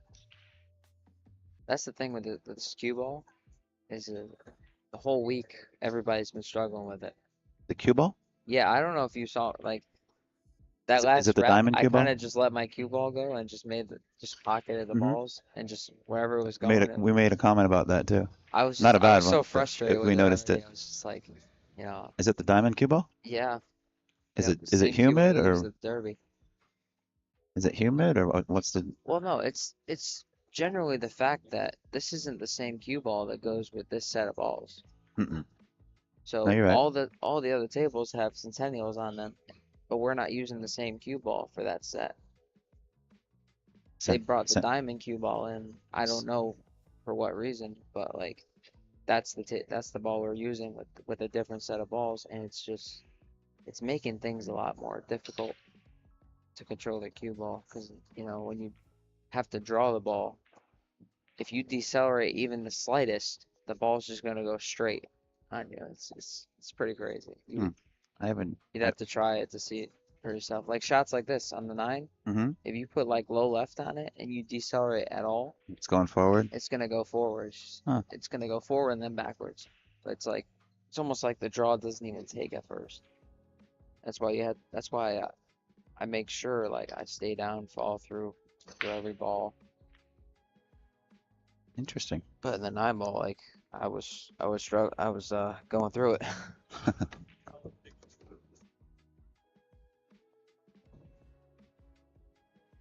Max got a hold of that one. No Yeah, problem spinning the ball down table. it's hard not to.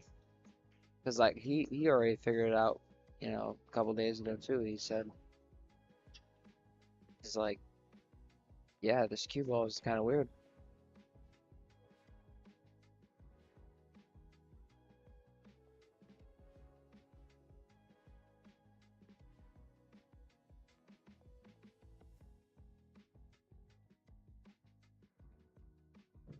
I'm sure a lot of other people in the chat are gonna be like, oh well, you guys are pros, you guys gotta be able to adjust fast or whatever. But it's very humid conditions around here, It's extremely humid. a little bit more than Extremely. we're used to. But I mean, they are right. Of course we're gonna be able to adjust, but like to play our best game is kind of tough.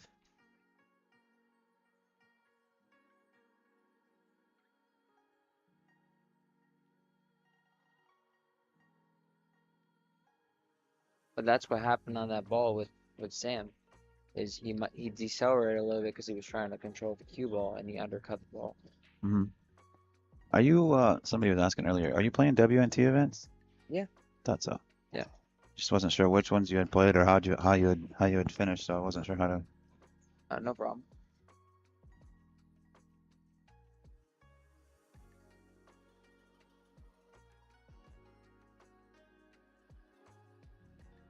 All right, rack number 3. Max up 2-0. It's an alternate break format, so plenty of opportunities for both of these gentlemen. Look at this break. Yeah, it's a pretty good break. They're just falling in. Table's leaking. I don't know if he's gonna go for it though. You gotta kind of I would. either go for it or you protect the lead. And what I mean by that is, yeah, he's looking at it right now. Bank the one down to draw the cue ball Bank the one under the down 9. by the 3 ball and the 10-5, and then draw the cue ball underneath the 9. Can he do it that close to the rail? It's kind of tough from here. If he was over to the left a little bit, it'd be a lot easier. He might have to go under the right side of the 9. Oh, I see what you're saying. Like from off the rail? Yep. because I mean this shot's not easy for anybody, and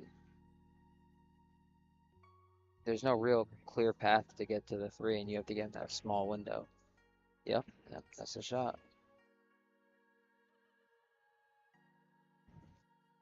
He hit that pretty good He for what he did. for He how got it unlucky not to get some sort of snooker. how it was laying. You hit it pretty good. Well, especially being jacked up too. Yep. That made it 10 times harder. That's a tough shot right here. But if you make it, you're most likely gonna get shot in the three. Probably gonna rearrange some of that furniture too. Oh, for sure.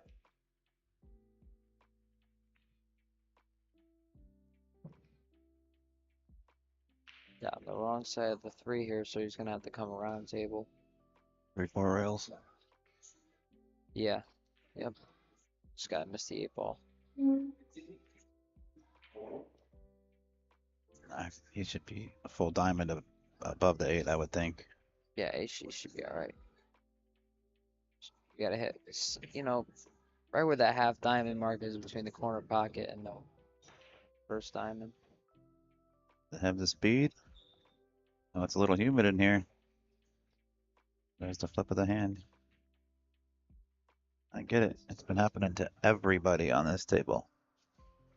He hit the shot on me actually in the 9 ball. He got short on a ball just like this, and he put me like almost frozen to the next ball. Really? Yeah. Yep.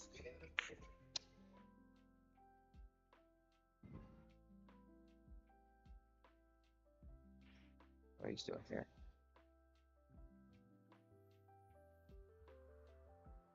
That was an interesting way to play that.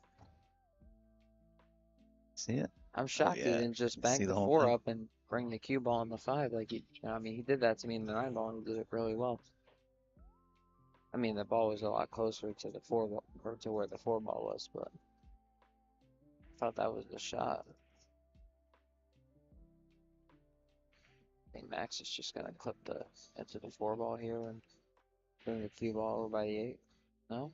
Oh yeah, more than I thought. That's a great shot by Max right there. Yeah, he held the ball nice. Didn't have to take it up table. It's really easy to decelerate on that ball, trying to hold it.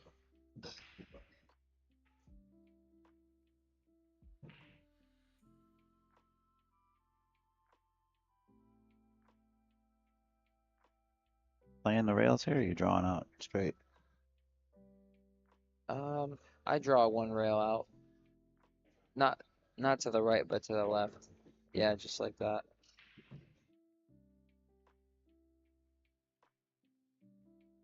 Got a little short here. Yeah, a little far from his work. You'd have liked another It's couple okay. rotations on the ball. It's okay. The ball's kind of sliding on this table. Yeah, and he doesn't have to worry about position either. Just roll it in. No, he could be almost anywhere on the right side of the table. Did hit it harder than I thought he was going to. I think the reason he did that is because, you know, the slide, he's not really used to it. If you hit it harder, it acts Stays more online. true. Yeah, I hear you. Versus if he was going to roll it, he would have to aim it like close to the side pocket and just watch it roll in with a little bit of right spin.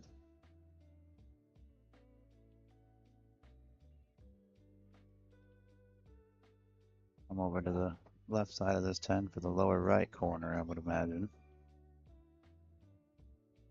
And it caught that a little thinner than he intended. Yeah, he's not going to like this shot. It's just not an easy shot right here. This is like right between that like corner pocket, side pocket line. Sometimes people even bank this ball. That was my thought. I'd love to cut anything, but I don't like I don't like cutting this one.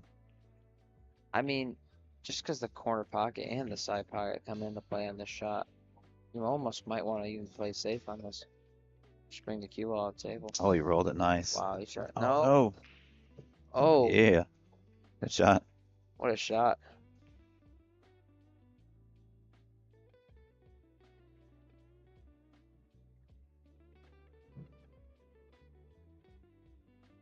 I don't play on diamonds very often, so that ball like lengthens out a lot on the What- gold crown. What you usually on Rassen? Gold crown. Oh, Gold Crown? Yeah. You even said it. Well, I was thinking WNT, there are a lot of those events are Rassens. So I was thinking maybe you have a Rassen at home or something. No, I actually don't have a table at my house at all. I go to the pool room like as much as I possibly can. What pool room? Yale Billiards. Oh, yeah. Is that one of your sponsors? Yeah, they also produce the Shark Stream. Oh, that's right. I've seen quite a bit of that.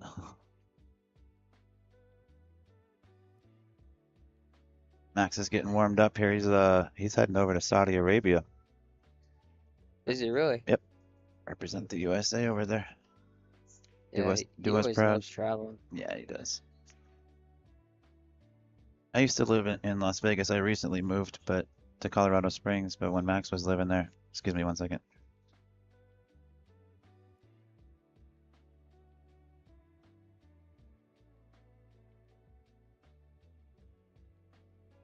That was actually a pretty good break. I think he got kind of robbed by the balls on the side there. Max and I would run into each other quite a bit here and there in the pool rooms in Las Vegas, and then I believe he went to Mexico for a year or two, was living there, Yeah, he was telling me about that. and then I think he was back in Vegas for a period of time, and then now I believe he's back in his birth town, which is Dover. I believe that's accurate. But yeah, he does travel. He Like certainly does. California. Dover? No, that's Iowa, I believe. Iowa. Oh, I didn't know Max was from Iowa. Oh, so him and Sam are both from Iowa. Maybe I'm wrong about that. Let me. Extension granted. I thought he was originally from California, but I could be wrong. Yeah, I think it's Dover Township, Fayetteville County, Iowa. Yeah. hmm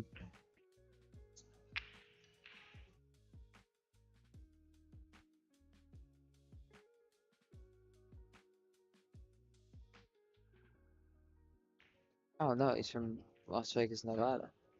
Well, that's Google says he's from there. He's not originally from there. He just lived there for an extended period of time. Okay. Well, it says he was born in Vegas. I don't know if that's accurate or not because I believe he told me he was back in his hometown. Either way, we'll chat with him and Yeah, get a little interview with him after this match. Yeah. Possible if he wins. Yeah. yeah, if he doesn't win, we might want to just leave him alone. I don't like to be. I like to have a few minutes to myself after I take a loss. Yeah, I mean, I'm kind of the same way.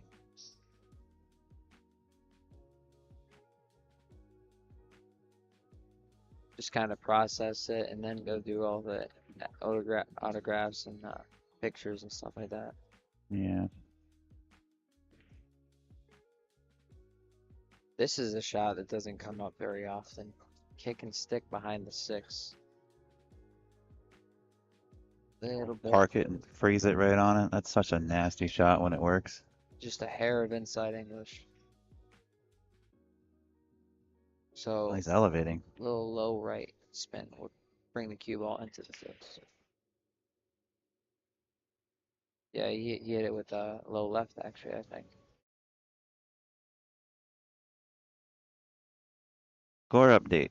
Oscar Dominguez and Jamison Gall. 2-2. 2-2. We're not.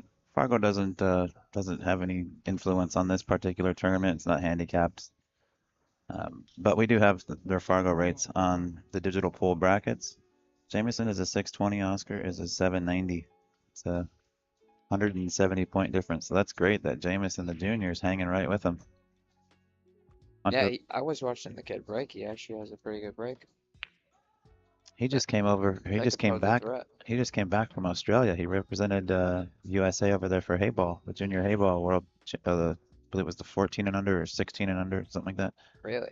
Yeah. He ended up, Very strong. I believe he got third, fourth. That's strong. Yeah. Very strong. And Hunter Lombardo is up 4 to 1, 14? 4 to 1 on Ricky Evans. Is it 14 under or 16 under? I can go back and I mean, he definitely looks way older. He looks older than 14.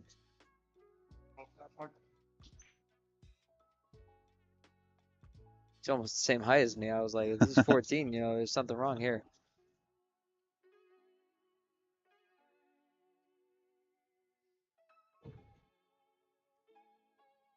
Friend the needle. I'll scroll back through some media we had posted about him. Trying to get. I didn't know there was a junior hay ball. WPA, I think it was 16 and under. 16 and there definitely makes sense. It was 16 or 14. That's what's popping in my head for whatever reason. But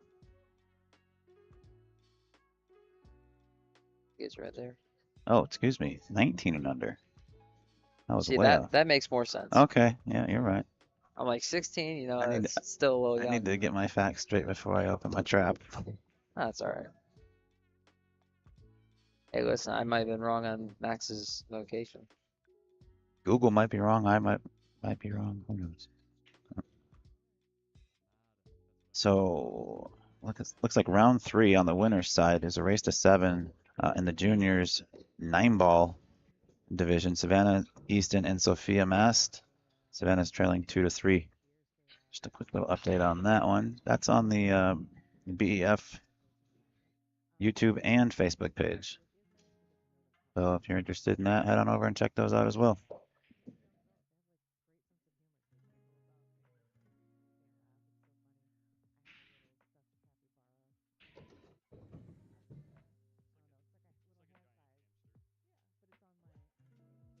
Shot right there. NJ Pool player, yes, we are down to actually the final 7 at this point. The first one into the next round, he's actually in the booth here. Lukas Fracasso-Verner, he's first one to make it into the semis. But yeah, final 8. Yeah, that's actually that's my buddy Troy actually. Oh, How is you it? doing, Oh Troy? yeah, yeah.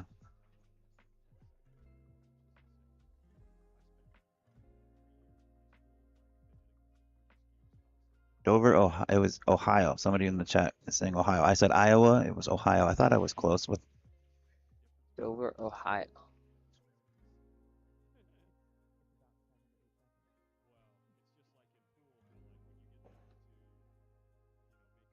Well, I mean, even if that person's right, you know, we're gonna double check with Max just because we're curious. Yeah.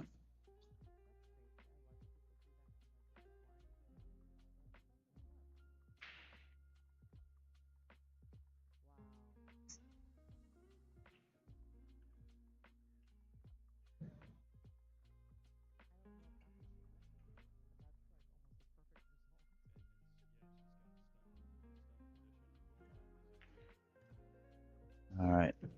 Sam's gonna open up his account here. See if it builds any confidence for him. Do believe it is Max's break next. Max won the leg, so yeah, this would be his break. Yeah. Yep.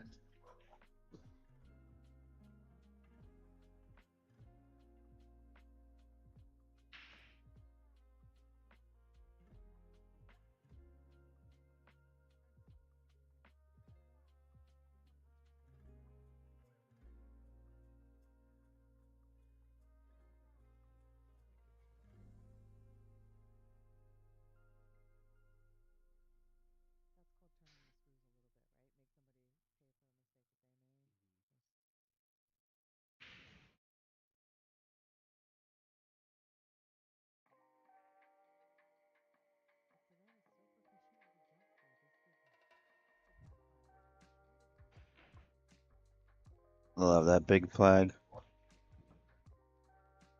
Yeah, I didn't even realize that thing was literally right behind me. It's huge. There's one on the other wall directly behind us too, like where the juniors are, or by the concession stand area. Yep. Huge, biggest flag I think I've ever seen. I literally didn't even realize I was so involved in the match. You were focused. You had a job to do. It's pretty cool. And you did it. Back 5. Eberle to break. Keep an eye on the 2 and the 4.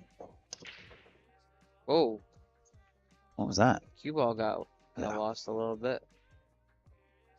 Fortunately, he made the 5 ball. Yeah, this looks great. 3-8 combination is about the only Yeah. thing No, that I see.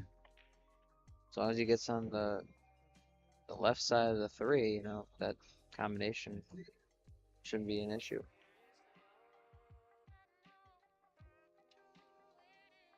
Which is an easy position to get to the 4.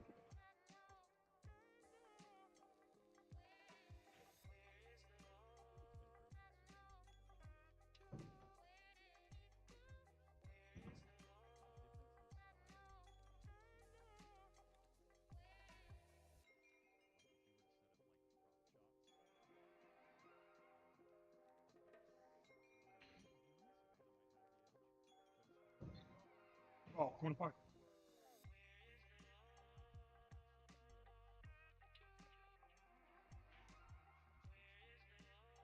There it is. Actually, the 8's a little off angle, so he really wants to get on the other side of the 8.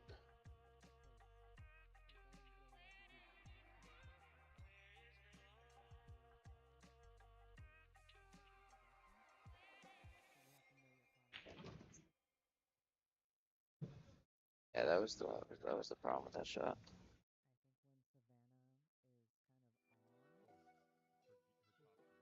Now, does he play the combo and just go for the run out, or does Yeah. he just play a nice little intricate save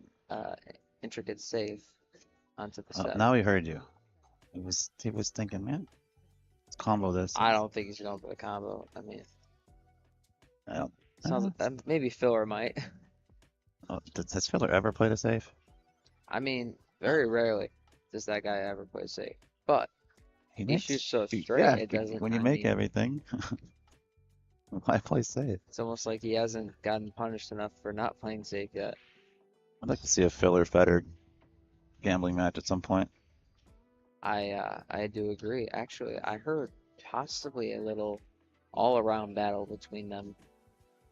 That'd be cool. That might be in the works. Alex said he wants to play Shane or somebody. I think it was Shane. 10 ball. Really? Yeah. Yeah, I mean, I feel like you have to bet on Shane there. It's just nothing against Alex, really. I mean, if Alex's break is working, he can beat Shane. I think personally, It's the break though. personally, he might know a lot more like intricate, like really like creative shots.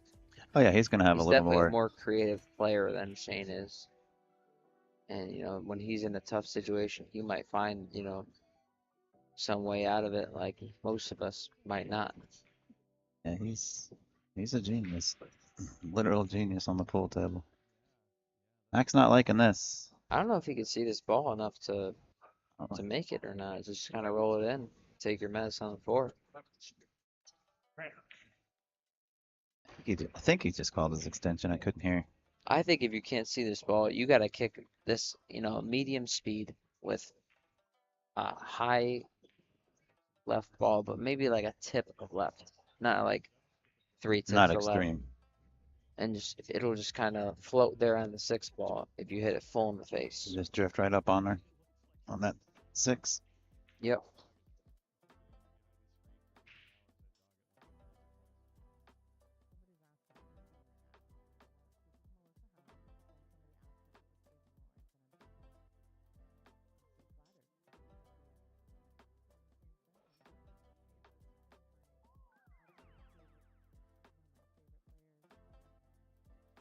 Wow, what was that? I think he was trying to. Trying to hit the 6 and just leave the 3 that I don't know. I'm not really sure what he was trying to do. I think he might have got spooked by the clock, maybe. That could be because I believe he did use his extension, and I think he used all of it too. I think maybe it was just getting down there, and he had to just pull the trigger. Yeah, could have been. Because he walked away from the shot like really, really fast. Like he just didn't finish his stroke.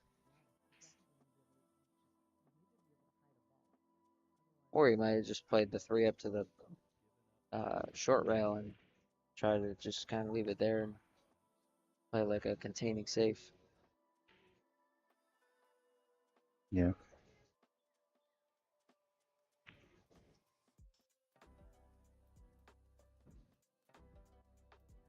It's a good shot right there. Perfect angle.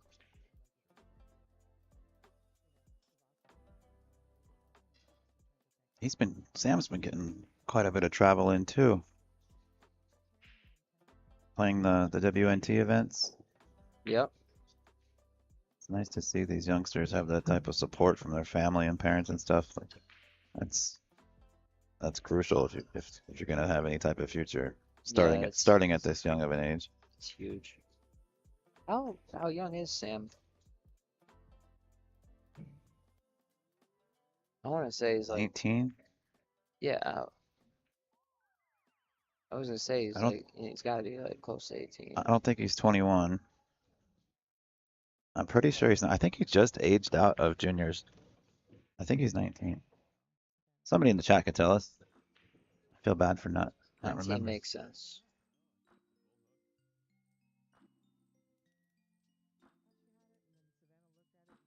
Sam will turn 19 in September. Thank you. So yeah, so he's about 18. So he's 19. Yeah, good call.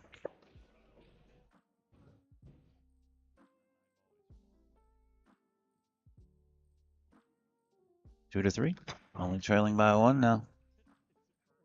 I do believe he'll get the break here in rack number 6. Yeah, possible chance to make it 3-3.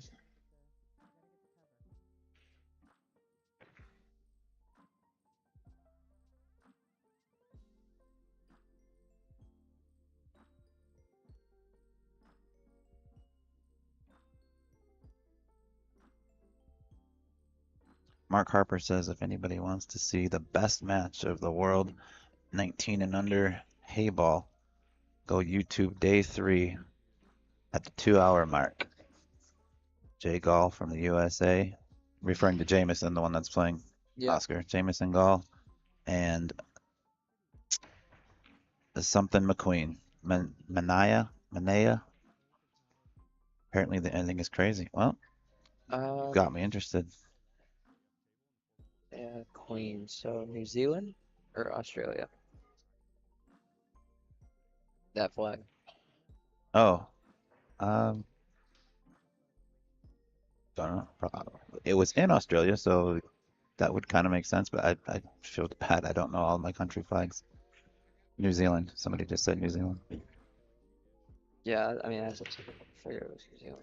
Why are Federer and SVB not playing in this? Oh no. Somebody's that's a asking. good question. I don't know why Federer isn't. I did talk to Shane about this, and he literally was burned out from playing a lot lately, and he wanted to unwind before Saudi Arabia. And Actually, no, he's playing in the Midwest tournament right now in Iowa. Shane? Yeah. Oh, then plans changed because he told me literally, he says, Ben, I'm going fishing. I got the text message. I was just cracking up because It sounds like a SVB. it'll be a good. I right mean, there. he's known for 10 ball, so and he loves his world championships. You know, Yeah. you win this 10 ball tournament, you get a free trip, you get free expenses. Yeah, I just don't think he cares at this point, like about a free trip or something like that. Yeah. He already gets. Well, like, that's $5,000 on top of that too. But to him, Yeah. $5,000 is He just played for like what, it's 200,000? one spin at the craps table or one roll. Yeah.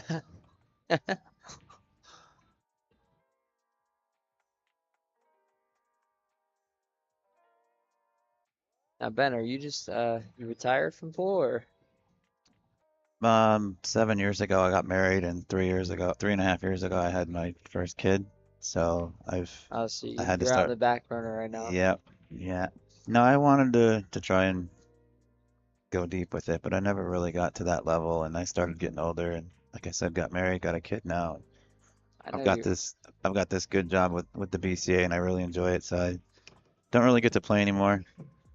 I know you were sitting probably somewhere between like semi-pro at one point. Close, yeah, somewhere in that area. I don't know. Never made it to that never made it to your level, or any of you guys for that matter. I think I saw you. You had some sort of good finish in Vegas one time. Some tournament down there. Was it like a bar tournament I or think it was a bar box tournament, maybe. like a national thing? I'm not sure. ACS? I won It was the at Griff's. oh, I I won a few things at Griff's. I don't remember. I won the 2013 ACS 8-ball Open National Championships, and that's the biggest accomplishment I've had as far as titles or trophies. Well, no, you beat other good players, like you beat in a pro or something like that in the tournament. Oh yeah, no, yeah, yeah, I've had some good matches. Maybe Mitch Ellerman. I'm not sure. Mitch and I grew up playing together. We've been friends for 25 years. He was in my wedding. Wow. Yeah, he walked in my wedding. One of my groomsmen. I love Mitch. Him and his dad. His dad's been Such a talented, not- cool player. I'm wondering where he's at right now. Like, he goes in and out. Sometimes he's totally into it and playing every single day, and then sometimes you don't see or hear anything about him for months.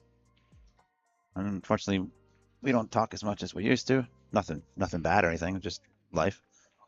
We don't talk every day, so I don't know exactly what's going on. Last time I saw him, he was in this was in Las Vegas back in February or March at VCA. He was actually working at one of the booths, the big old box dealer booth, and he was doing little free lessons with customers that came into the booth and stuff, showing them how to jump and working with some junior kids. Yep. It was really cool to see. But yeah, I'm not sure what he's doing. Tons of natural talent in that left arm.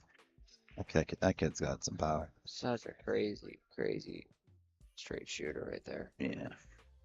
Just out of nowhere, he just fires the balls. So pockets. So natural too.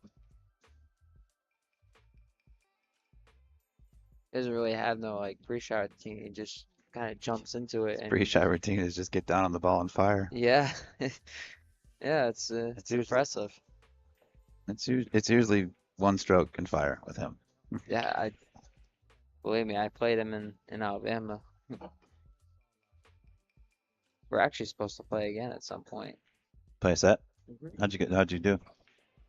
Well, I lost by I think 4 games. I think I lost like 13-9 or something like that, or 12-8. Maybe no, maybe it was 12-9. I don't really remember.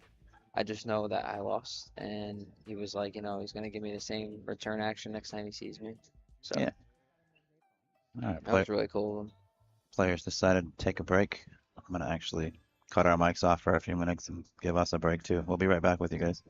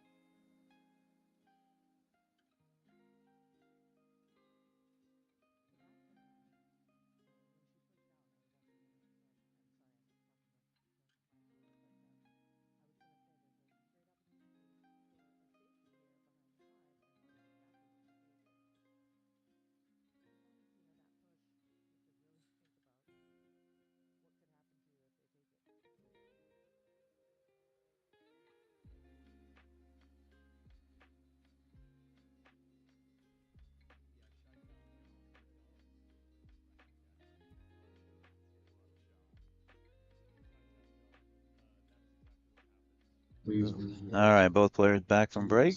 All right, let's see if Max can get something going here. He's lost the last 3 straight, and it's not looking good. Hey, he won the first 3, and Sam clawed back and got the next 3. That was a great break right there. Times, look at this. 7 ball almost dropped too. He's got that 4-railer going pretty good. Little bit of a bad roll there.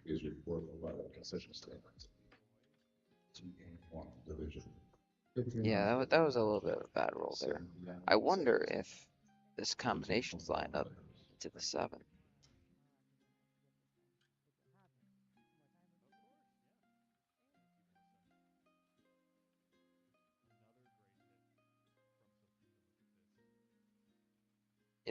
It kind of looks on.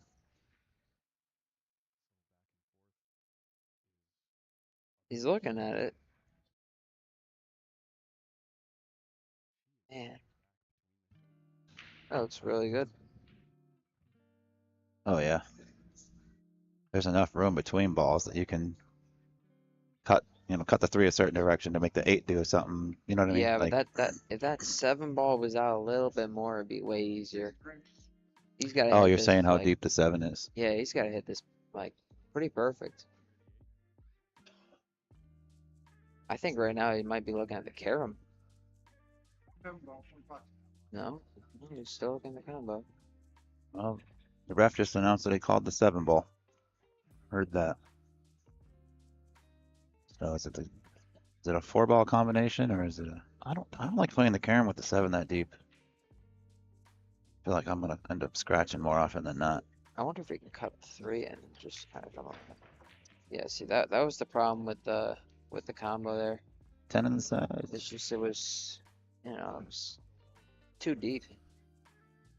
It was too deep in the hole right there. You had to hit it perfect. Mm.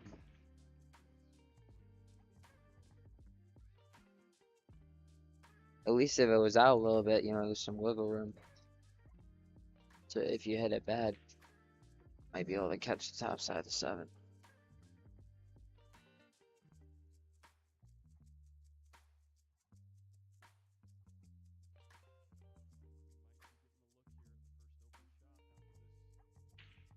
So Sam got down on this ball pretty quickly. So it seems to tell me that the 6 ball goes by the 8. Yeah, I think so. Unless he's gonna play the 6 in the corner where the 9 is going. Leave angle here on the 5 to. No, it's definitely not going that way. Yeah, 6 he got it. Now he's gonna want to try to get as straight as he can on this 6. Well, no, I forgot about the 7 over there. I thought he was going from the 6 to the 8. The 6 has to go by the 8 right now, unless he's gonna go 2 rails inside spin. So for everybody at home that doesn't really know what inside or outside English means, it's just inside is the inside of the cue ball, and it depends on the angle Mhm. that you're Like, shooting. in this case, whatever. inside is right. Yeah. So yeah, in this case he's using right hand English. Wow, I'm so shocked he went that like that. See, I don't know why he didn't just stop before and then come with Yeah, top right if he and was come gonna between if the there. 6 didn't pass, yeah, I don't know why he came to that side of the 5.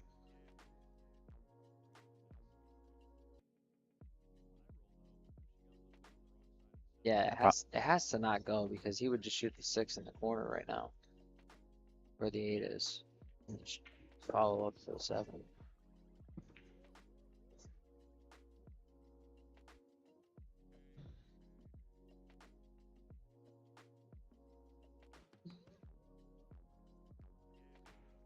See now, these shots right here, when the ball is so deep like that, I'm always afraid of catching the point. So I Same. try to come underneath the 10. Yeah, see that's what I normally do is I try to come underneath the 10 versus around it.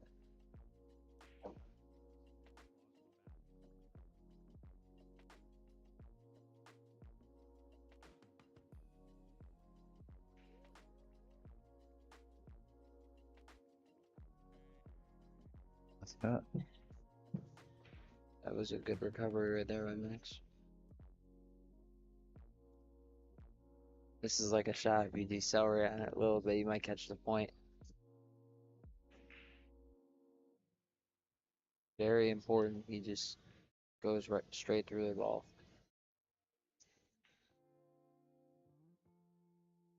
Too hard. Yeah, you hit that. You hit that pretty hard. It's all right. There's 6 pockets on this table. Got options. Yeah. Yeah, and even if he's not confident, he could try to draw it with a low right, you know, in case he misses it, at least from distance.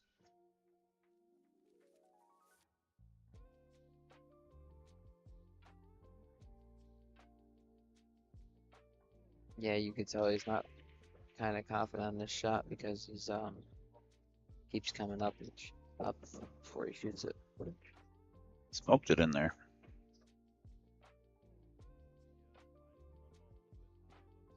It's one thing about Max, you'll never really see him like try to kill a ball. No. He rather just go the extra rail and try to force it up table. Very confident stroke. What's next for you? So Kansas City for the Ultimate Pool, I think is next for me. Nice. Are you already signed up for it? Yes. Oh, is it? I think I heard it was full. I think Ricky told me it was full. Yeah, I'm signed up for the shootout and the main event. Awesome. Let's check on some scores here. See what's going on. Oscar's up 4-2 on Jameson. Hunter and Ricky tied 5-5. Ooh. Run out, Ricky. I think Hunter was up 4-1 if I Yeah. if I recall. Yep. You right. So this you know, that's pretty impressive.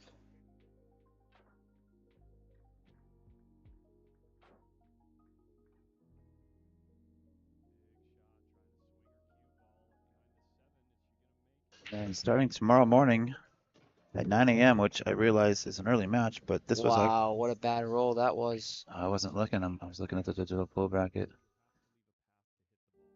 He hit him pretty good. I mean, he made both side balls, and the cue ball was coming up, about to get a shot on the one. The 4 ball double kisses cue ball. And ruined the party. Yeah. Wow, that's just such a bad roll. Tomorrow morning at 9 a.m. local time here, Central Time. And this was by choice. We realize this is an early time, but the ladies actually asked for this. But we've got Melissa Helland and Savannah Easton playing in the semifinals of the Women's Open 8-Ball Championships. And we've also got April Larson versus Sophia Mast. That match was actually announced to be on this stream right now. Plans changed. Like I said, all the ladies agreed because Savannah's in another event, Sophia is in another event, April's in, they're all in other events, excuse me. Yep. With the exception. Oh no, yeah, they all are. So they all just agreed, let's not play them tonight, and we were able to move some scheduling around. So we're gonna have 2 semifinal matches at 9 a.m. tomorrow morning. I believe they will both be on the BCA YouTube page. We're gonna have 2 live broadcasts going on at the same time. Collins and Melina Mike will be doing their thing. And I'll be over here with who knows who ends up being in the booth here with me. We've been getting all kinds of Wow, what a shot. great guest commentators. But that's tomorrow morning at 9. And yes, I concur, that was a hell of a shot. That was such a good shot right there. 1 ball, 1 puck. I don't think I would have gave that back if I was Max. Just made no sense. Wow, Ricky's up 6-5 now.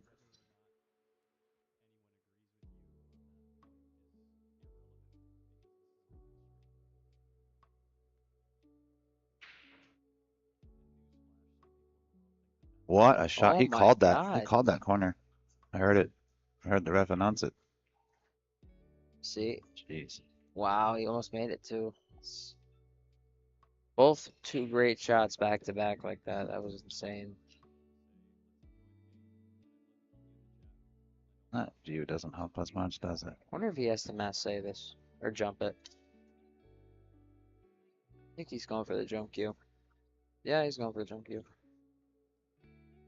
It's a pretty simple jump right here. Decisions ran. Don't want to All those extensions. just don't want to overamp it. Cue all the tail possibly. Be alright though. Should be. That's a lot of elevation right there. Yeah, it is. Trying to draw this ball, isn't he? That's a good shot. It's a great shot.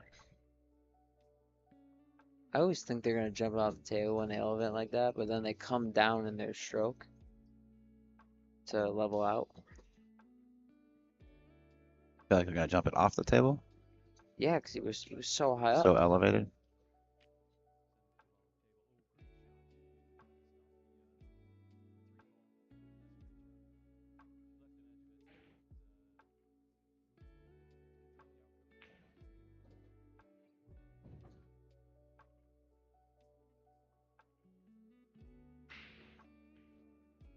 I think my prediction's gonna go as planned. I Yeah, it's going the distance.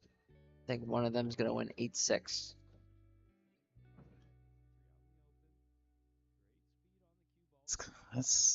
That could be. I don't think necessarily it's gonna go hill. I think it's gonna go 8-6. One way or the other.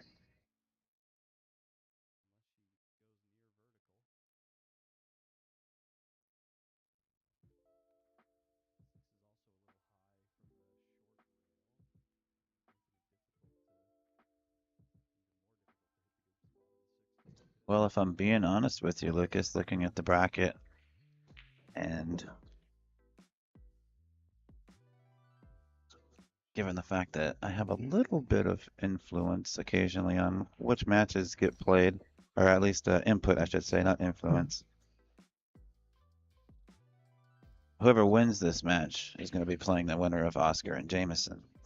Well, from the looks of this right now, it looks like me and Ricky are gonna have a little rematch. You are, and I think, well, if Ricky wins, he's up 7-5 now. What I was getting at though is you might be back up on this table. You two might be battling for the Oh, world to see. I realize you just got off the table and we try not to play back to back. yep. It's you understand why. No, I know why. But You given don't want that, to give somebody any bit of advantage correct, going into the but next match. regardless of which match we play, it's going to be somebody that's played back to back. Yeah. But Sam's just come, it's Sam Never or know, it might Max. be Oscar and Sam. Or Oscar and Max.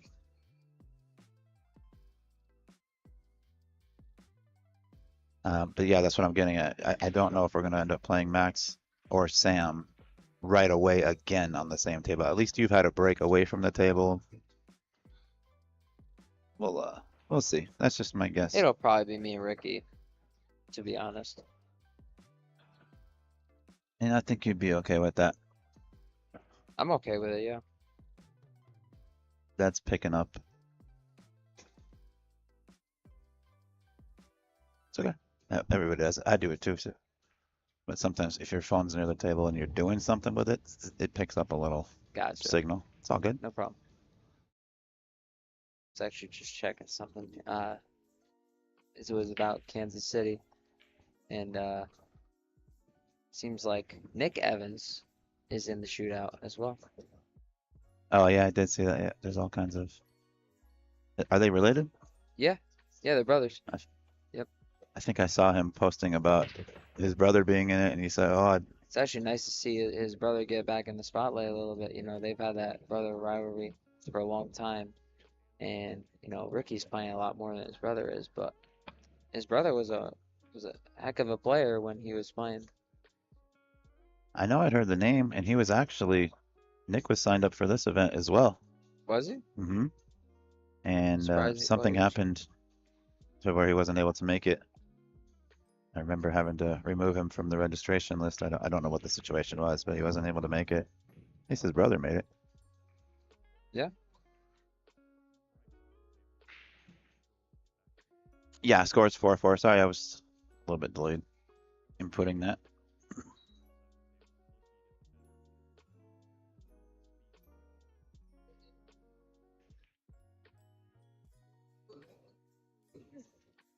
It's the same thing.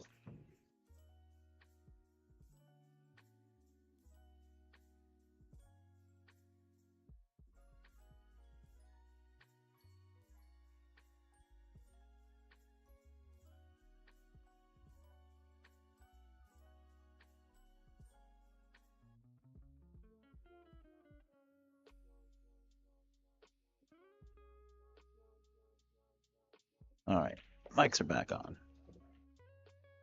Eberle's off and running. That was a good shot right Yeah, there. Position. got 2 rails above this for the side. Yep. Yeah. You do that, or you can come 3 rails underneath the other side pocket, but there's really no need.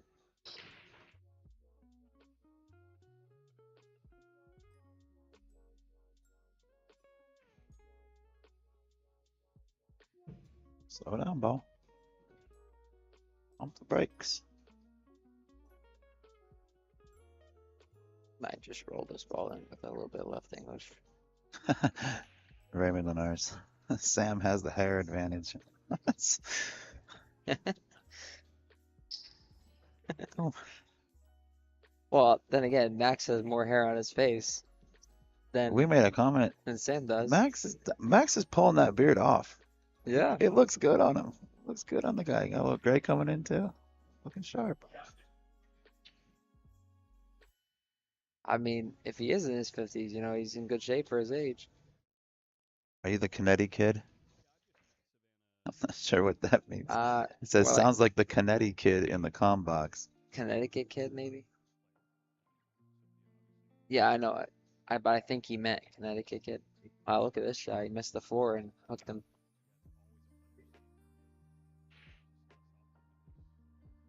Wonder if he jumps it or he kicks 1 rail at it.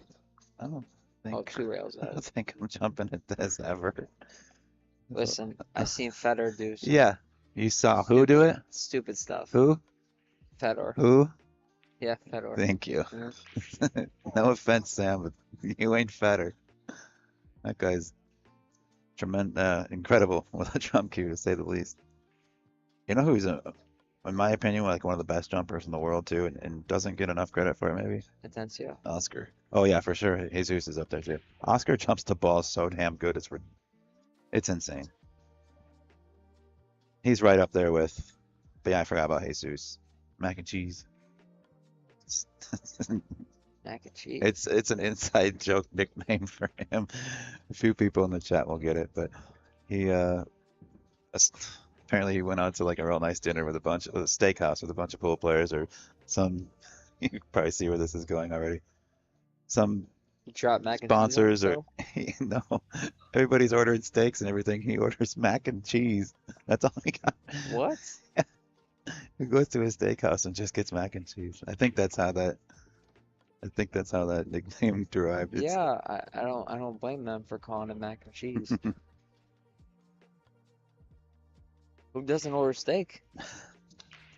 Jesus, apparently. I mean, even if you don't like steak or the fat on steak, you know, I like, you know, next best thing is filet.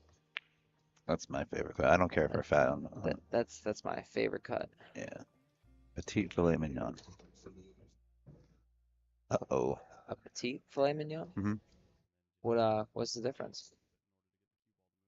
Just a hair more tender. Usually about $2 more per pound at the store. Oh, fair enough. I thought it was like a size Like difference. smaller or something. Yeah. Yeah. They do make them in a petite size, which is fitting, but I usually get the 6 or 8 ounce ones. I wish they made like a To be honest, 16-ounce one. Oh, yeah. Take some notes, Texas Roadhouse. right. Meyman says ribeye is the way. I can't argue with you. I actually had a ribeye today. Yeah. Yeah, and yesterday. And But I And cut yesterday? a lot. Yeah, I cut a lot of it off. where are you going to eat? Oh, you cutting off the fat? Yeah. Where are you going to eat steak? Riverside. Oh, right across the street? That was Have- actually a pretty have- decent ribeye. Well, I haven't had a chance to The get one there. last night wasn't so great because they were just shutting down and everything like that. So yeah, they kind of went half-assed on our meal, but I tried to go over there the other night, but I got to be down here 7 or 8 o'clock every morning, and I'm here until 10 or 11 every night. if you go there around lunchtime, I don't it's get a like, lunchtime. I have to do this all day long.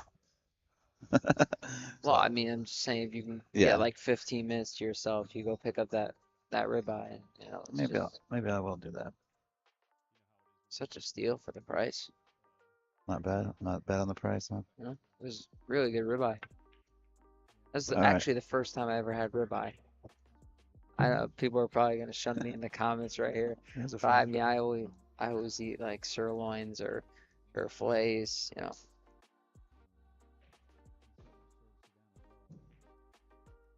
Max Henderson. We're over here rambling on about dinner. Let's pay attention to the match a little more. Yep. Uh-huh. It'll never be the same. I'm in Australia, so we have good beef here. The kangaroos. I'll tell you, I'm just it kidding. might not be the healthiest, but when I was at the US Open last year, I ended up getting a Japanese Wagyu fillet. It was so good. I mean, it was amazing. Did it melt? Yep. I've But heard. it was expensive, like really, really expensive. Yeah, I can't afford to eat steak like that. Went to Unless, Gordon unless Ramsay's steakhouse. I can't afford that unless company's paying for it. Listen, I hear you, but my buddy actually owed me a steak dinner from you- a bet we made. You So took advantage of it then. yeah, yeah. Well, no, it was the only place. It was the only place around. We didn't have a rental car or anything like that. Somebody's recommending a place close to us called Platt Daddy's. Is that close to where one of us lives? Maybe they know you personally, or is this in Quincy? Do you know Brad Dance? No. Okay, so he's probably referring to somewhere here in Quincy or nearby. I have to look into it. Yeah. All right. Raymond, we're talking about pool here, buddy. You're like you're making Ben salivate right now. Yep, you ain't lying. He's been dying in the box here all day. Yeah, I've been living on these boiled hot dogs from the concession stand. I run over there 5 minutes between matches, scarf one down, and get back. Well, we've had some decent breaks. I could easily run across the street and grab something between matches probably. So a successful break, but yet again, the one ball not accessible for anything aggressive.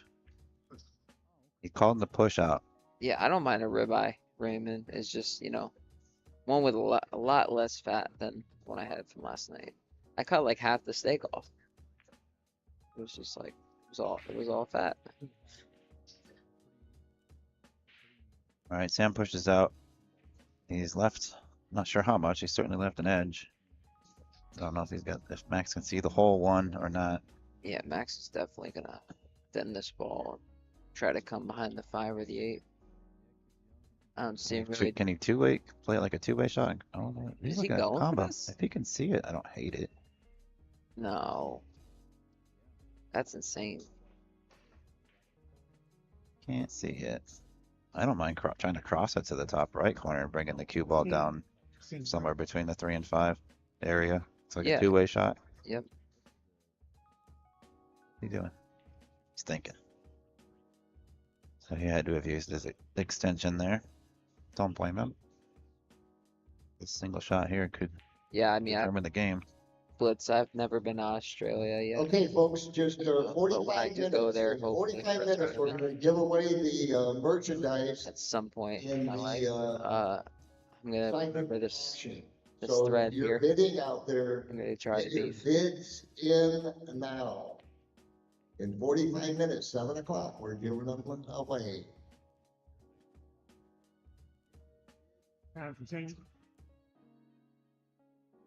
They actually gave him a pause on he called for his extension, Yeah. But because of the announcements, the referee was kind enough to pause his time until the announcements were done, just so he wasn't getting sharked by it. That could sometimes be a little bit of advantage, you know, a little You extra. get an extra extra couple time. seconds maybe, but I think the ref was just being genuine and Yeah, understanding that no, it's definitely a good move it's a on his part. distraction. I'm sure Sam doesn't mind either. Sam would have appreciated the same in return if it was him in that position. Of course. Did this ball go past the side? Oh no. Ooh.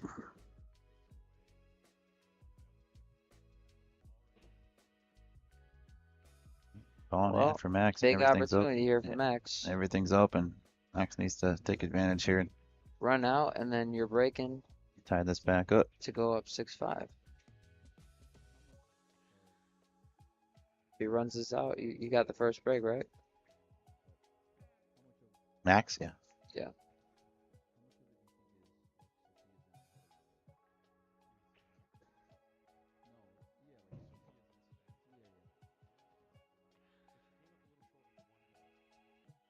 Whoa. Well, what just happened there? Oh, camera got drunk. Now, like I said, this is all brand new gear, so some of the focus, some of the camera features are just needing to be fine-tuned. This is a little bit of a learning curve with some of this gear, but everything in front of you, with the exception of this laptop, was just delivered for the first time and opened out of its boxes a week ago. Interesting. So yeah, we're getting familiar with all of it. That's a good roll right there for Max. Same thing, he missed the 4 ball earlier in the side pocket and got away a with nice roll off it, yeah.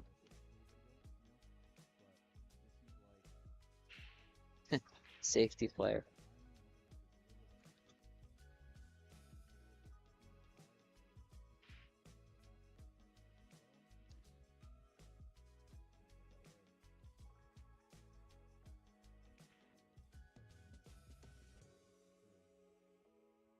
You see this, or is he kicking this?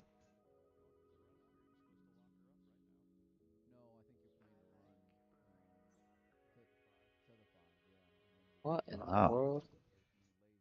I don't know if he was playing that, was he? I kind of think he was.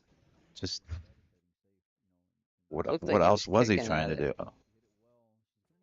Maybe, I don't think he would have missed No, a kick no, that no, bad and fair had enough. that good of a cue ball. I mean, if he did, that's No, that was a good shot. I mean, if he was trying that, that was a good shot.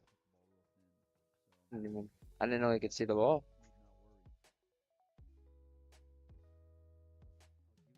It's pretty good.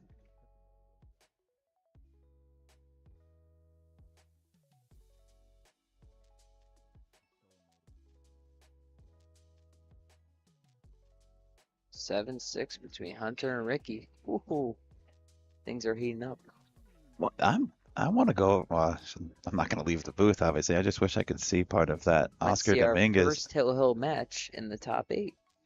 Oh, I want to see some of this Oscar and Jameson match. This kid's hanging right with Oscar. Oh, Oscar just got one more. He's up 5-3 now. But kid's hanging right there with him. And if I'm not mistaken, I believe you won like a $200 bet with Yeah. Zach, was it? Yep. He makes that bet with you and he turns and he looks at me and he goes, "Hey, you want half the action?" And I said no. You're a fool. I And asked him if he wanted to bet more when I got to the third match to play Ricky. oh, did you? Well, I said, well, when I get to the third match, I was gonna be like, do you want to bet more from there? And he's like, possibly, I'll come find you. And then he never came find me. Somebody in the building bet Lucas that he wasn't going to make it to this far, basically, in the tournament. No, he basically bet me that I wasn't gonna win 3 matches in a row to get to stage 2. And you've won 4 now, I believe. Yeah. Yeah. So yeah, you And I then it know was that like, could sound a little condescending, but it's more of like a motivation. no, yeah, for for me. sure, fires you up. Yeah. It's weird you get fired up over a $200 bet, but there's a $5,000 out there for first No, place. But the I know, I know, you know what I'm saying It though? was just, I have to win 3 rounds versus win the tournament.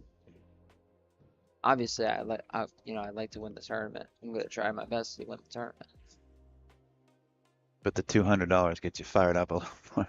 No, yeah, it's just And then extra what was the scores? $200 towards It the was like trip. 9-1, 9-0 or something like that, or 8-1. 8-0, 8-1, 8-3. 24-4. That's pretty strong. You're winning what, I 6 to broke 1? really good the first day, and then today my break kind of slipped a little bit.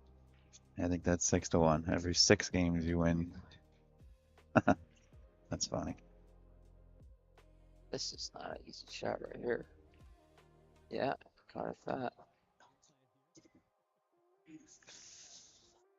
That's a huge game right Yeah. there. Max needed that. Yep.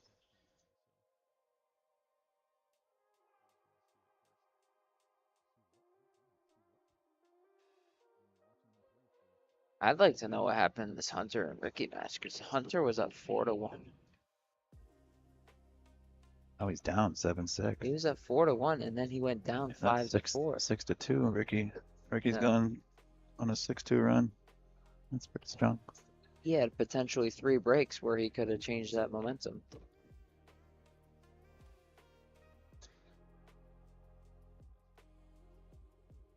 So Max needs to probably take a break and just kind of, wash his face or something. Wake up a little bit. Did Max use his break already? I think Sam used his break. Was that what it was?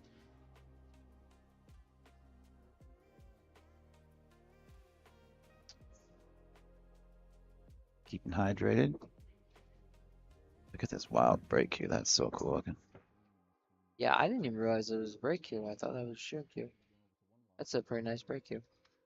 I think it's just covered. I don't know what it is, but it's covered in stickers. It's weird. I think it's covered in stickers. That's a Vans off the wall sticker.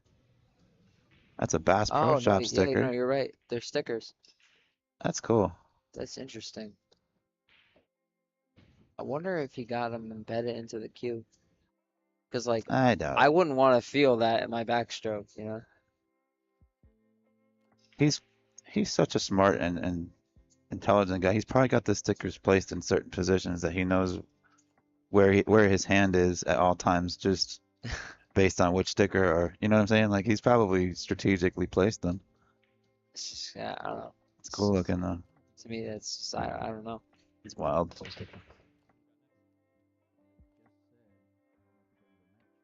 So, a little dry break right here from Max, and I don't think he's going to like his next shot.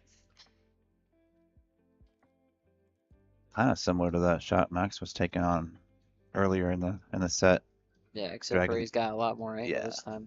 I said kind of similar. This one you gotta trust your cue ball here. I'm gonna try to get him on the 3 or the 2.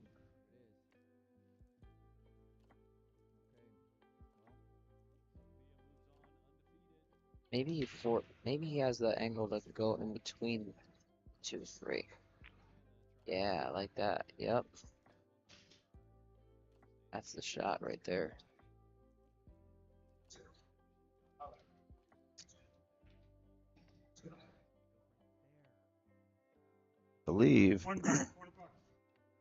believe Sophia defeated Savannah by a score of 7-4.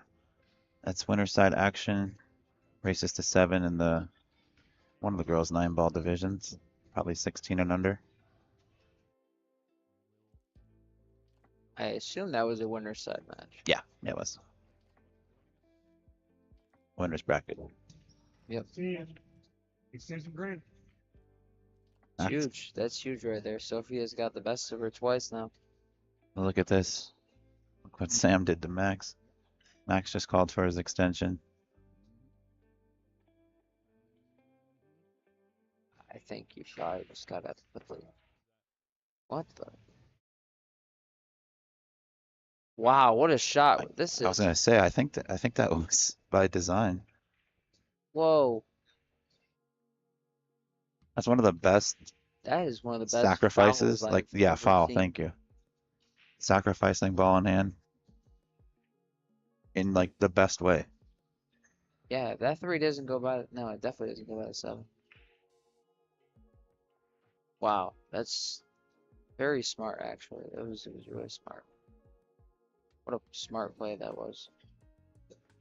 I would have tried to do like, you know, I would have tried to kick at her or something. But that was, yeah, that's experience right there. Mm-hmm.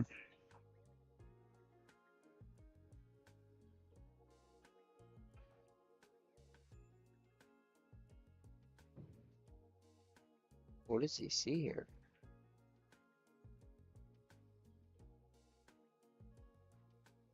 Wonder if he's just gonna come off the edge of the 3, try to hook him on the 10, bring the 3 behind the 7,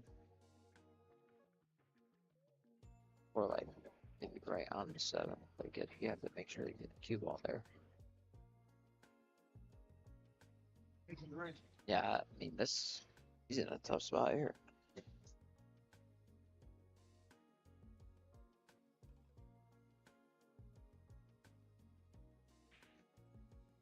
Yep, that's a shot. Leaked out on him. 7-7 between Hunter and Ricky. Wow. What a match. I'm actually messaging the tournament director right now just to let them know that I think we're going to be doing your match next. Depending on how long this one takes to finish, that's your 7:30 or your 7 o'clock match might get pushed to like 7:15 or 7:30, depending on how long this takes, because it's already I mean, that would be like preferably better. give you a little bit. You don't have to even hang out in here if you want to go out and hit balls or go do something. You don't have to, you're not obligated to stay here at all, bro. If you got. No, I know, but like this match is gonna if Max wins the next game, you know, I'll go out there and hit balls. Or I mean, if Sam wins the next game, I meant.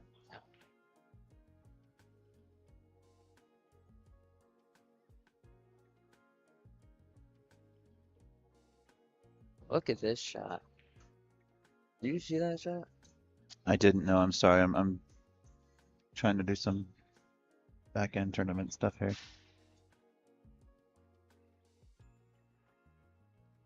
Two rail kick the 3 in the side. Did you really? Yeah, he's got a slight angle on the 4 right here. It's good. This is kind of a weird shot.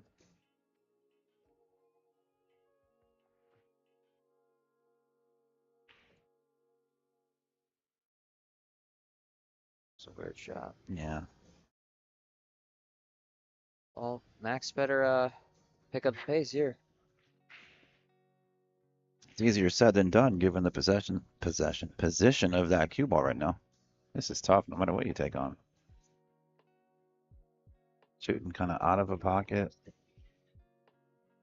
Almost He's just gonna play safe. stuck on a rail. Has to. Oh, he's going for it. Oh.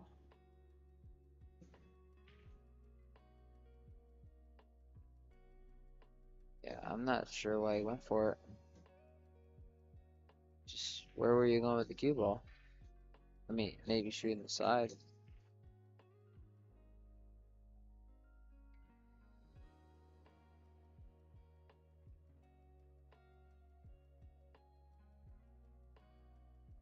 Ball. Back up. Sam called the bank.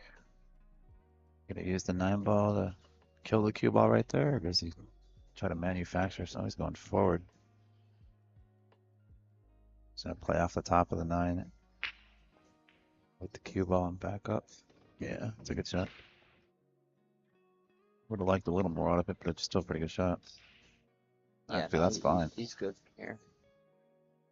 Looks like it's gonna be 7-4.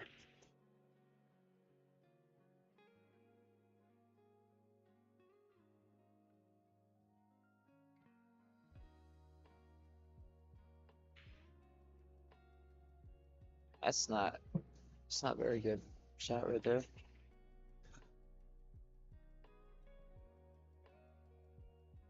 think he wanted to be a lot straighter. I think he used a little bit of center ball by accident. Could be. It's a cool angle.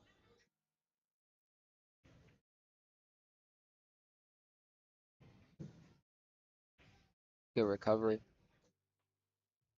So, the shot to go up 7-4 basically. Makes this ball he's good.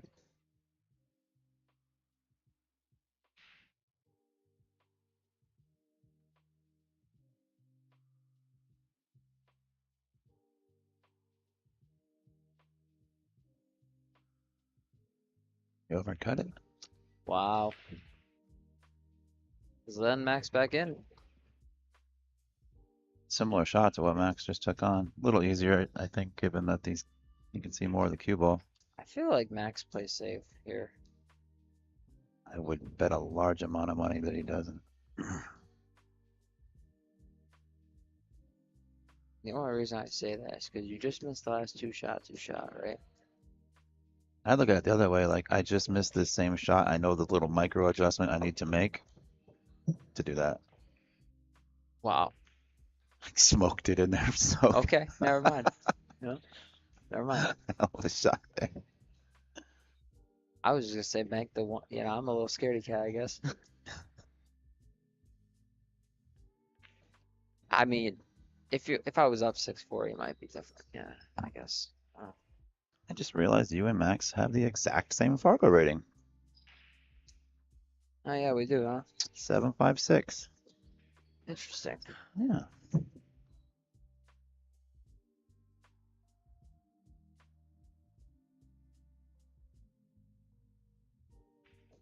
All right, that was a big one for Max. Yeah, He needed that.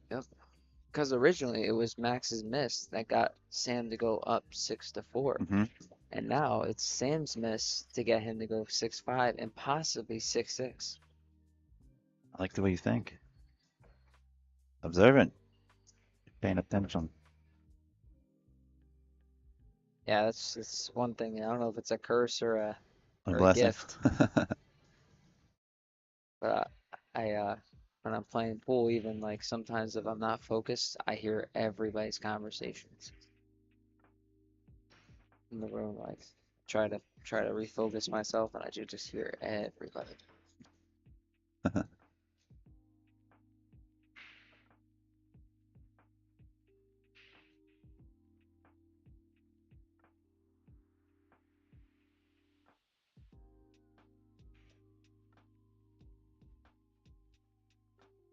He's breaking really close to center. I'm actually surprised. Let's watch it from this angle. Like the balls are just gonna go high in the side pocket. Yeah, they were going high in the side pocket. How's that 2 ball? I think he might be able to just draw straight back and put it in the side, no? Yeah, Much angle is on that one. I completely agree with you. That's what he's looking at. And he's got an option depending on where he lands. He could play that 3-4 Just combo don't. or You really don't want to get short here. no. You're right. Yeah, you're right for sure. Wow.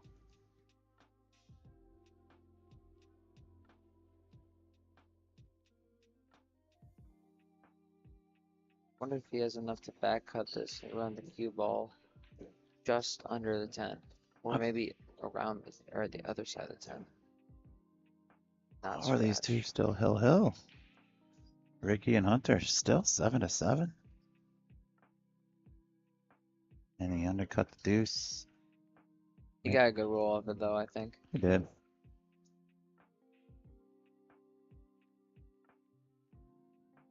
See, I like these shots right here, right? Cut the 2 over by the side pocket, right? It's impossible to make the 2 from here, I would think, because it's above the side. So you basically cut it to try to make it in the side. Bring the cue ball back where it is right now. Well, maybe not that close to the corner, but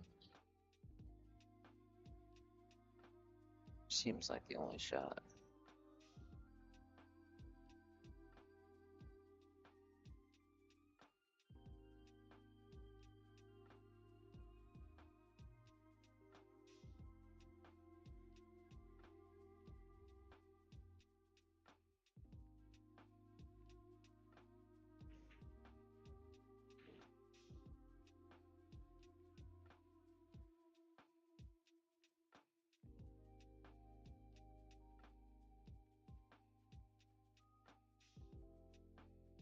I looked away for a second. What do you do? He basically just tried to make the 2 go right by the 6 and bring the cue ball underneath the 10. Oh, just didn't quite get down far enough, Yeah. or did it come back up? No, he hit the 10. Oh, okay.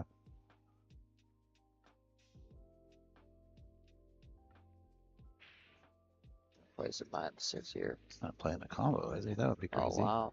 He played that What a very, shot. very differently. Jeez. It's pretty good. Yep. I think it looked better than what it might be. I think there's an easy one rail out. I think he can go between the 3 and the 9. Yep.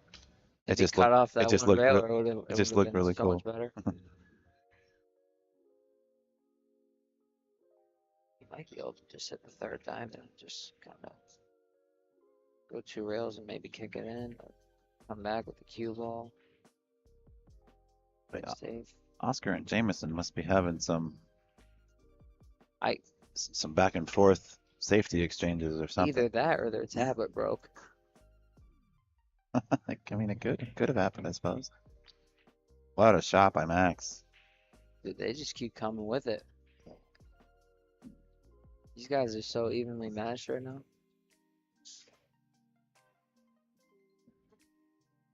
It's just crazy how good the youngsters are nowadays. The juniors and then those, guys like you that are not too far out of being juniors, 5, 6 years. Yep. To already be at that world-class level. That's super impressive. Do you have a job? No. Just play, well, pool's your I'm job. a pool Yeah. player. Yeah. I didn't know if Professional pool player.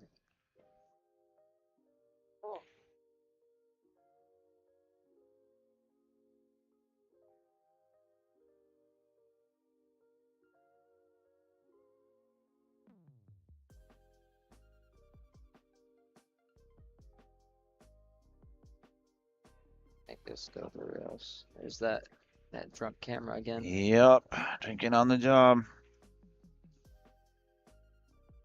All right, if it goes 6-6 here, then I'm gonna go hit some balls. All right. But one way or another, I'm gonna go hit some balls. Whether it's 6-6 or 7-5, you said Yeah. you're going to hit balls. So that's perfectly fine. I do appreciate you coming in, and I'm sure the people at home do as well. No problem. Congratulations on your last match, and good luck in your next one, whoever it might be. Yeah, it's these guys, they're 7-7 for a while now. Do you have a preferred one to play? If you had the gun to your head, pick one. Man. Well, I mean, I'm rooming with Hunter, so that's awkward. Yeah, probably me and Ricky again, because he would want revenge on me from before. But I mean, Either one would be a good match. I think you and Ricky would be fun watching you two just running around the table. yeah, You guys are both quick players. Hunter, not so much, not so quick. A little bit more more methodical. methodical, yeah. What did he do here? It's okay. I don't know. I had to kick Oh, this ball in. Another drunk camera. And a drunk camera operator, apparently. Might just have to kick this ball. Maybe. I don't know if he has enough. You can see it, but what's the point in Oh, okay. Oh, he's got the window. Wow. I wasn't sure if there was much use in making that ball, or much future See now, in making if you it, but play to you got the angle. overcut the 6 ball to the left side of that corner pocket, right? The shot here is, don't undercut the ball, basically. Yeah, miss pro side. Yeah, and then the cue ball comes, back down by the 10. Be all right.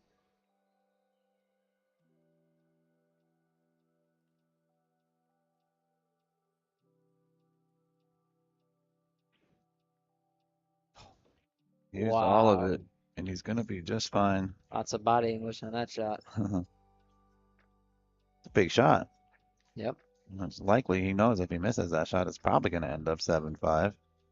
He doesn't want Sam on the hill. Trying to get some revenge on the kid. Yep. It's a big opportunity with this tournament too. Yeah, the $5,000 for a first is nice. It's a nice little, not bad for a 2-day tournament. I look more at the fact that, we're getting expenses paid for next year, or Mhm. for The invitation champion, paid, yeah. or the invitation and the entry paid. Ah, wow, Ricky won 8-7. So yeah, me and Ricky again. Still don't know. Well, let me check my phone. No, I haven't heard back yet. Don't know for sure if it's going to be you out here with Ricky or not. I would imagine it is because I don't think they're going to have Sam or Max play back-to-back right away matches on this table. But I mean, it wouldn't make sense, but you know, they might throw me a curve. Well, I was going to say they might throw me a curveball and have one of the junior matches or something over here, but we would never. We got semifinals and finals now, so these are all going to be streamed. yeah, I was gonna say my flight's for tomorrow morning. I hope they don't do that. You flying out of Quincy? I mean, out of St. Louis? St. Louis. Definitely not flying out of Quincy. I heard about that little six-seater plane they It's were a it's a doing. 9-seater. It's a 9-passenger plane, from what I was told. Oh, it was nine passengers only. Yeah, some people had to leave their luggage, Yeah, and then I'm the okay luggage with came that. on another plane. I'm alright. You know, I'll go to Peoria before I do that. Are you going out of Peoria or St. No, Louis? I'm saying I would go to Oh, Peoria before I do that.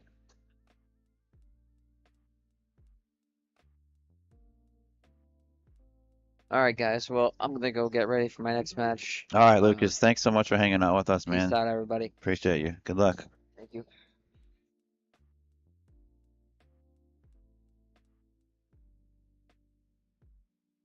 Um,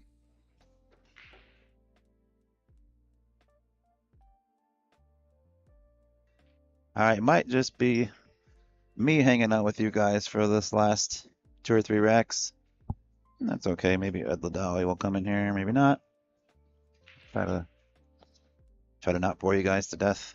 But yes, Ricky Evans defeats Hunter Lombardo by a score of 8-7. Oscar Dominguez is up 6-3 on junior champion Jamison Gall. If you guys want to check out any of these matches or any of the junior national matches or any of the women's or wheelchair matches as well, you can watch them all on the digital pool website. Find the tournament you're looking for, click on the brackets, and there's a live stream link or a recorded link for any matches that have already ended. So if you want to watch a match that you missed, and they have different little subscription packages. I think they vary from like $5 or $10 up to like 20 or 25, depending on if you want replay or the whole event or one day, blah, blah, blah. I don't know all the breakdown, but the quality's great. I was actually watching one of the live streams earlier, and it was audio included. It's nice. There's no commentary, but there's audio. So check them out too.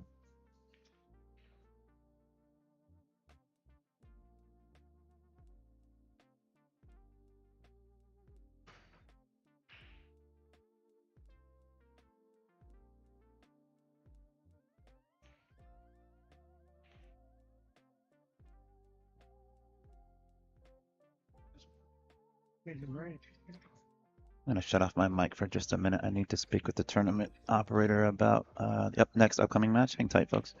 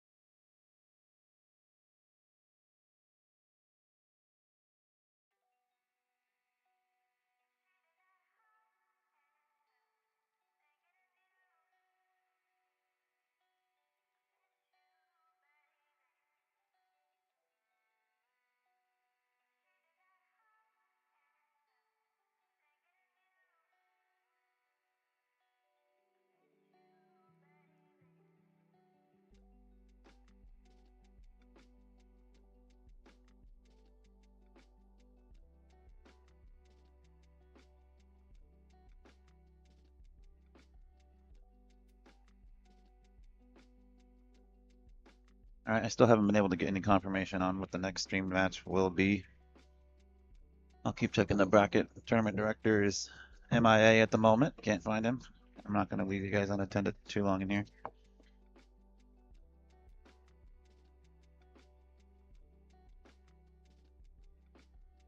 Oh, and like clockwork, just as I say that, digital pool updates. And we are going to have Lukas Fracasso-Verner and Ricky Evans coming up next on this feature table. I believe we will also have, don't hold me to this, but it would make sense, the winner of this match, and then the winner of Oscar and Jameson, which if it keeps trending the way it is, it will be Oscar. They'll be on our second feature stream table. We should have a second live broadcast coming from YouTube from the same channel. Two live streams at the same time, I believe is what will be happening. Those matches, that match isn't ready to be called.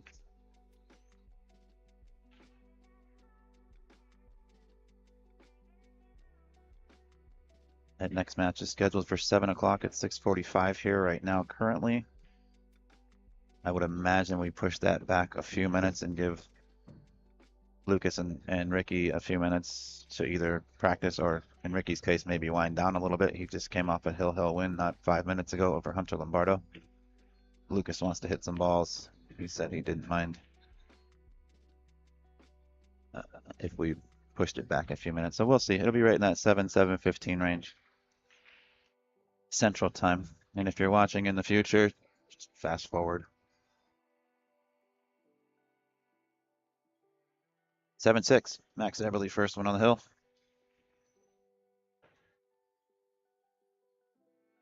See how Sam's feeling.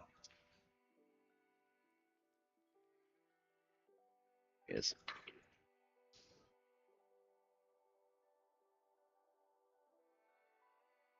Getting ready to break. He's got that Q-Tech breach. And with the Synergy X line of Qs over there.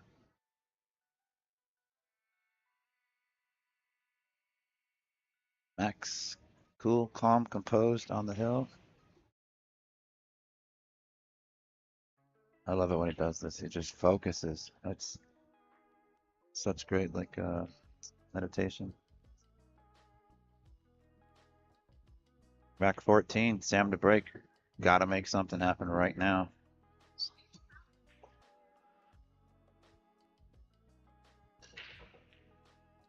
Crushed the break, crossed over it. 5-ball drops. Upper left.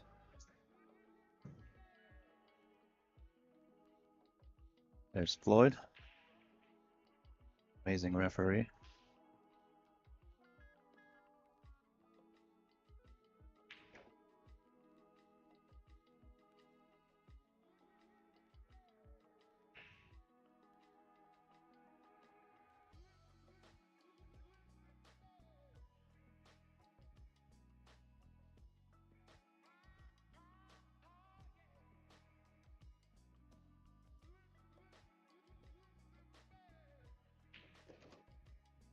Might put a good stroke on that ball.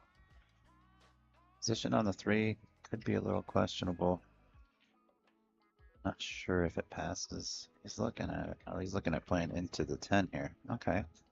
So perhaps he's looking at sending the 10 into the 3. And hoping to kind of reposition the 3 somewhere a little more friendly, if you will.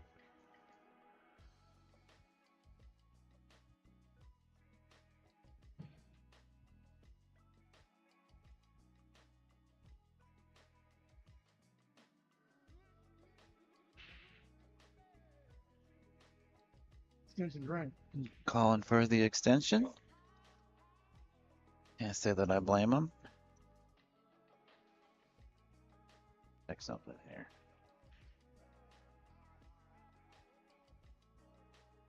Yeah, I don't know if I'm trying to play that in the side. I don't think so.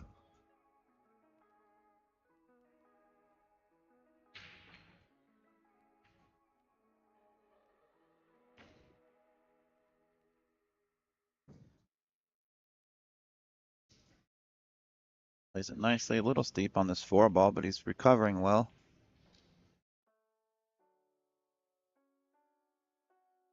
I'm going to play this to the lower right with some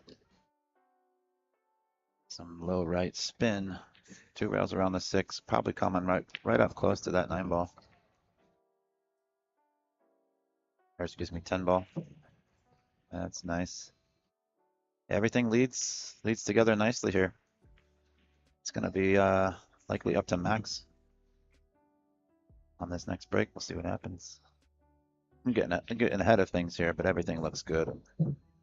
Sam's in good form right now.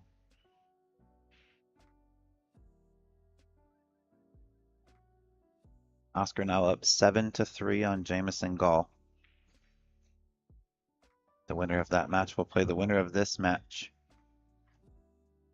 I believe that will be streamed on table 31 in the arena, which is right next to 32, and that's this table here.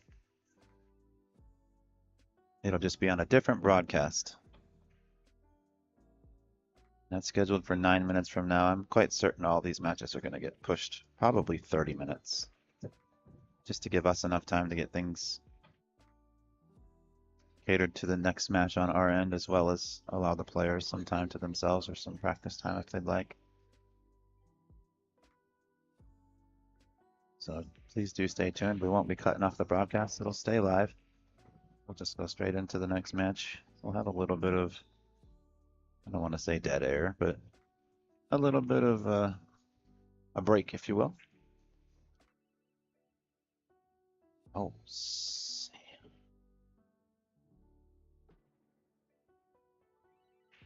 I was expecting that. It's left a tough shot for Max. I don't see Max playing any type of safe here. I think he's just gonna go for it. Kind of got to, I think. Got two options pretty much as far as I'm concerned. I like banking the ball closest to where he is standing now. And that's what he's just called.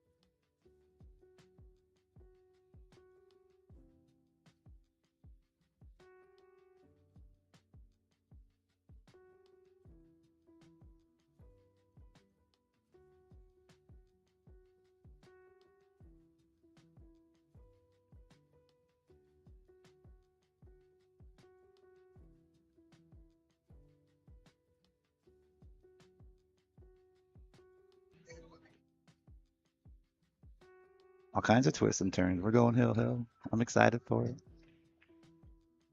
Had the mics off for a second. I was speaking with Collins and Molina Mike. They're actually going to be doing that second broadcast. We just got confirmation of that, so he's getting things ready on his end for that broadcast. Exciting stuff here. Hill for your tournament life and a place in the semifinals. Keeping your hopes alive for your shot at that 5K, but more importantly, the opportunities and the things that come along with it. Chance to win a world championship, free invitation, free travel.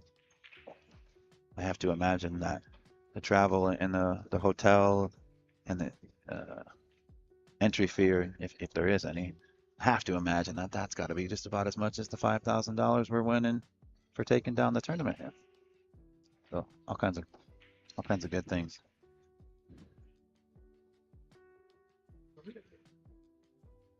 See if we get a handshake amongst the two. We did. Little fist bump. Hill action.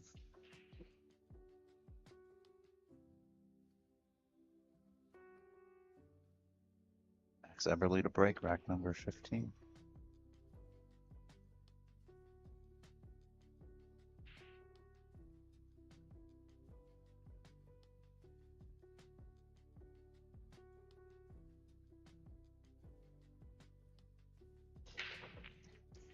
Couldn't have hit him much more square than that. And nothing's gonna fall. But we got a mess. We got a mess on the left side of this table here. The 6 and the 8 are okay. The 5 ball, not so much. Everything is like congested over here to a point. Sam's gonna get the first opportunity. Pardon me.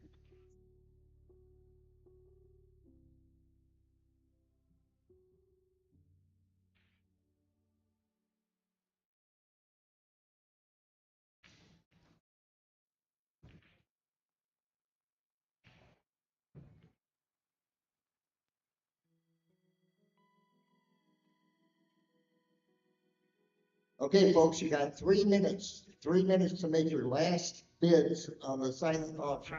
3 minutes. Come on up.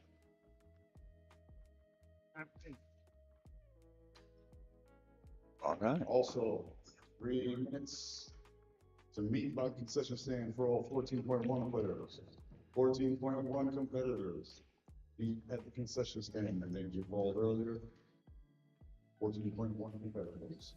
Meet 5. This is where it's gonna be some kind of precise navigation here for Sam. I do believe he's gonna want to get down below for the 4 on the side, but he's gonna need to create some sort of angle. He may have just got perfect. Might be too straight. He needs to do something with this 5. He would have liked a little bit more angle, I think, on the 4, hoping to be able to collide with that 5-10 and cause some separation. However, I don't believe that's an option from this angle. So, see what he does. There's always the opportunity to play safe, which I wouldn't fault him for. I think that might, yeah, I think he is looking to play it safe here, but the way he just dropped his cue makes me think he's not happy with what he's got.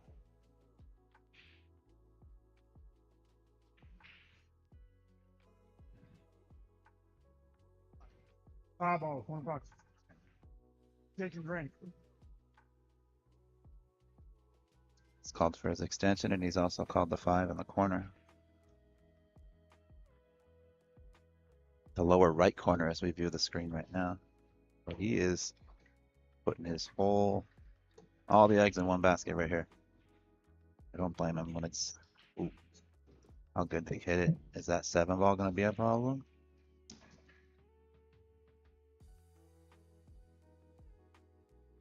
Judging by his body language, I'm pretty sure that answered that question.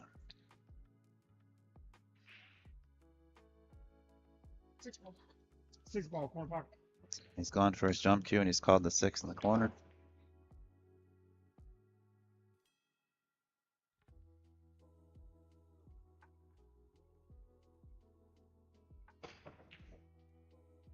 Wow. Wow. He got extremely unlucky and extremely lucky in the same second. He hit that ball so well. Didn't get rewarded with the pocketing of the ball, but he got second prize with the safe. 6 balls, not throw. Referee has declared the 6 ball not frozen. What Max has in mind here.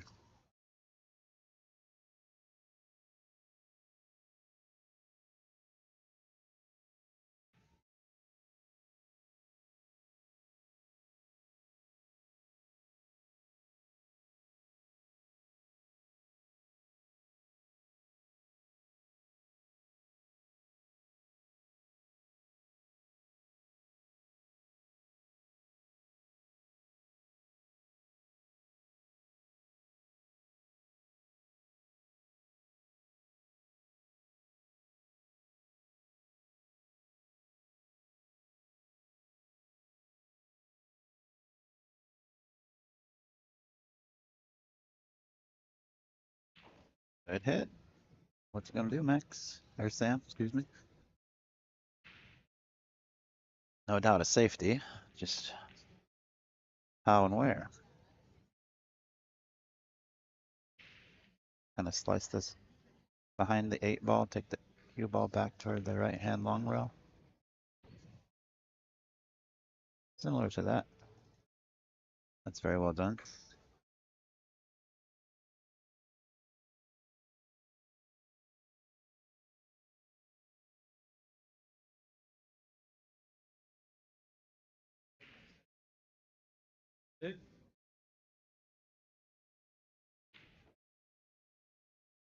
Max asking the referee if he used this extension, and I believe he already did.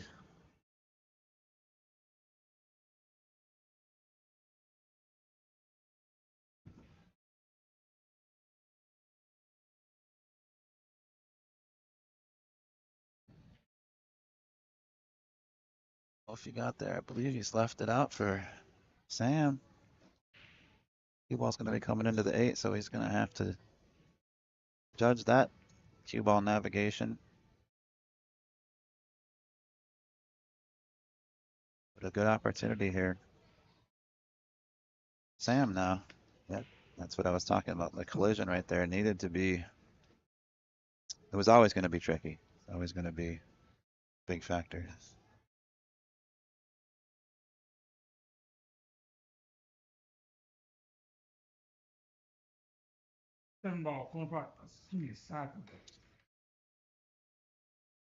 Called the one rail bank in the side.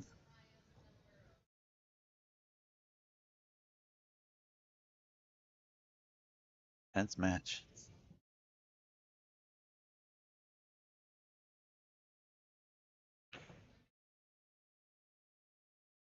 Now cue ball.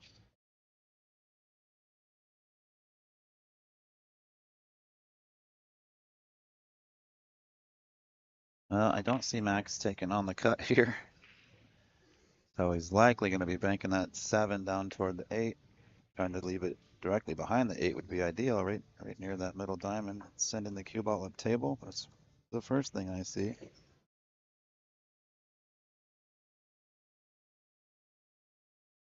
If he agrees.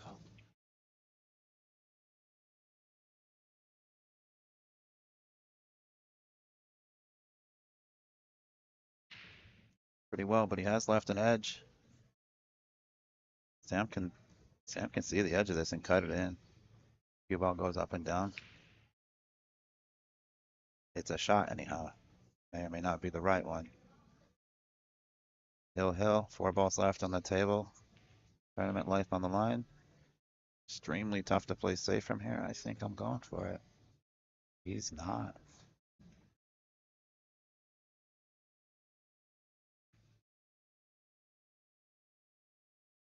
Takes discipline to not go for it.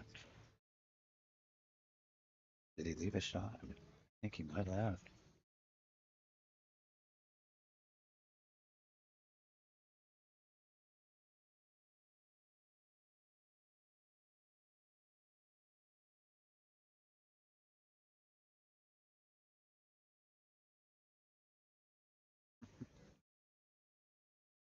I love it when it happens like this. Very last game is just the grind of the match. And they're on a time limit too, and you got to get on with it. It makes it exciting. It makes it a little bit more stressful on the player, that's for sure. Max lining up some diamonds.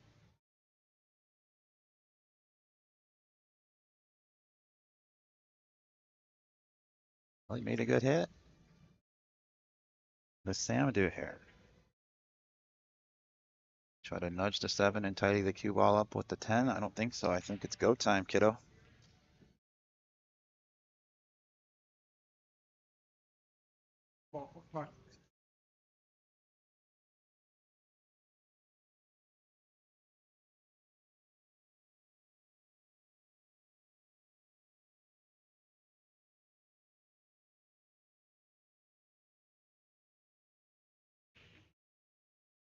He made it. He made it. Does he have a shot? I think he does.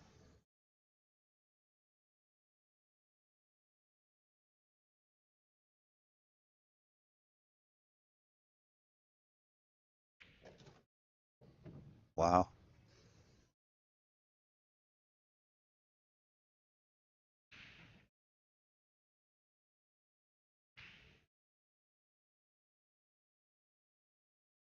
I like to capture some of the emotion. He doesn't show much of it. He's very stoic when he plays.